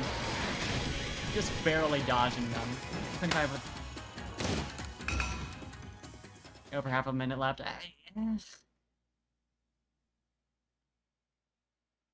15 and a half a minute isn't impossible, but... I mean, it's a reasonable amount of time, but...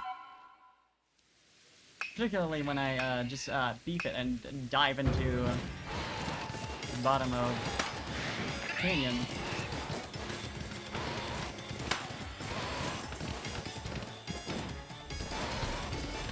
I love just barely missing them.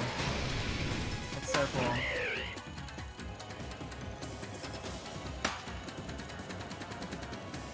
I want to go faster for this, but it screws with me.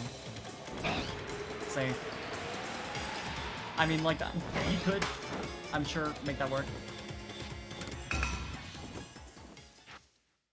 But, I mean, I didn't need to end there, but it's getting very quickly. I keep, like, my default for, like, getting out of the air and, like, on the ground right away is just despawn Braviary and then respawn Weirdeer on the ground, which you can't do. So it screws with me every time.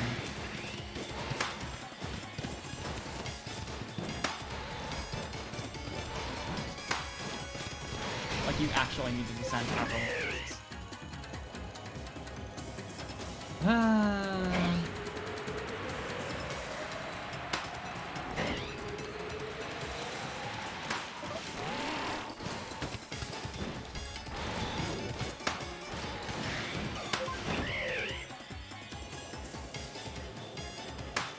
Like, I'm sorry, Balloons guy, but this is the only context in which I'll actually descend all the way to the ground instead of just dropping myself. Fuck self-preservation.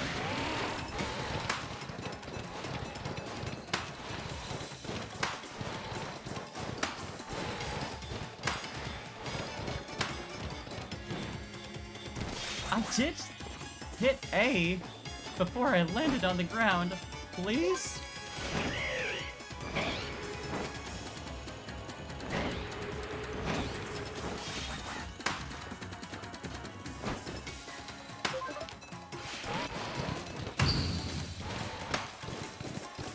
Balloon Star Defense 6, awesome. Dear God. Not wrong though. These are super great. I really feel like I should have gotten that, but...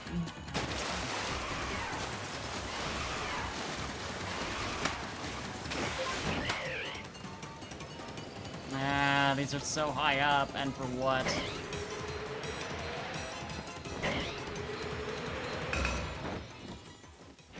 Better than my best so far, so... By one.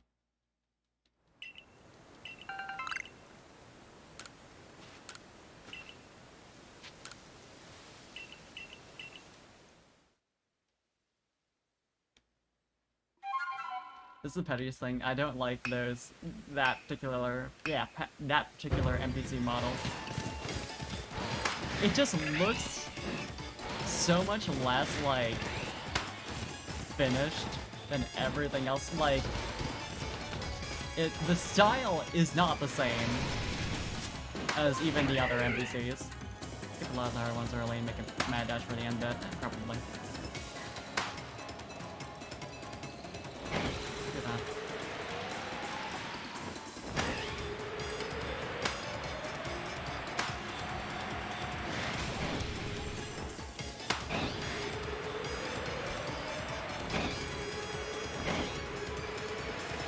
Be real ridiculous.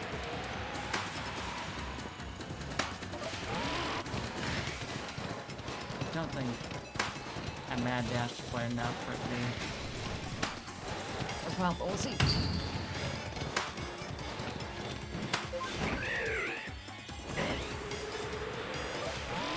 I got stuck on like the side of the rock and also didn't even get that bubble. Yeah, balloon.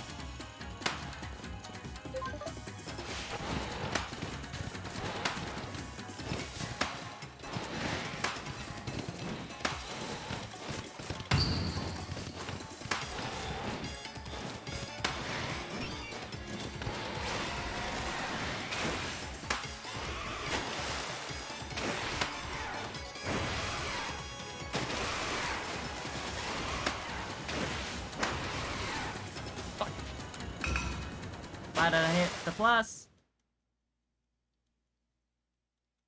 And hey, it helps to do the right inputs. I mean, 31.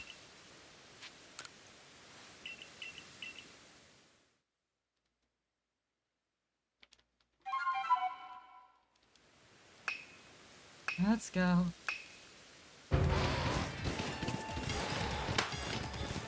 Yeah, it does generally work.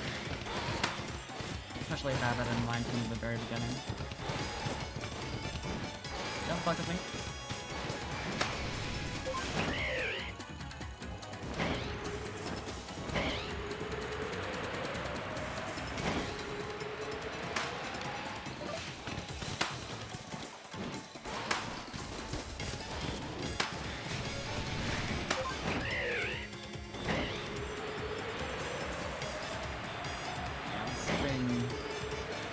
For the most part, all this. If I could position where I start and dive a bit better, I could get a bunch of those still. Trying to correct course when you're just like an inch off. It's so painful. Like, the collision on that, it's so bad! I hate it. Please learn, please. I called for you like 3 times.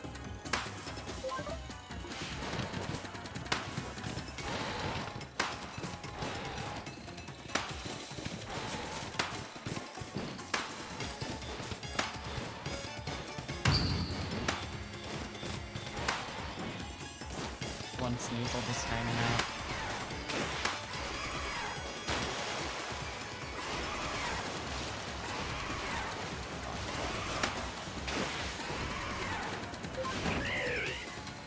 Delayed on calling out Braviary for no reason. It can work, it can work.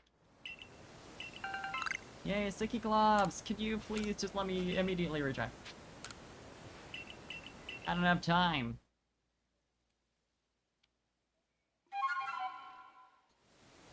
He's just so, like, made of clay.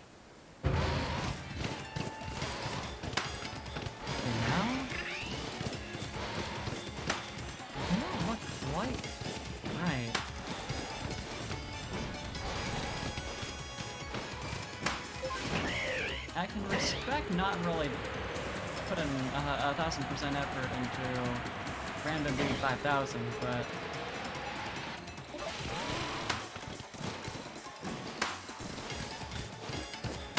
it's something that's been bothering me, honestly.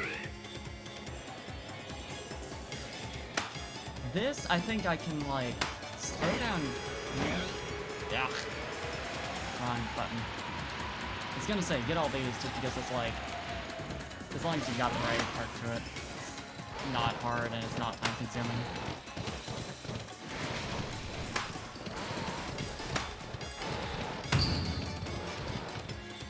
Wrong button. God damn it.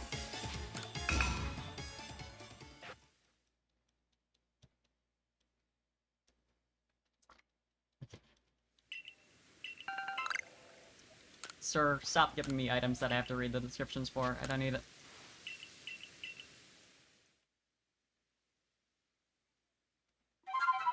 I just need another run.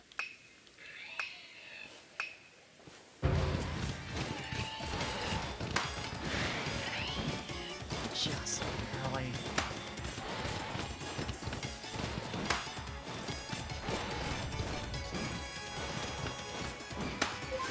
Yeah, the timing on the one going left to right, the second one there, feels fairly specific.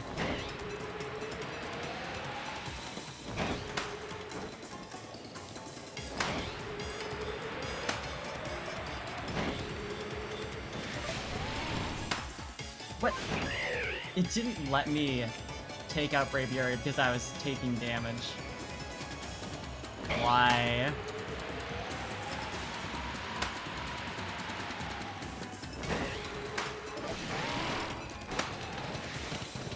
The more you know.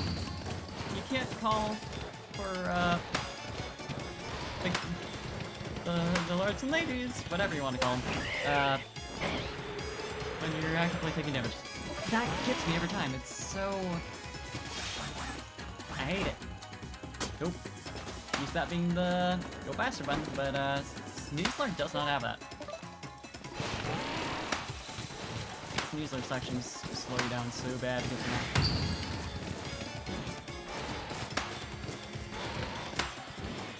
I guess letting go does result in you moving faster, just not in the right direction.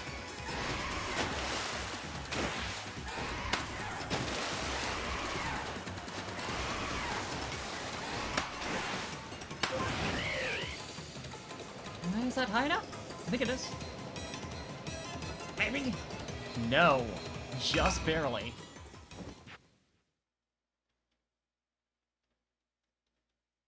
Yeah, it's like you need to jump. You need to speed up, jump, and right at the peak. Because it seems like it looked like it was just barely too low to hit them. It's very specific. They really made you go through this. Just got that one. Well, equivalent exchange.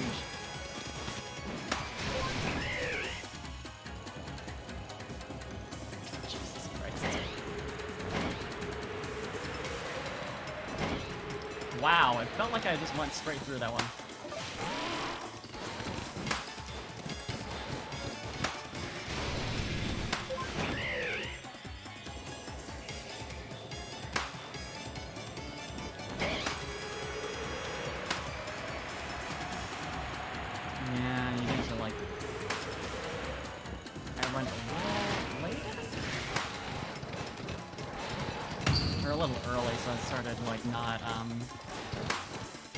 I started just grazing the bottom.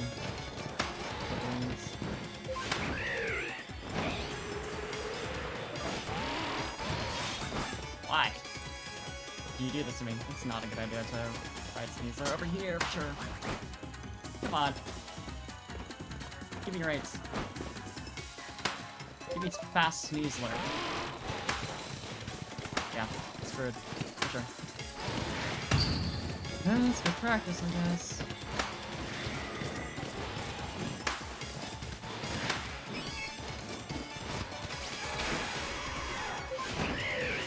No more.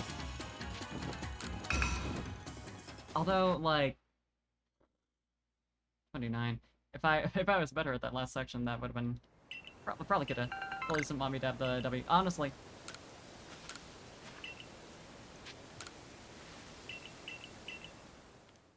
Yeah, if I was good at that last section, I think I could have gotten 10 balloons in 17 seconds easy, because that's plenty of time.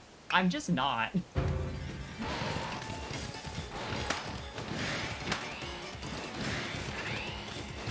me make sure I get what I can.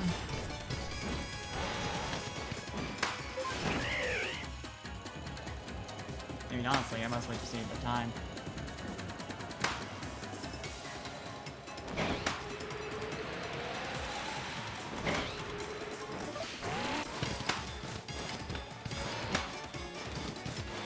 Doing reasonably well. Could be worse. This dude is, like, so cruel, in general. He's like, he, small child. I mean, I guess you're, like, 15, but... Here is this grueling force. You think you can get this? I guess that's kind of Carnival Games. Jesus! I did.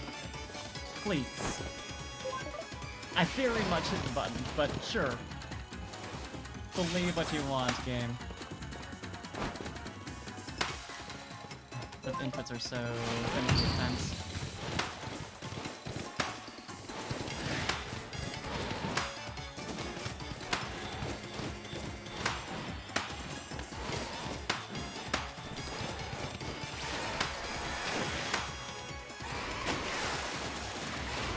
Or more?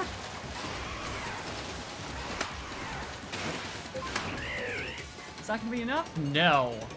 How do you get up there? No, I wanna do this. Nope. Standard switch lag, yeah. Love wireless. I think like I jumped off when I was technically at like a little slightly off the edge. I mean, maybe it's just the fact that I'm trying to like speed jump, and I could just go for like a regular like jump and hit that peak. You don't like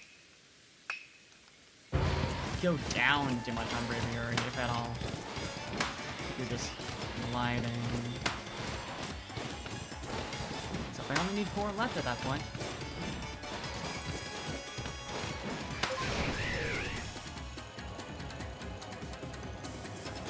You'd think with the wing. No.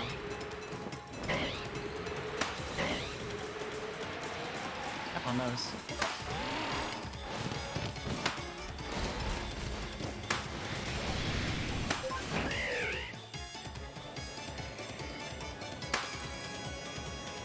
Oh, random flying all the time. Hang the zone, I mean. I tried slowing down to decide to get aligned with it, but it didn't work out for me.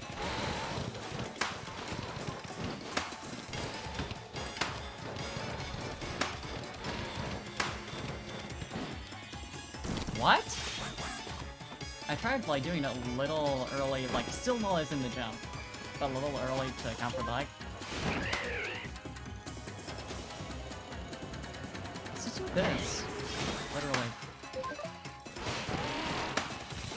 Doesn't really save me much time because it's kind of awkward to get position properly, but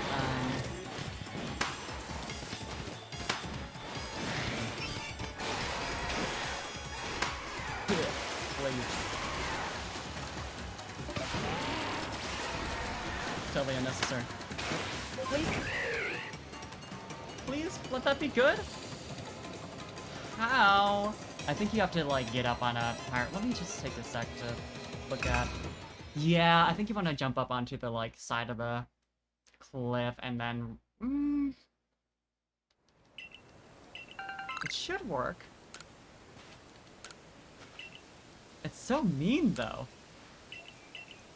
That's, like, just slightly... You really don't have much time to get that to work.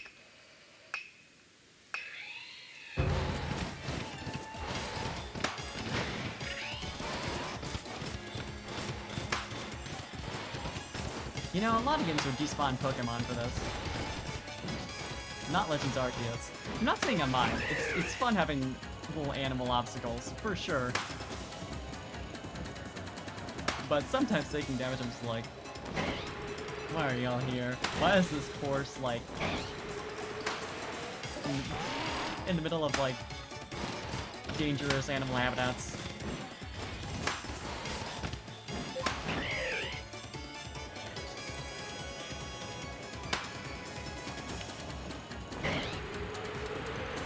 You know what? I'll deal with it. No time to readjust. Ionics.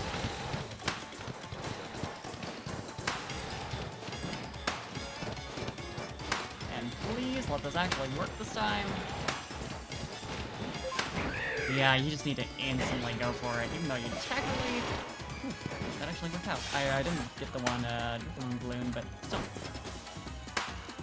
You technically have airtime, but it's not enough for the game to actually register.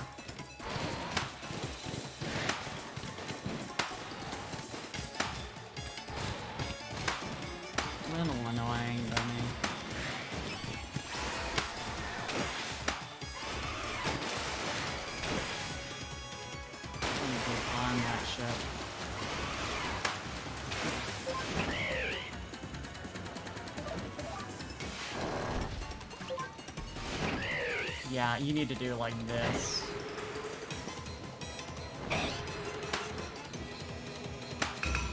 Oh my god, are you kidding? 39! But yeah, I think you do actually 100% for sure have to get up on the cliff. Or like the very top. I think like if I like was able to get on kind of like the side of it, you know? Just balance there for a second and switch back to Braviary, that would also do it, but it'd be annoying to make work. Because you end up a little higher than you need to.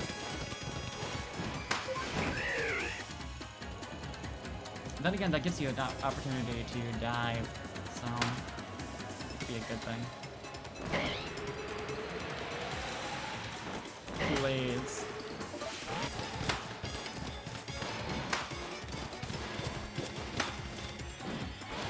Well, contempt was made. Mad dash it is. What if? This is stupid for sure, right?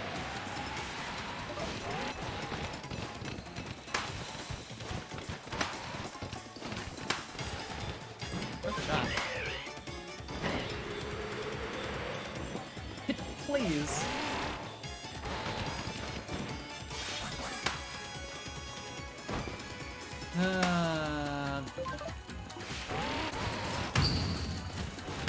The box on that one.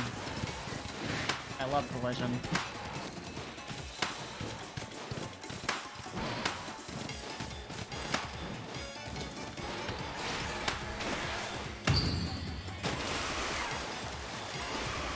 think I wasted too much time.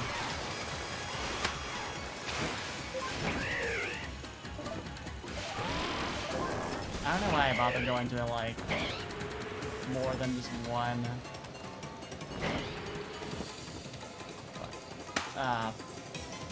Different ride Pokemon. Goodbye.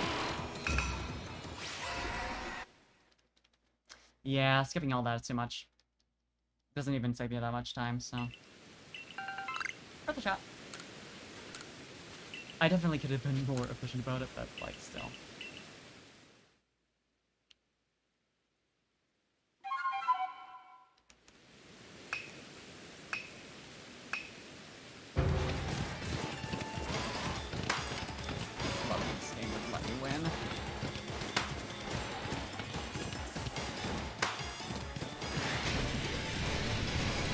I love getting damaged by just being in the vague presence of an alpha. Like, yeah, you know what? Fair. Wow! Fantastic.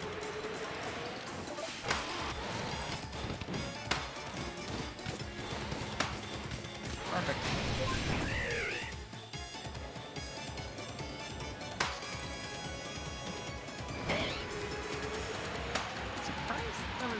Just barely off target.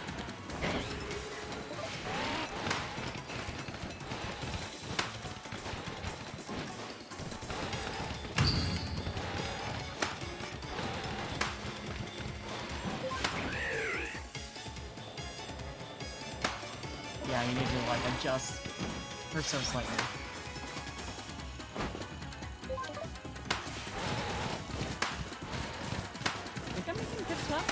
At least.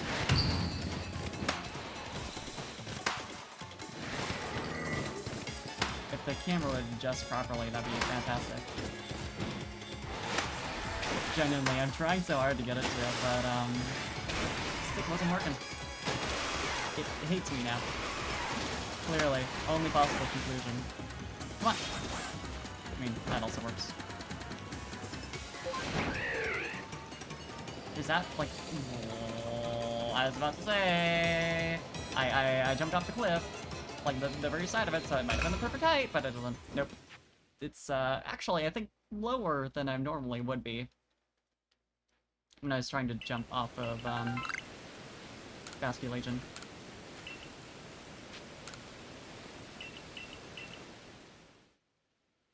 think I tried to switch to Braviary when I was too close to the cliff, so it defaulted to, Sneasler.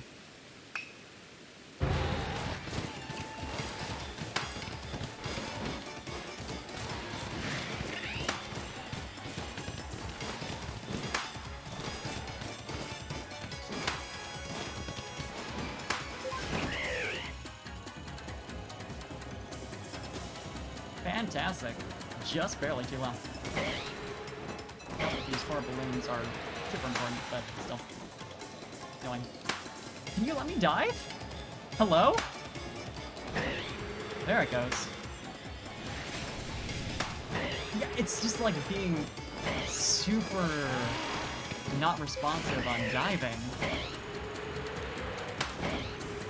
Suddenly, controller jank, I guess.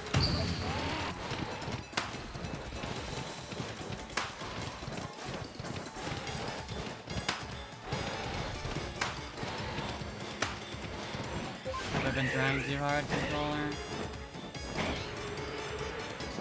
What? Did you? I don't know why I ever do that. Way too early. Yeah, you know what? Clearly I've been thrown off horribly. It's like my mental game here.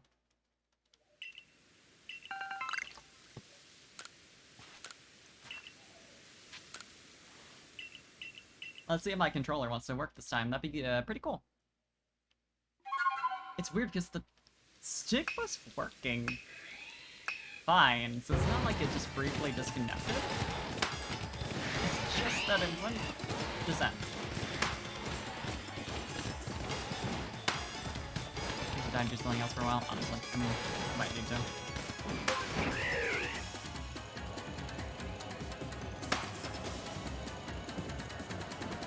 That 39 was so...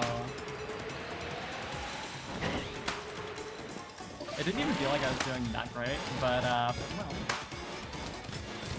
It's usually those runs that actually end up being the ones where you think they're doing horrible.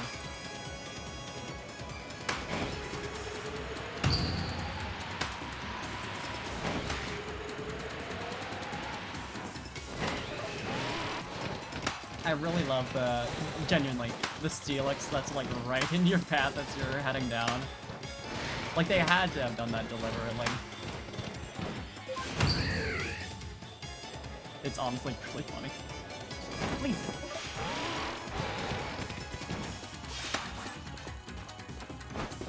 That little jump is very important.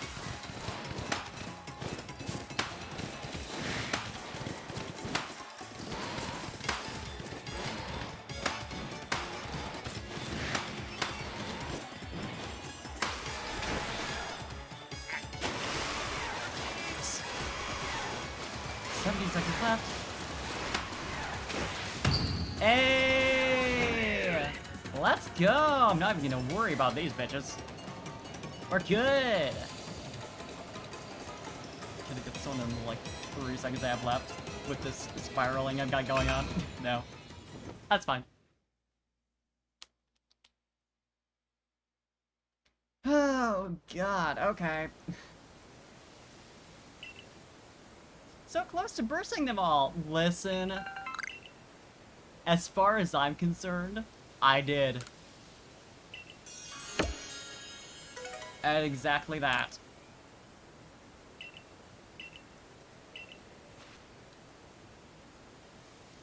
Don't you tell me there's 20 more balloons. Not true.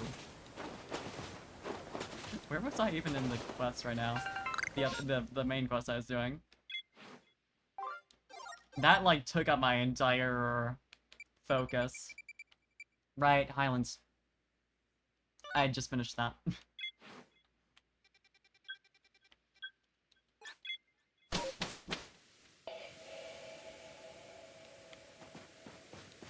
I'm finally free. I mean, there's gonna be another one in the, last area, but it's fine. I'm not gonna think about that right now. Good work out there. It seems to me you have learned all we can from the Highlands for now. There you two are. Hope your investigation's going alright. fuck are you doing? I heard some folks in our clan and the Pearl clan are all helping investigate the massive mass outbreaks, or whatever you call them. And I thought, what kind of leader would sit back and do nothing while you're all working? So I figured I'd grab whatever try that again. So I figured I'd grab whatever supplies I could,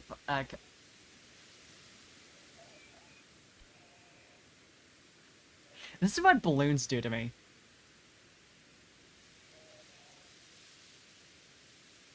Somehow. So I figured I'd grab whatever supplies I could find that might come in handy for you.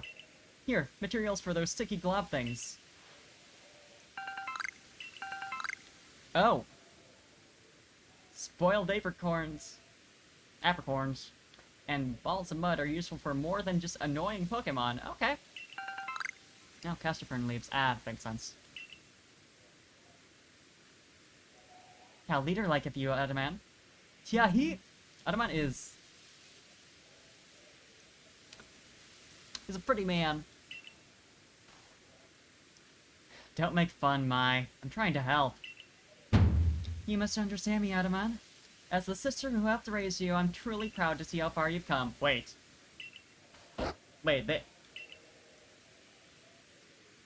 they're... Listen, Parfait, I've been wondering. Do you think these massive mass outbreaks could be some sort of trial from the mighty Dialga or mighty Palkia? You're hot, but I don't want to validate literally anything you say. I mean, maybe? It kind of feels like it, right? As if someone's telling us, you got the guts to face a real test with your partners? Take on these Pokemon, otherwise stand back. Quite like you to see it that way, Edaman. Yeah, well, I'd love to stay and talk, but I've got an appointment to keep with that Benny fellow. I've been trying to get him to teach me his tricks. You mean his ninja skills? I want to know his recipes and his ninja tricks. Once I do, I'll give you a proper demonstration. But in the meantime, stay safe as you investigate.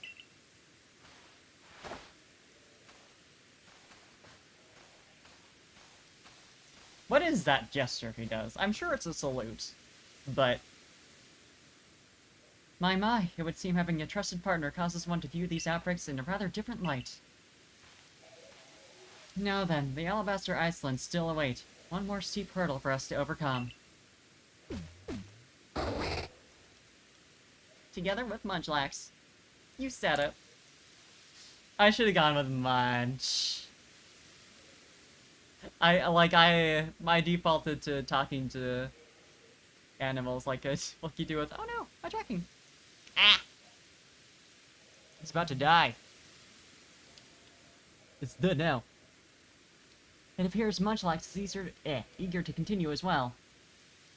I'll fix the tracking in a second. My phone has been dying, but I was like, it's fine. I'll be done streaming after I finish this quest. Ha! Funny thing. We'll await you at Jubilife's front gate as usual. Join us when you're ready for another survey.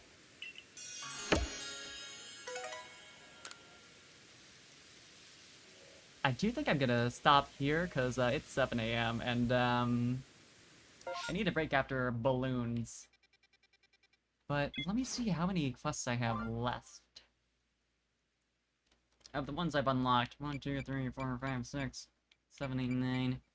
And are there any that I'm missing numbers-wise? Because I had a list going, but due to my monitor setup, it's not conveniently viewable right now. I'm still missing number 10, whatever that is. 630... 36 as well.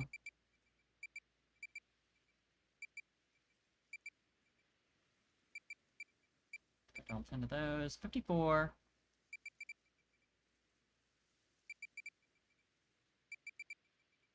67.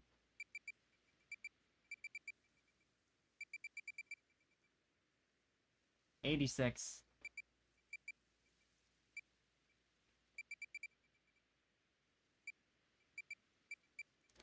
one or a 2. And the last one, I don't have yet, I'm assuming. 1 or 2, so that's a 6 plus, what did I say?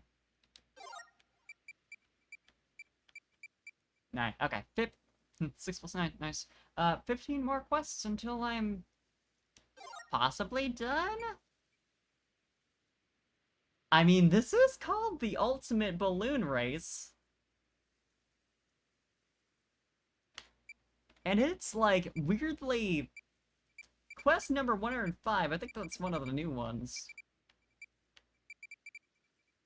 Balloon Race and...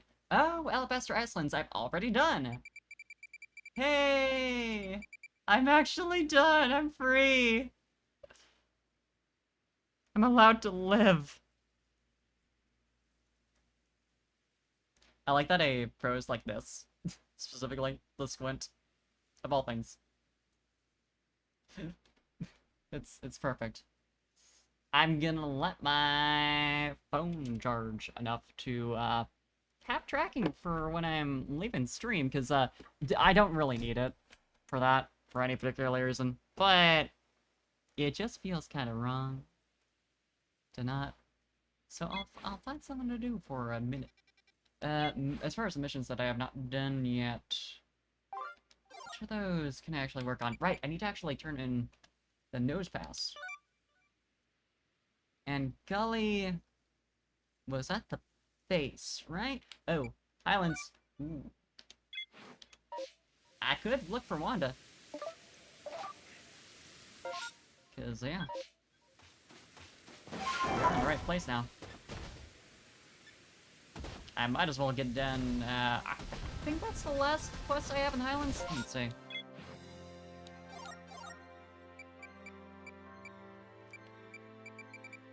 Yeah. Aside from the stuff that could be in a bunch of different places, potentially, and, you know, who knows. And I guess technically also... My charger is being stupid. There it is. Now it's properly going. Okay, yeah. Aside from also the shit I need to gather for, to sell. Like, right over there. Don't bother me. Need leaks.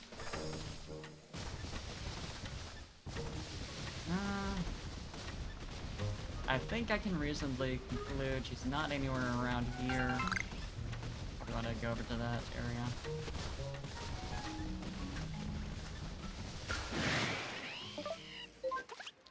Why I got Ursaluna? Ah, no.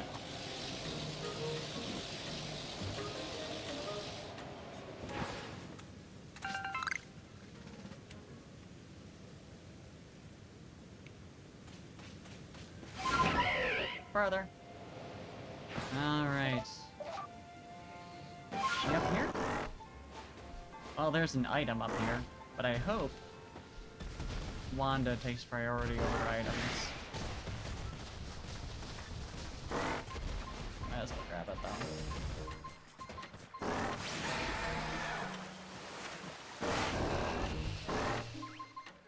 Right here? There it is. I still do need to find all the, there's the one, like, type of hidden item, the, like, plate. Not the plates, it was, the little parts of the... is that what I'm saying? That I do need to make a point of getting. I think that was specifically the area that Ursaluna is from, but... might not be. Oh, you know what would be a easier way of getting Weirdeer is to wait for an outbreak of them, because, it's so annoying. This evolution condition is so annoying. I started working on it. Fantastic. Last time I'd been playing, but, it's pain in the ass.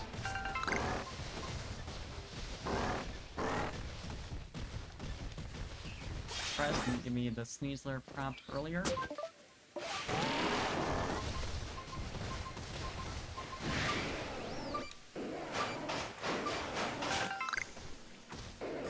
Yay, balls of mud. I love that there's balls of mud buried, because that's not even really anything that's buried. That's just, you just dug up some wet dirt. Which I suppose works well enough. I'll try over at the summit camp. Well, but I'm being targeted by a wild Pokemon, so I can't. Oh, Wanda. The shit I go through for you.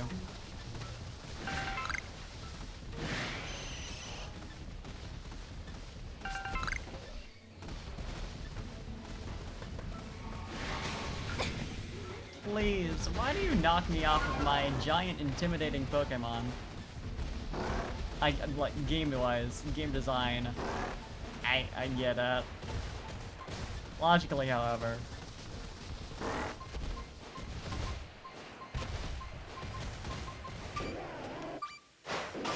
It's Pokemon, I suppose. I shouldn't be expecting that.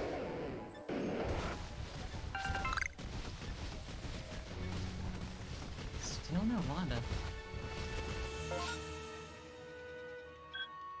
Yeah, go over here and see if I have any luck. It'd be funny if she was at the temple. Wanda, please.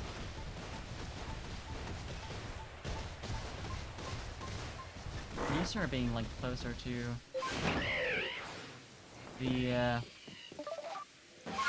initial camp, so I was focusing on that area, but there's really no reason she couldn't be over here.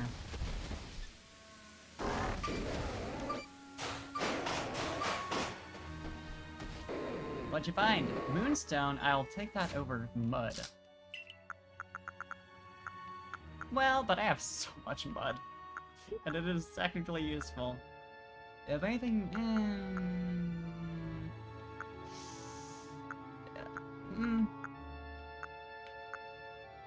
to be honest, grit gravel tempts me, but hardy grains are super easy to find. Oh. Tracking on its way. Astorius, don't worry about my tracking for now. We're about to solve that, but good to see ya. Ursaluna, please. Please. I need you to focus on the faintest traces of Wanda for me. This place is far too huge. There we go. Far too huge to search.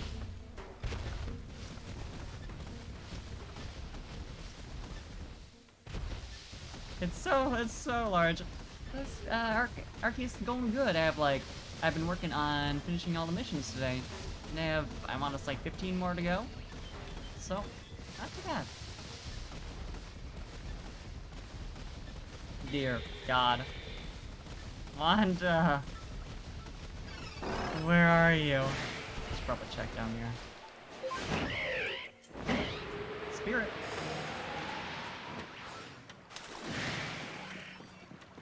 Could you just not fuck with me for about 2 seconds while I get this? Thank you. I do respect that they, they despawn during that. I want to go after the pages, but I don't know that I have the willpower. Touched in.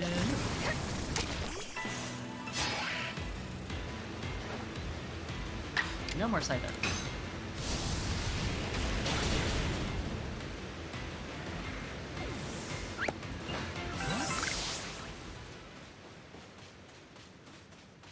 I need Grit Dust. But bring out Ursaluna again. Please, I need that blue ping right now. Let's only go after whatever else this is. Could you ignore me?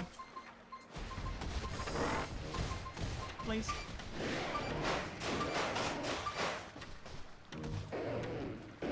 What is that even? Peak block. Okay.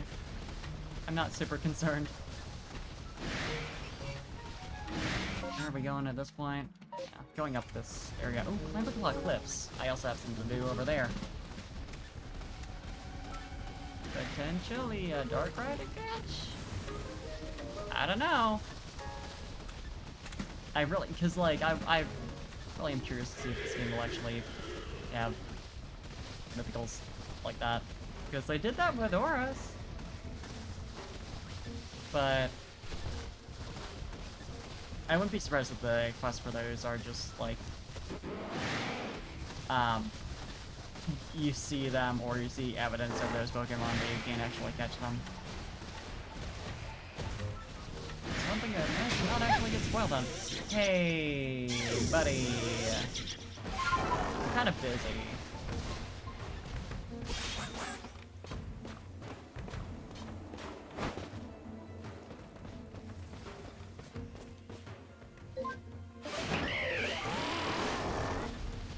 Close to it?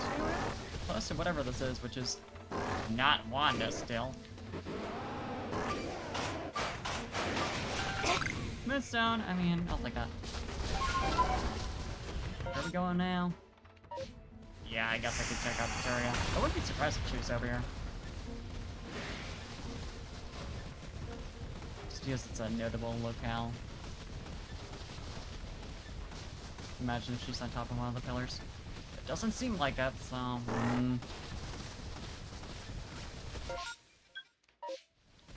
Back we go.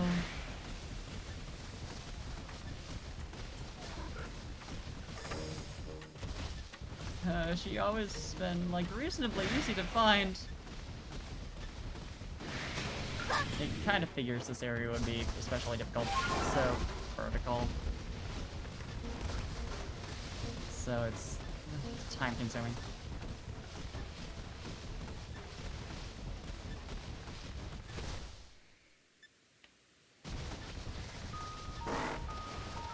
Given the likelihood that she is stuck somewhere, I should probably be checking your cliffs, honestly. Not that that's not 90% of this place.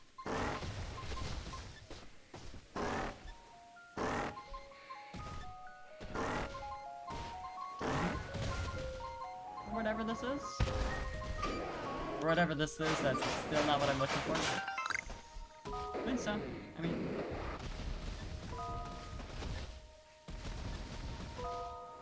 Again, I'll take it.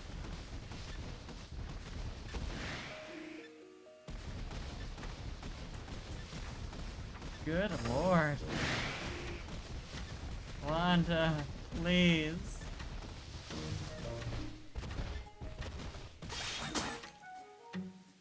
Ooh, this is an awkward place. Wanted to go up here, but I got caught. Surely she's up here, right? Seems pretty realistic. This could be a good place to check for her. If she's in, like, the middle of the map.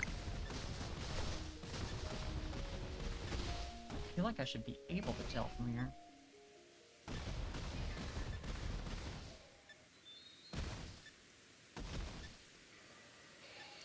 Yeah, but I was here earlier.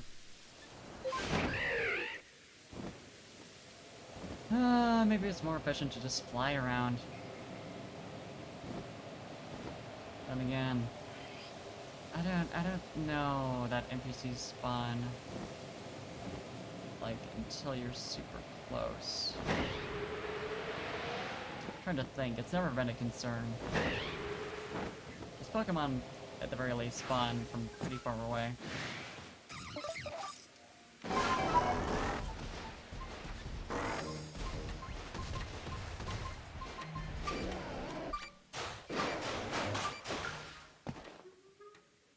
Oop! Did I get one? Oh, verse 8! I forget if there's, like, a set amount per zone, but... Or, like, one that they actually tell you.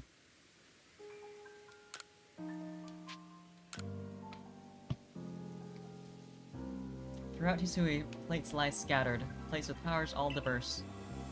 Forever lasting, each inscribed with the Eternal's prayers verse. Through space and time will they bear secret wishes for the universe. Neat. Okay.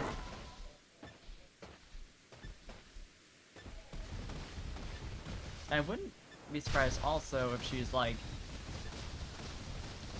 able to be detected from a camp, because,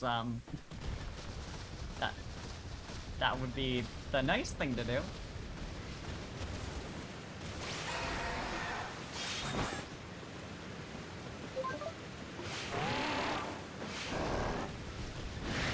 She's not on these cliffs.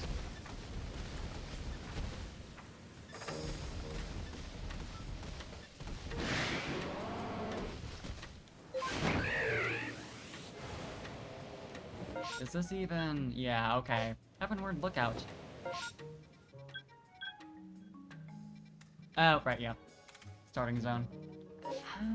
There is that little area that I've never even been to. Could be good to check out. I know I looked over here, for sure. Oh. Maybe I just didn't turn in the right direction? Yeah, I'll head to that area that I apparently have not seen. Wayward Wood seems like a place where people might get lost.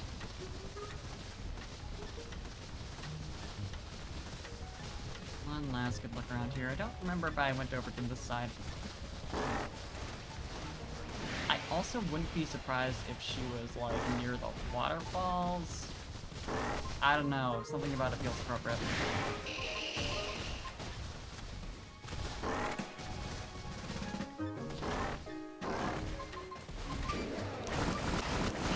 Don't you dare attack me while I'm digging for treasure.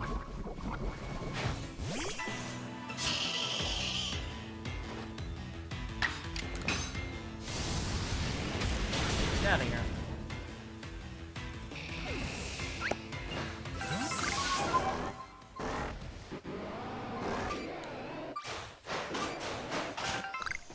Crunchy salt. Yeah, you know it. Sure.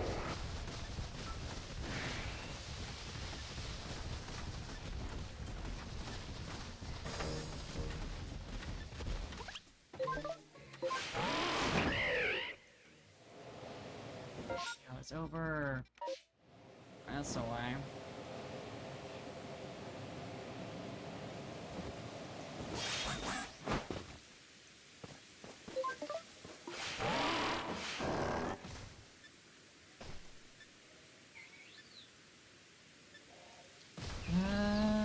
Please. What the heck could we? What even is? Yeah, the quarry. You don't detect anything. Okay, no. You just don't like the stairs. Yeah, sure, I'll find whatever it is you're looking for.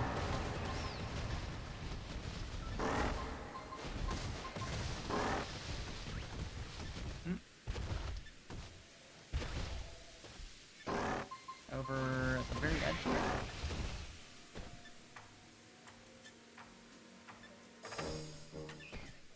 Right here-ish? Could you? Terrace is so annoying!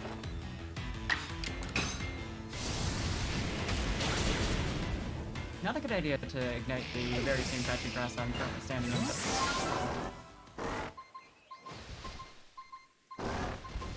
We don't have to worry about logic. Now it's like right here.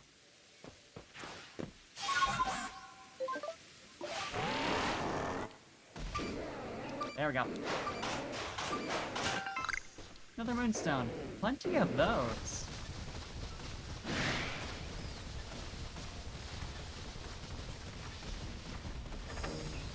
Where is this woman for real?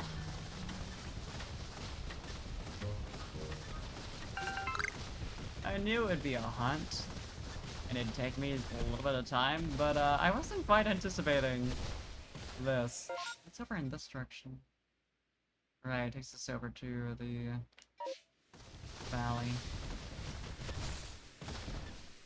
Which could be the right place to go. That's a place to get stuck. I've clicked over there a little bit, but, still.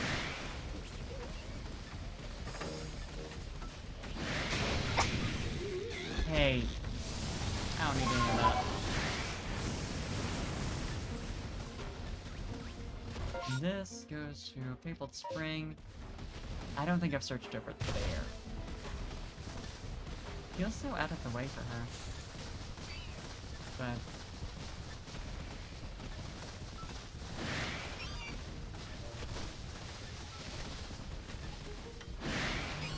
I wish it could give me, like, any hint at all.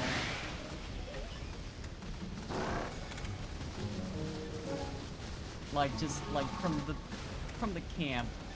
Just show me the direction. Honestly, I can't remember the last time I went here in general.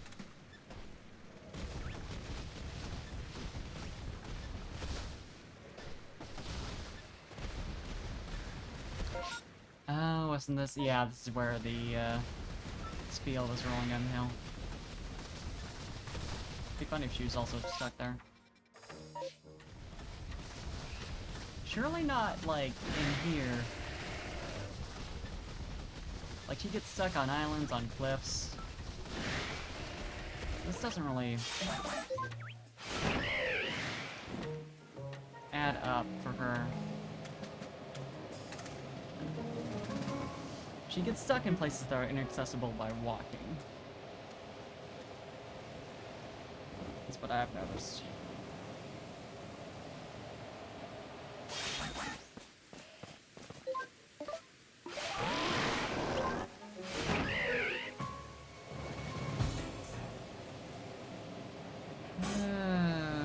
Where? Oh, where?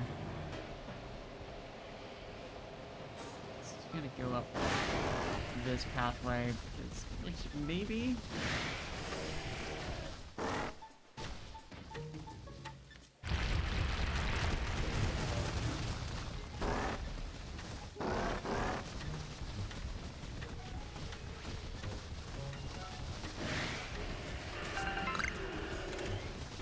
Yay, space-time distortion!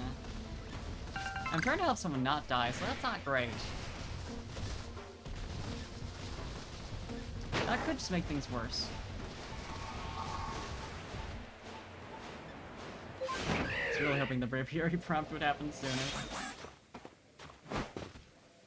Because of course, Ursulina can't jump.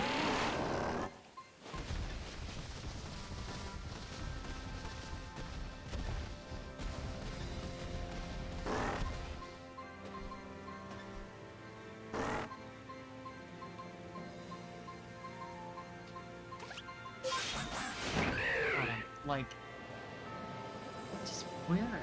Ooh. Well, there's something. We got a wisp. I'll take the... Oh, never mind, sure. Just despawn for a second. I thought I just missed it.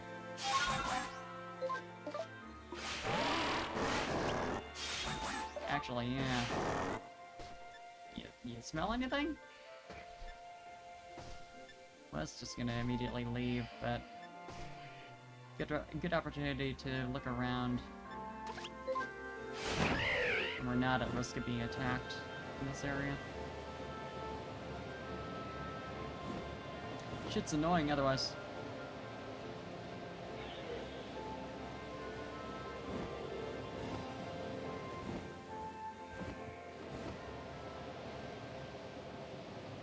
I definitely just checked over here. So I know she's not.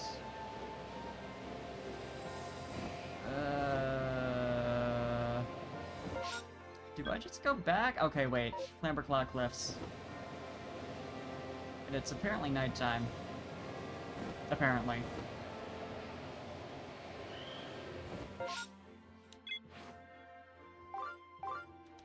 Despite all appearances.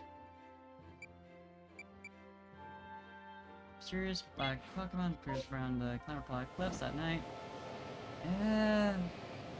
It's... I wouldn't be surprised if it was just night enough to be able to pick up the wisps, but not be considered night for this quest.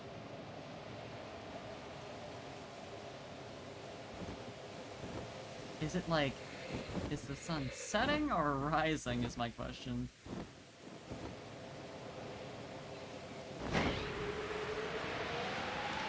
So if it's setting, and I'm fine waiting around here to see what Pokemon spawns, but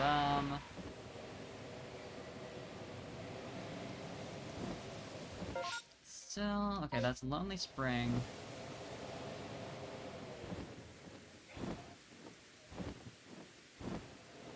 She's not on any of these little platforms. I mean, maybe she's in the Lonely Spring? There might be a little island on there. But you know what? Considering all the waterfalls, that would be a dangerous location for her to be lost. So,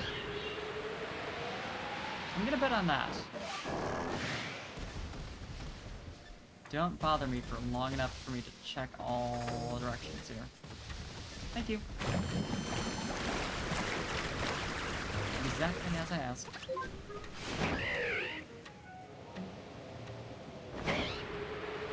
Oh, what's going on? Oh, Sienna. That's weird from above. I thought it was something more interesting. Eh? Weird plants. Relatively normal plants.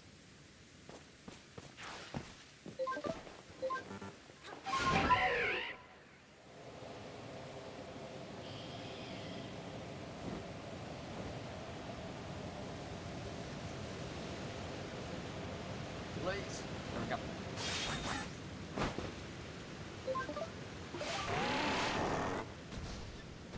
Is she on the waterfalls? You know what? I thought.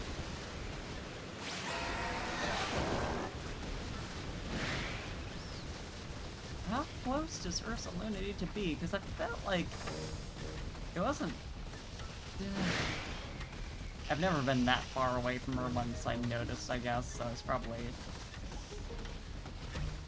decently close.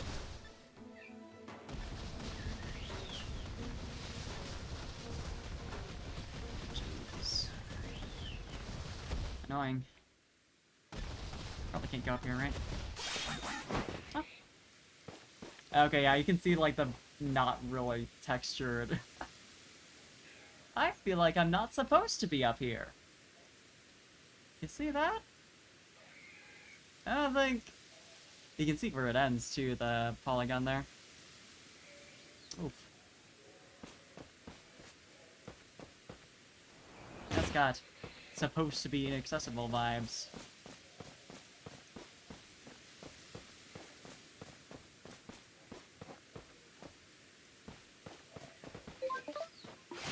It's fine, True Cathelmius.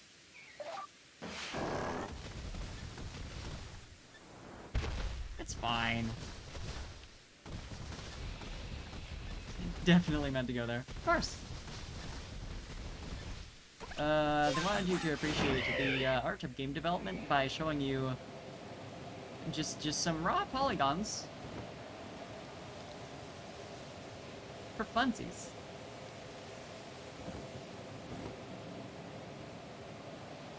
Like, she's definitely not just gonna be standing by a lake. Where else in this area is dangerous?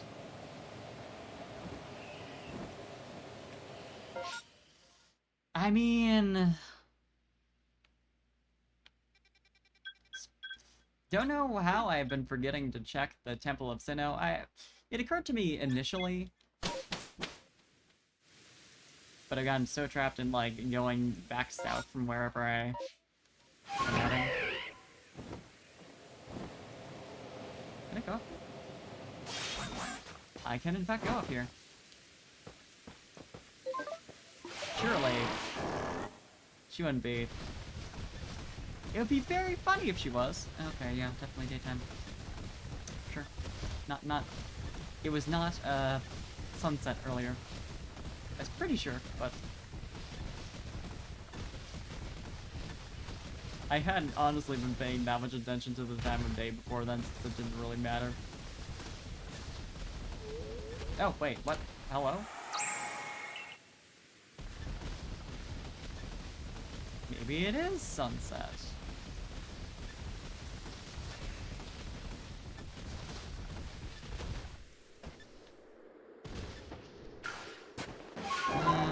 I'll go up through here on Ursaluna.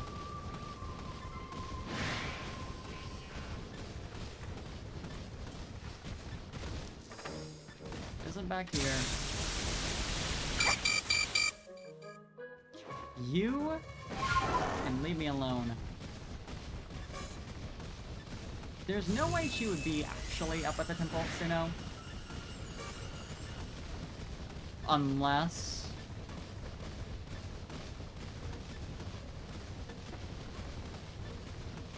keep having to zigzag just to see if she's on the cliffs or anything. Have you seen her? You seen Wanda coming through here, buddy? Woman who looks like she's lost? Anything?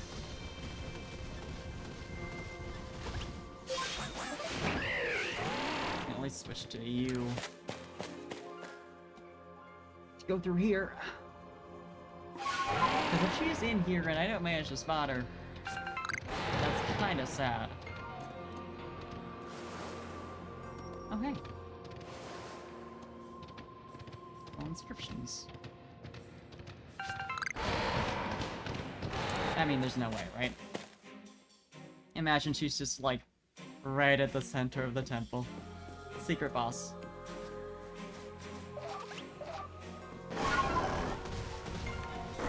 Ooh. I suppose it figures. There'd be hidden shit.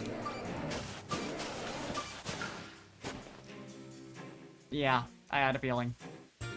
What else would be hidden up here? Oop, fuck. I'll go out to the menu. Trigger finger.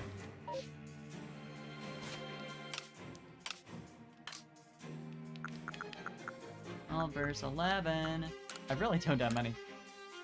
Let our wishes reach heaven's crown, the people together vowed. So they and their Pokemon bore stone to the peak of Heaven's Mount. People carved the gathered stones in shapes of Pokemon, the 10 Pokemon that Sinnoh shone its almighty light upon.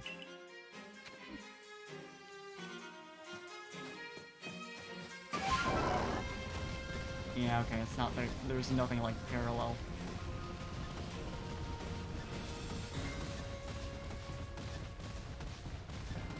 God, I want her to be up here so bad. It'd be so funny if she was just standing right here. Just nowhere nearby.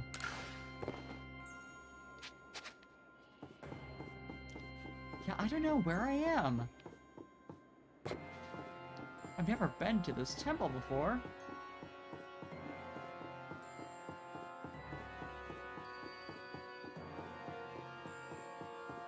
Yeah, figured probably not, but it also feels silly for not having checked. Where on earth is this woman? Truly feels like she's not, like, anywhere here. Got bad info. Just to make sure. Yeah, in the Highlands. Wait. I'm a clown! I've been searching for like half an hour when I've already done it! I mean, I got some shit though, so... Hey. It's not wasted time, because I got the pieces of the poem, which I did in fact want to get. I did want to go after this at some point, but it's a little embarrassing that I didn't read one line of text that would have told me that I've literally already done that. Hey, just so he knows, I've searched extra hard for her. Any of those new registrations? New, 2 of them. Okay. Alright. I'll turn in that quest. Just so I can never be dumb like that again.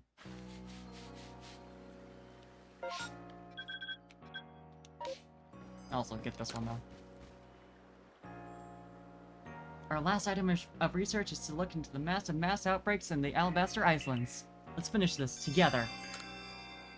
If you're ready, shall we embark on our investigation? No, it's too late for that. Far too late by far.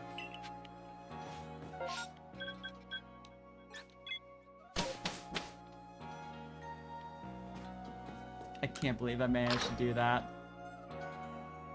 Ah! I got 2 pieces of the poem, so that's something.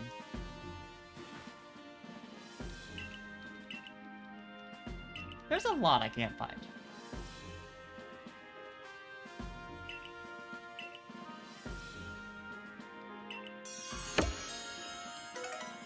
Yeah, there goes request number 69.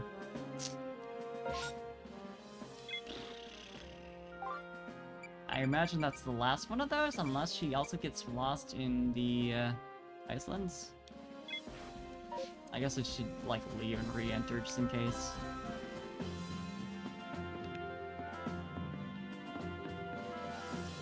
That's what, 14 left to do? 14 requests? For starting out with over 100, I'll call that pretty good. Yeah, didn't seem like... Oh. It does say there's something in there. Ah, yep, here we go.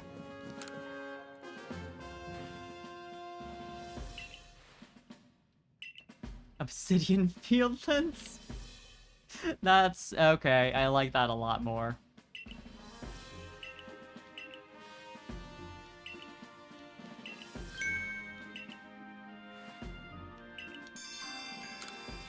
Okay, okay.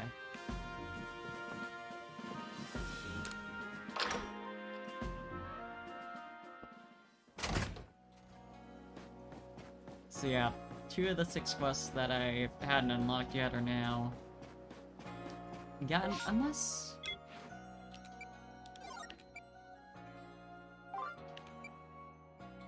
Okay, yeah, 2 of the 6. I was about to say that, this might have been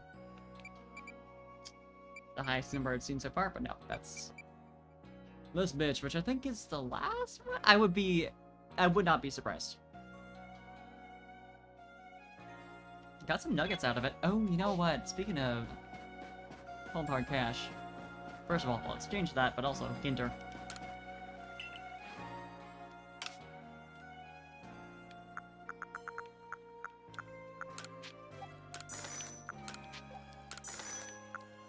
I'll finally be able to buy multiple Rotom parts at the same time.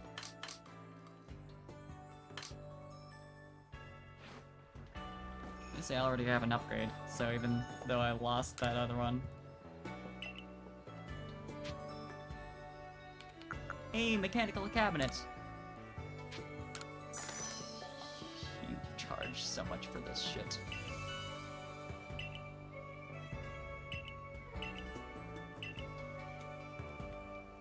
I entirely forget how many Rotom forms there are. There's like 5? Alright. Currently I've got Mow Rotom, I've got Wash Rotom, I've got Bridge Rotom. I want to say... because there's... Was there 5 including the base form? Let me look that up.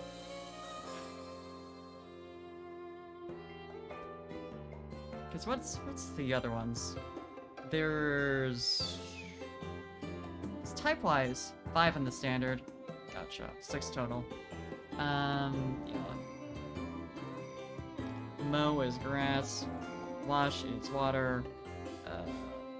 Freeze is ice. Regular is electric. Just, I mean, they're all part electric, but regular is just pure.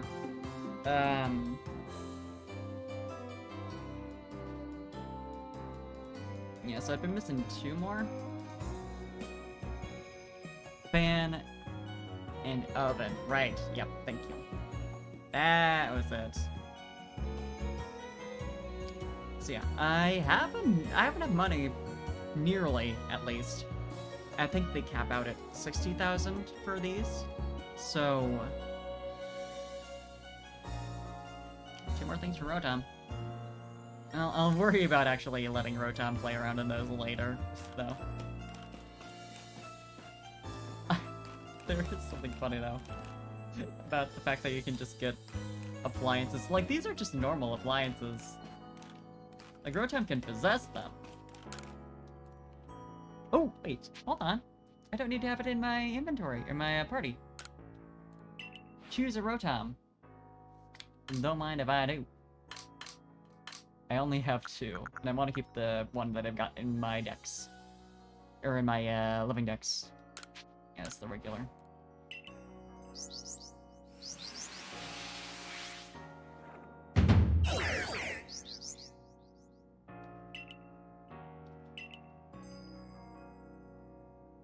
You keep the fridge, which I guess makes sense. Still all this crafting shit that I don't need to have on hand at all times.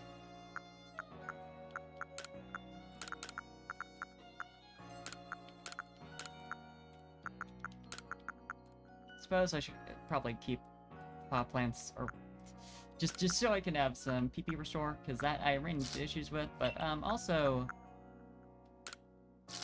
imagine I simply do not do the smart thing.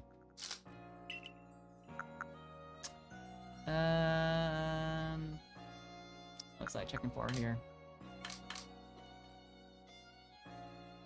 Right, I've seen how many of these I have. 37 left. Not too bad. Getting there. Getting there. And then the next big thing, after we're done worrying about getting 100 of those, is the wisps. Every other quest is like, I want to say relatively easy.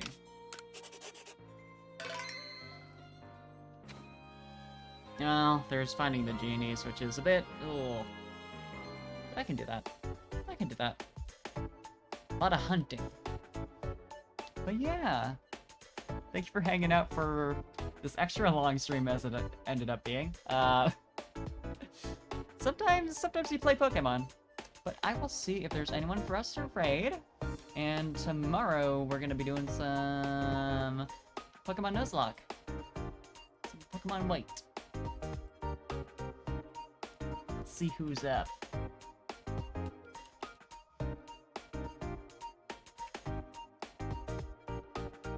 Let's see.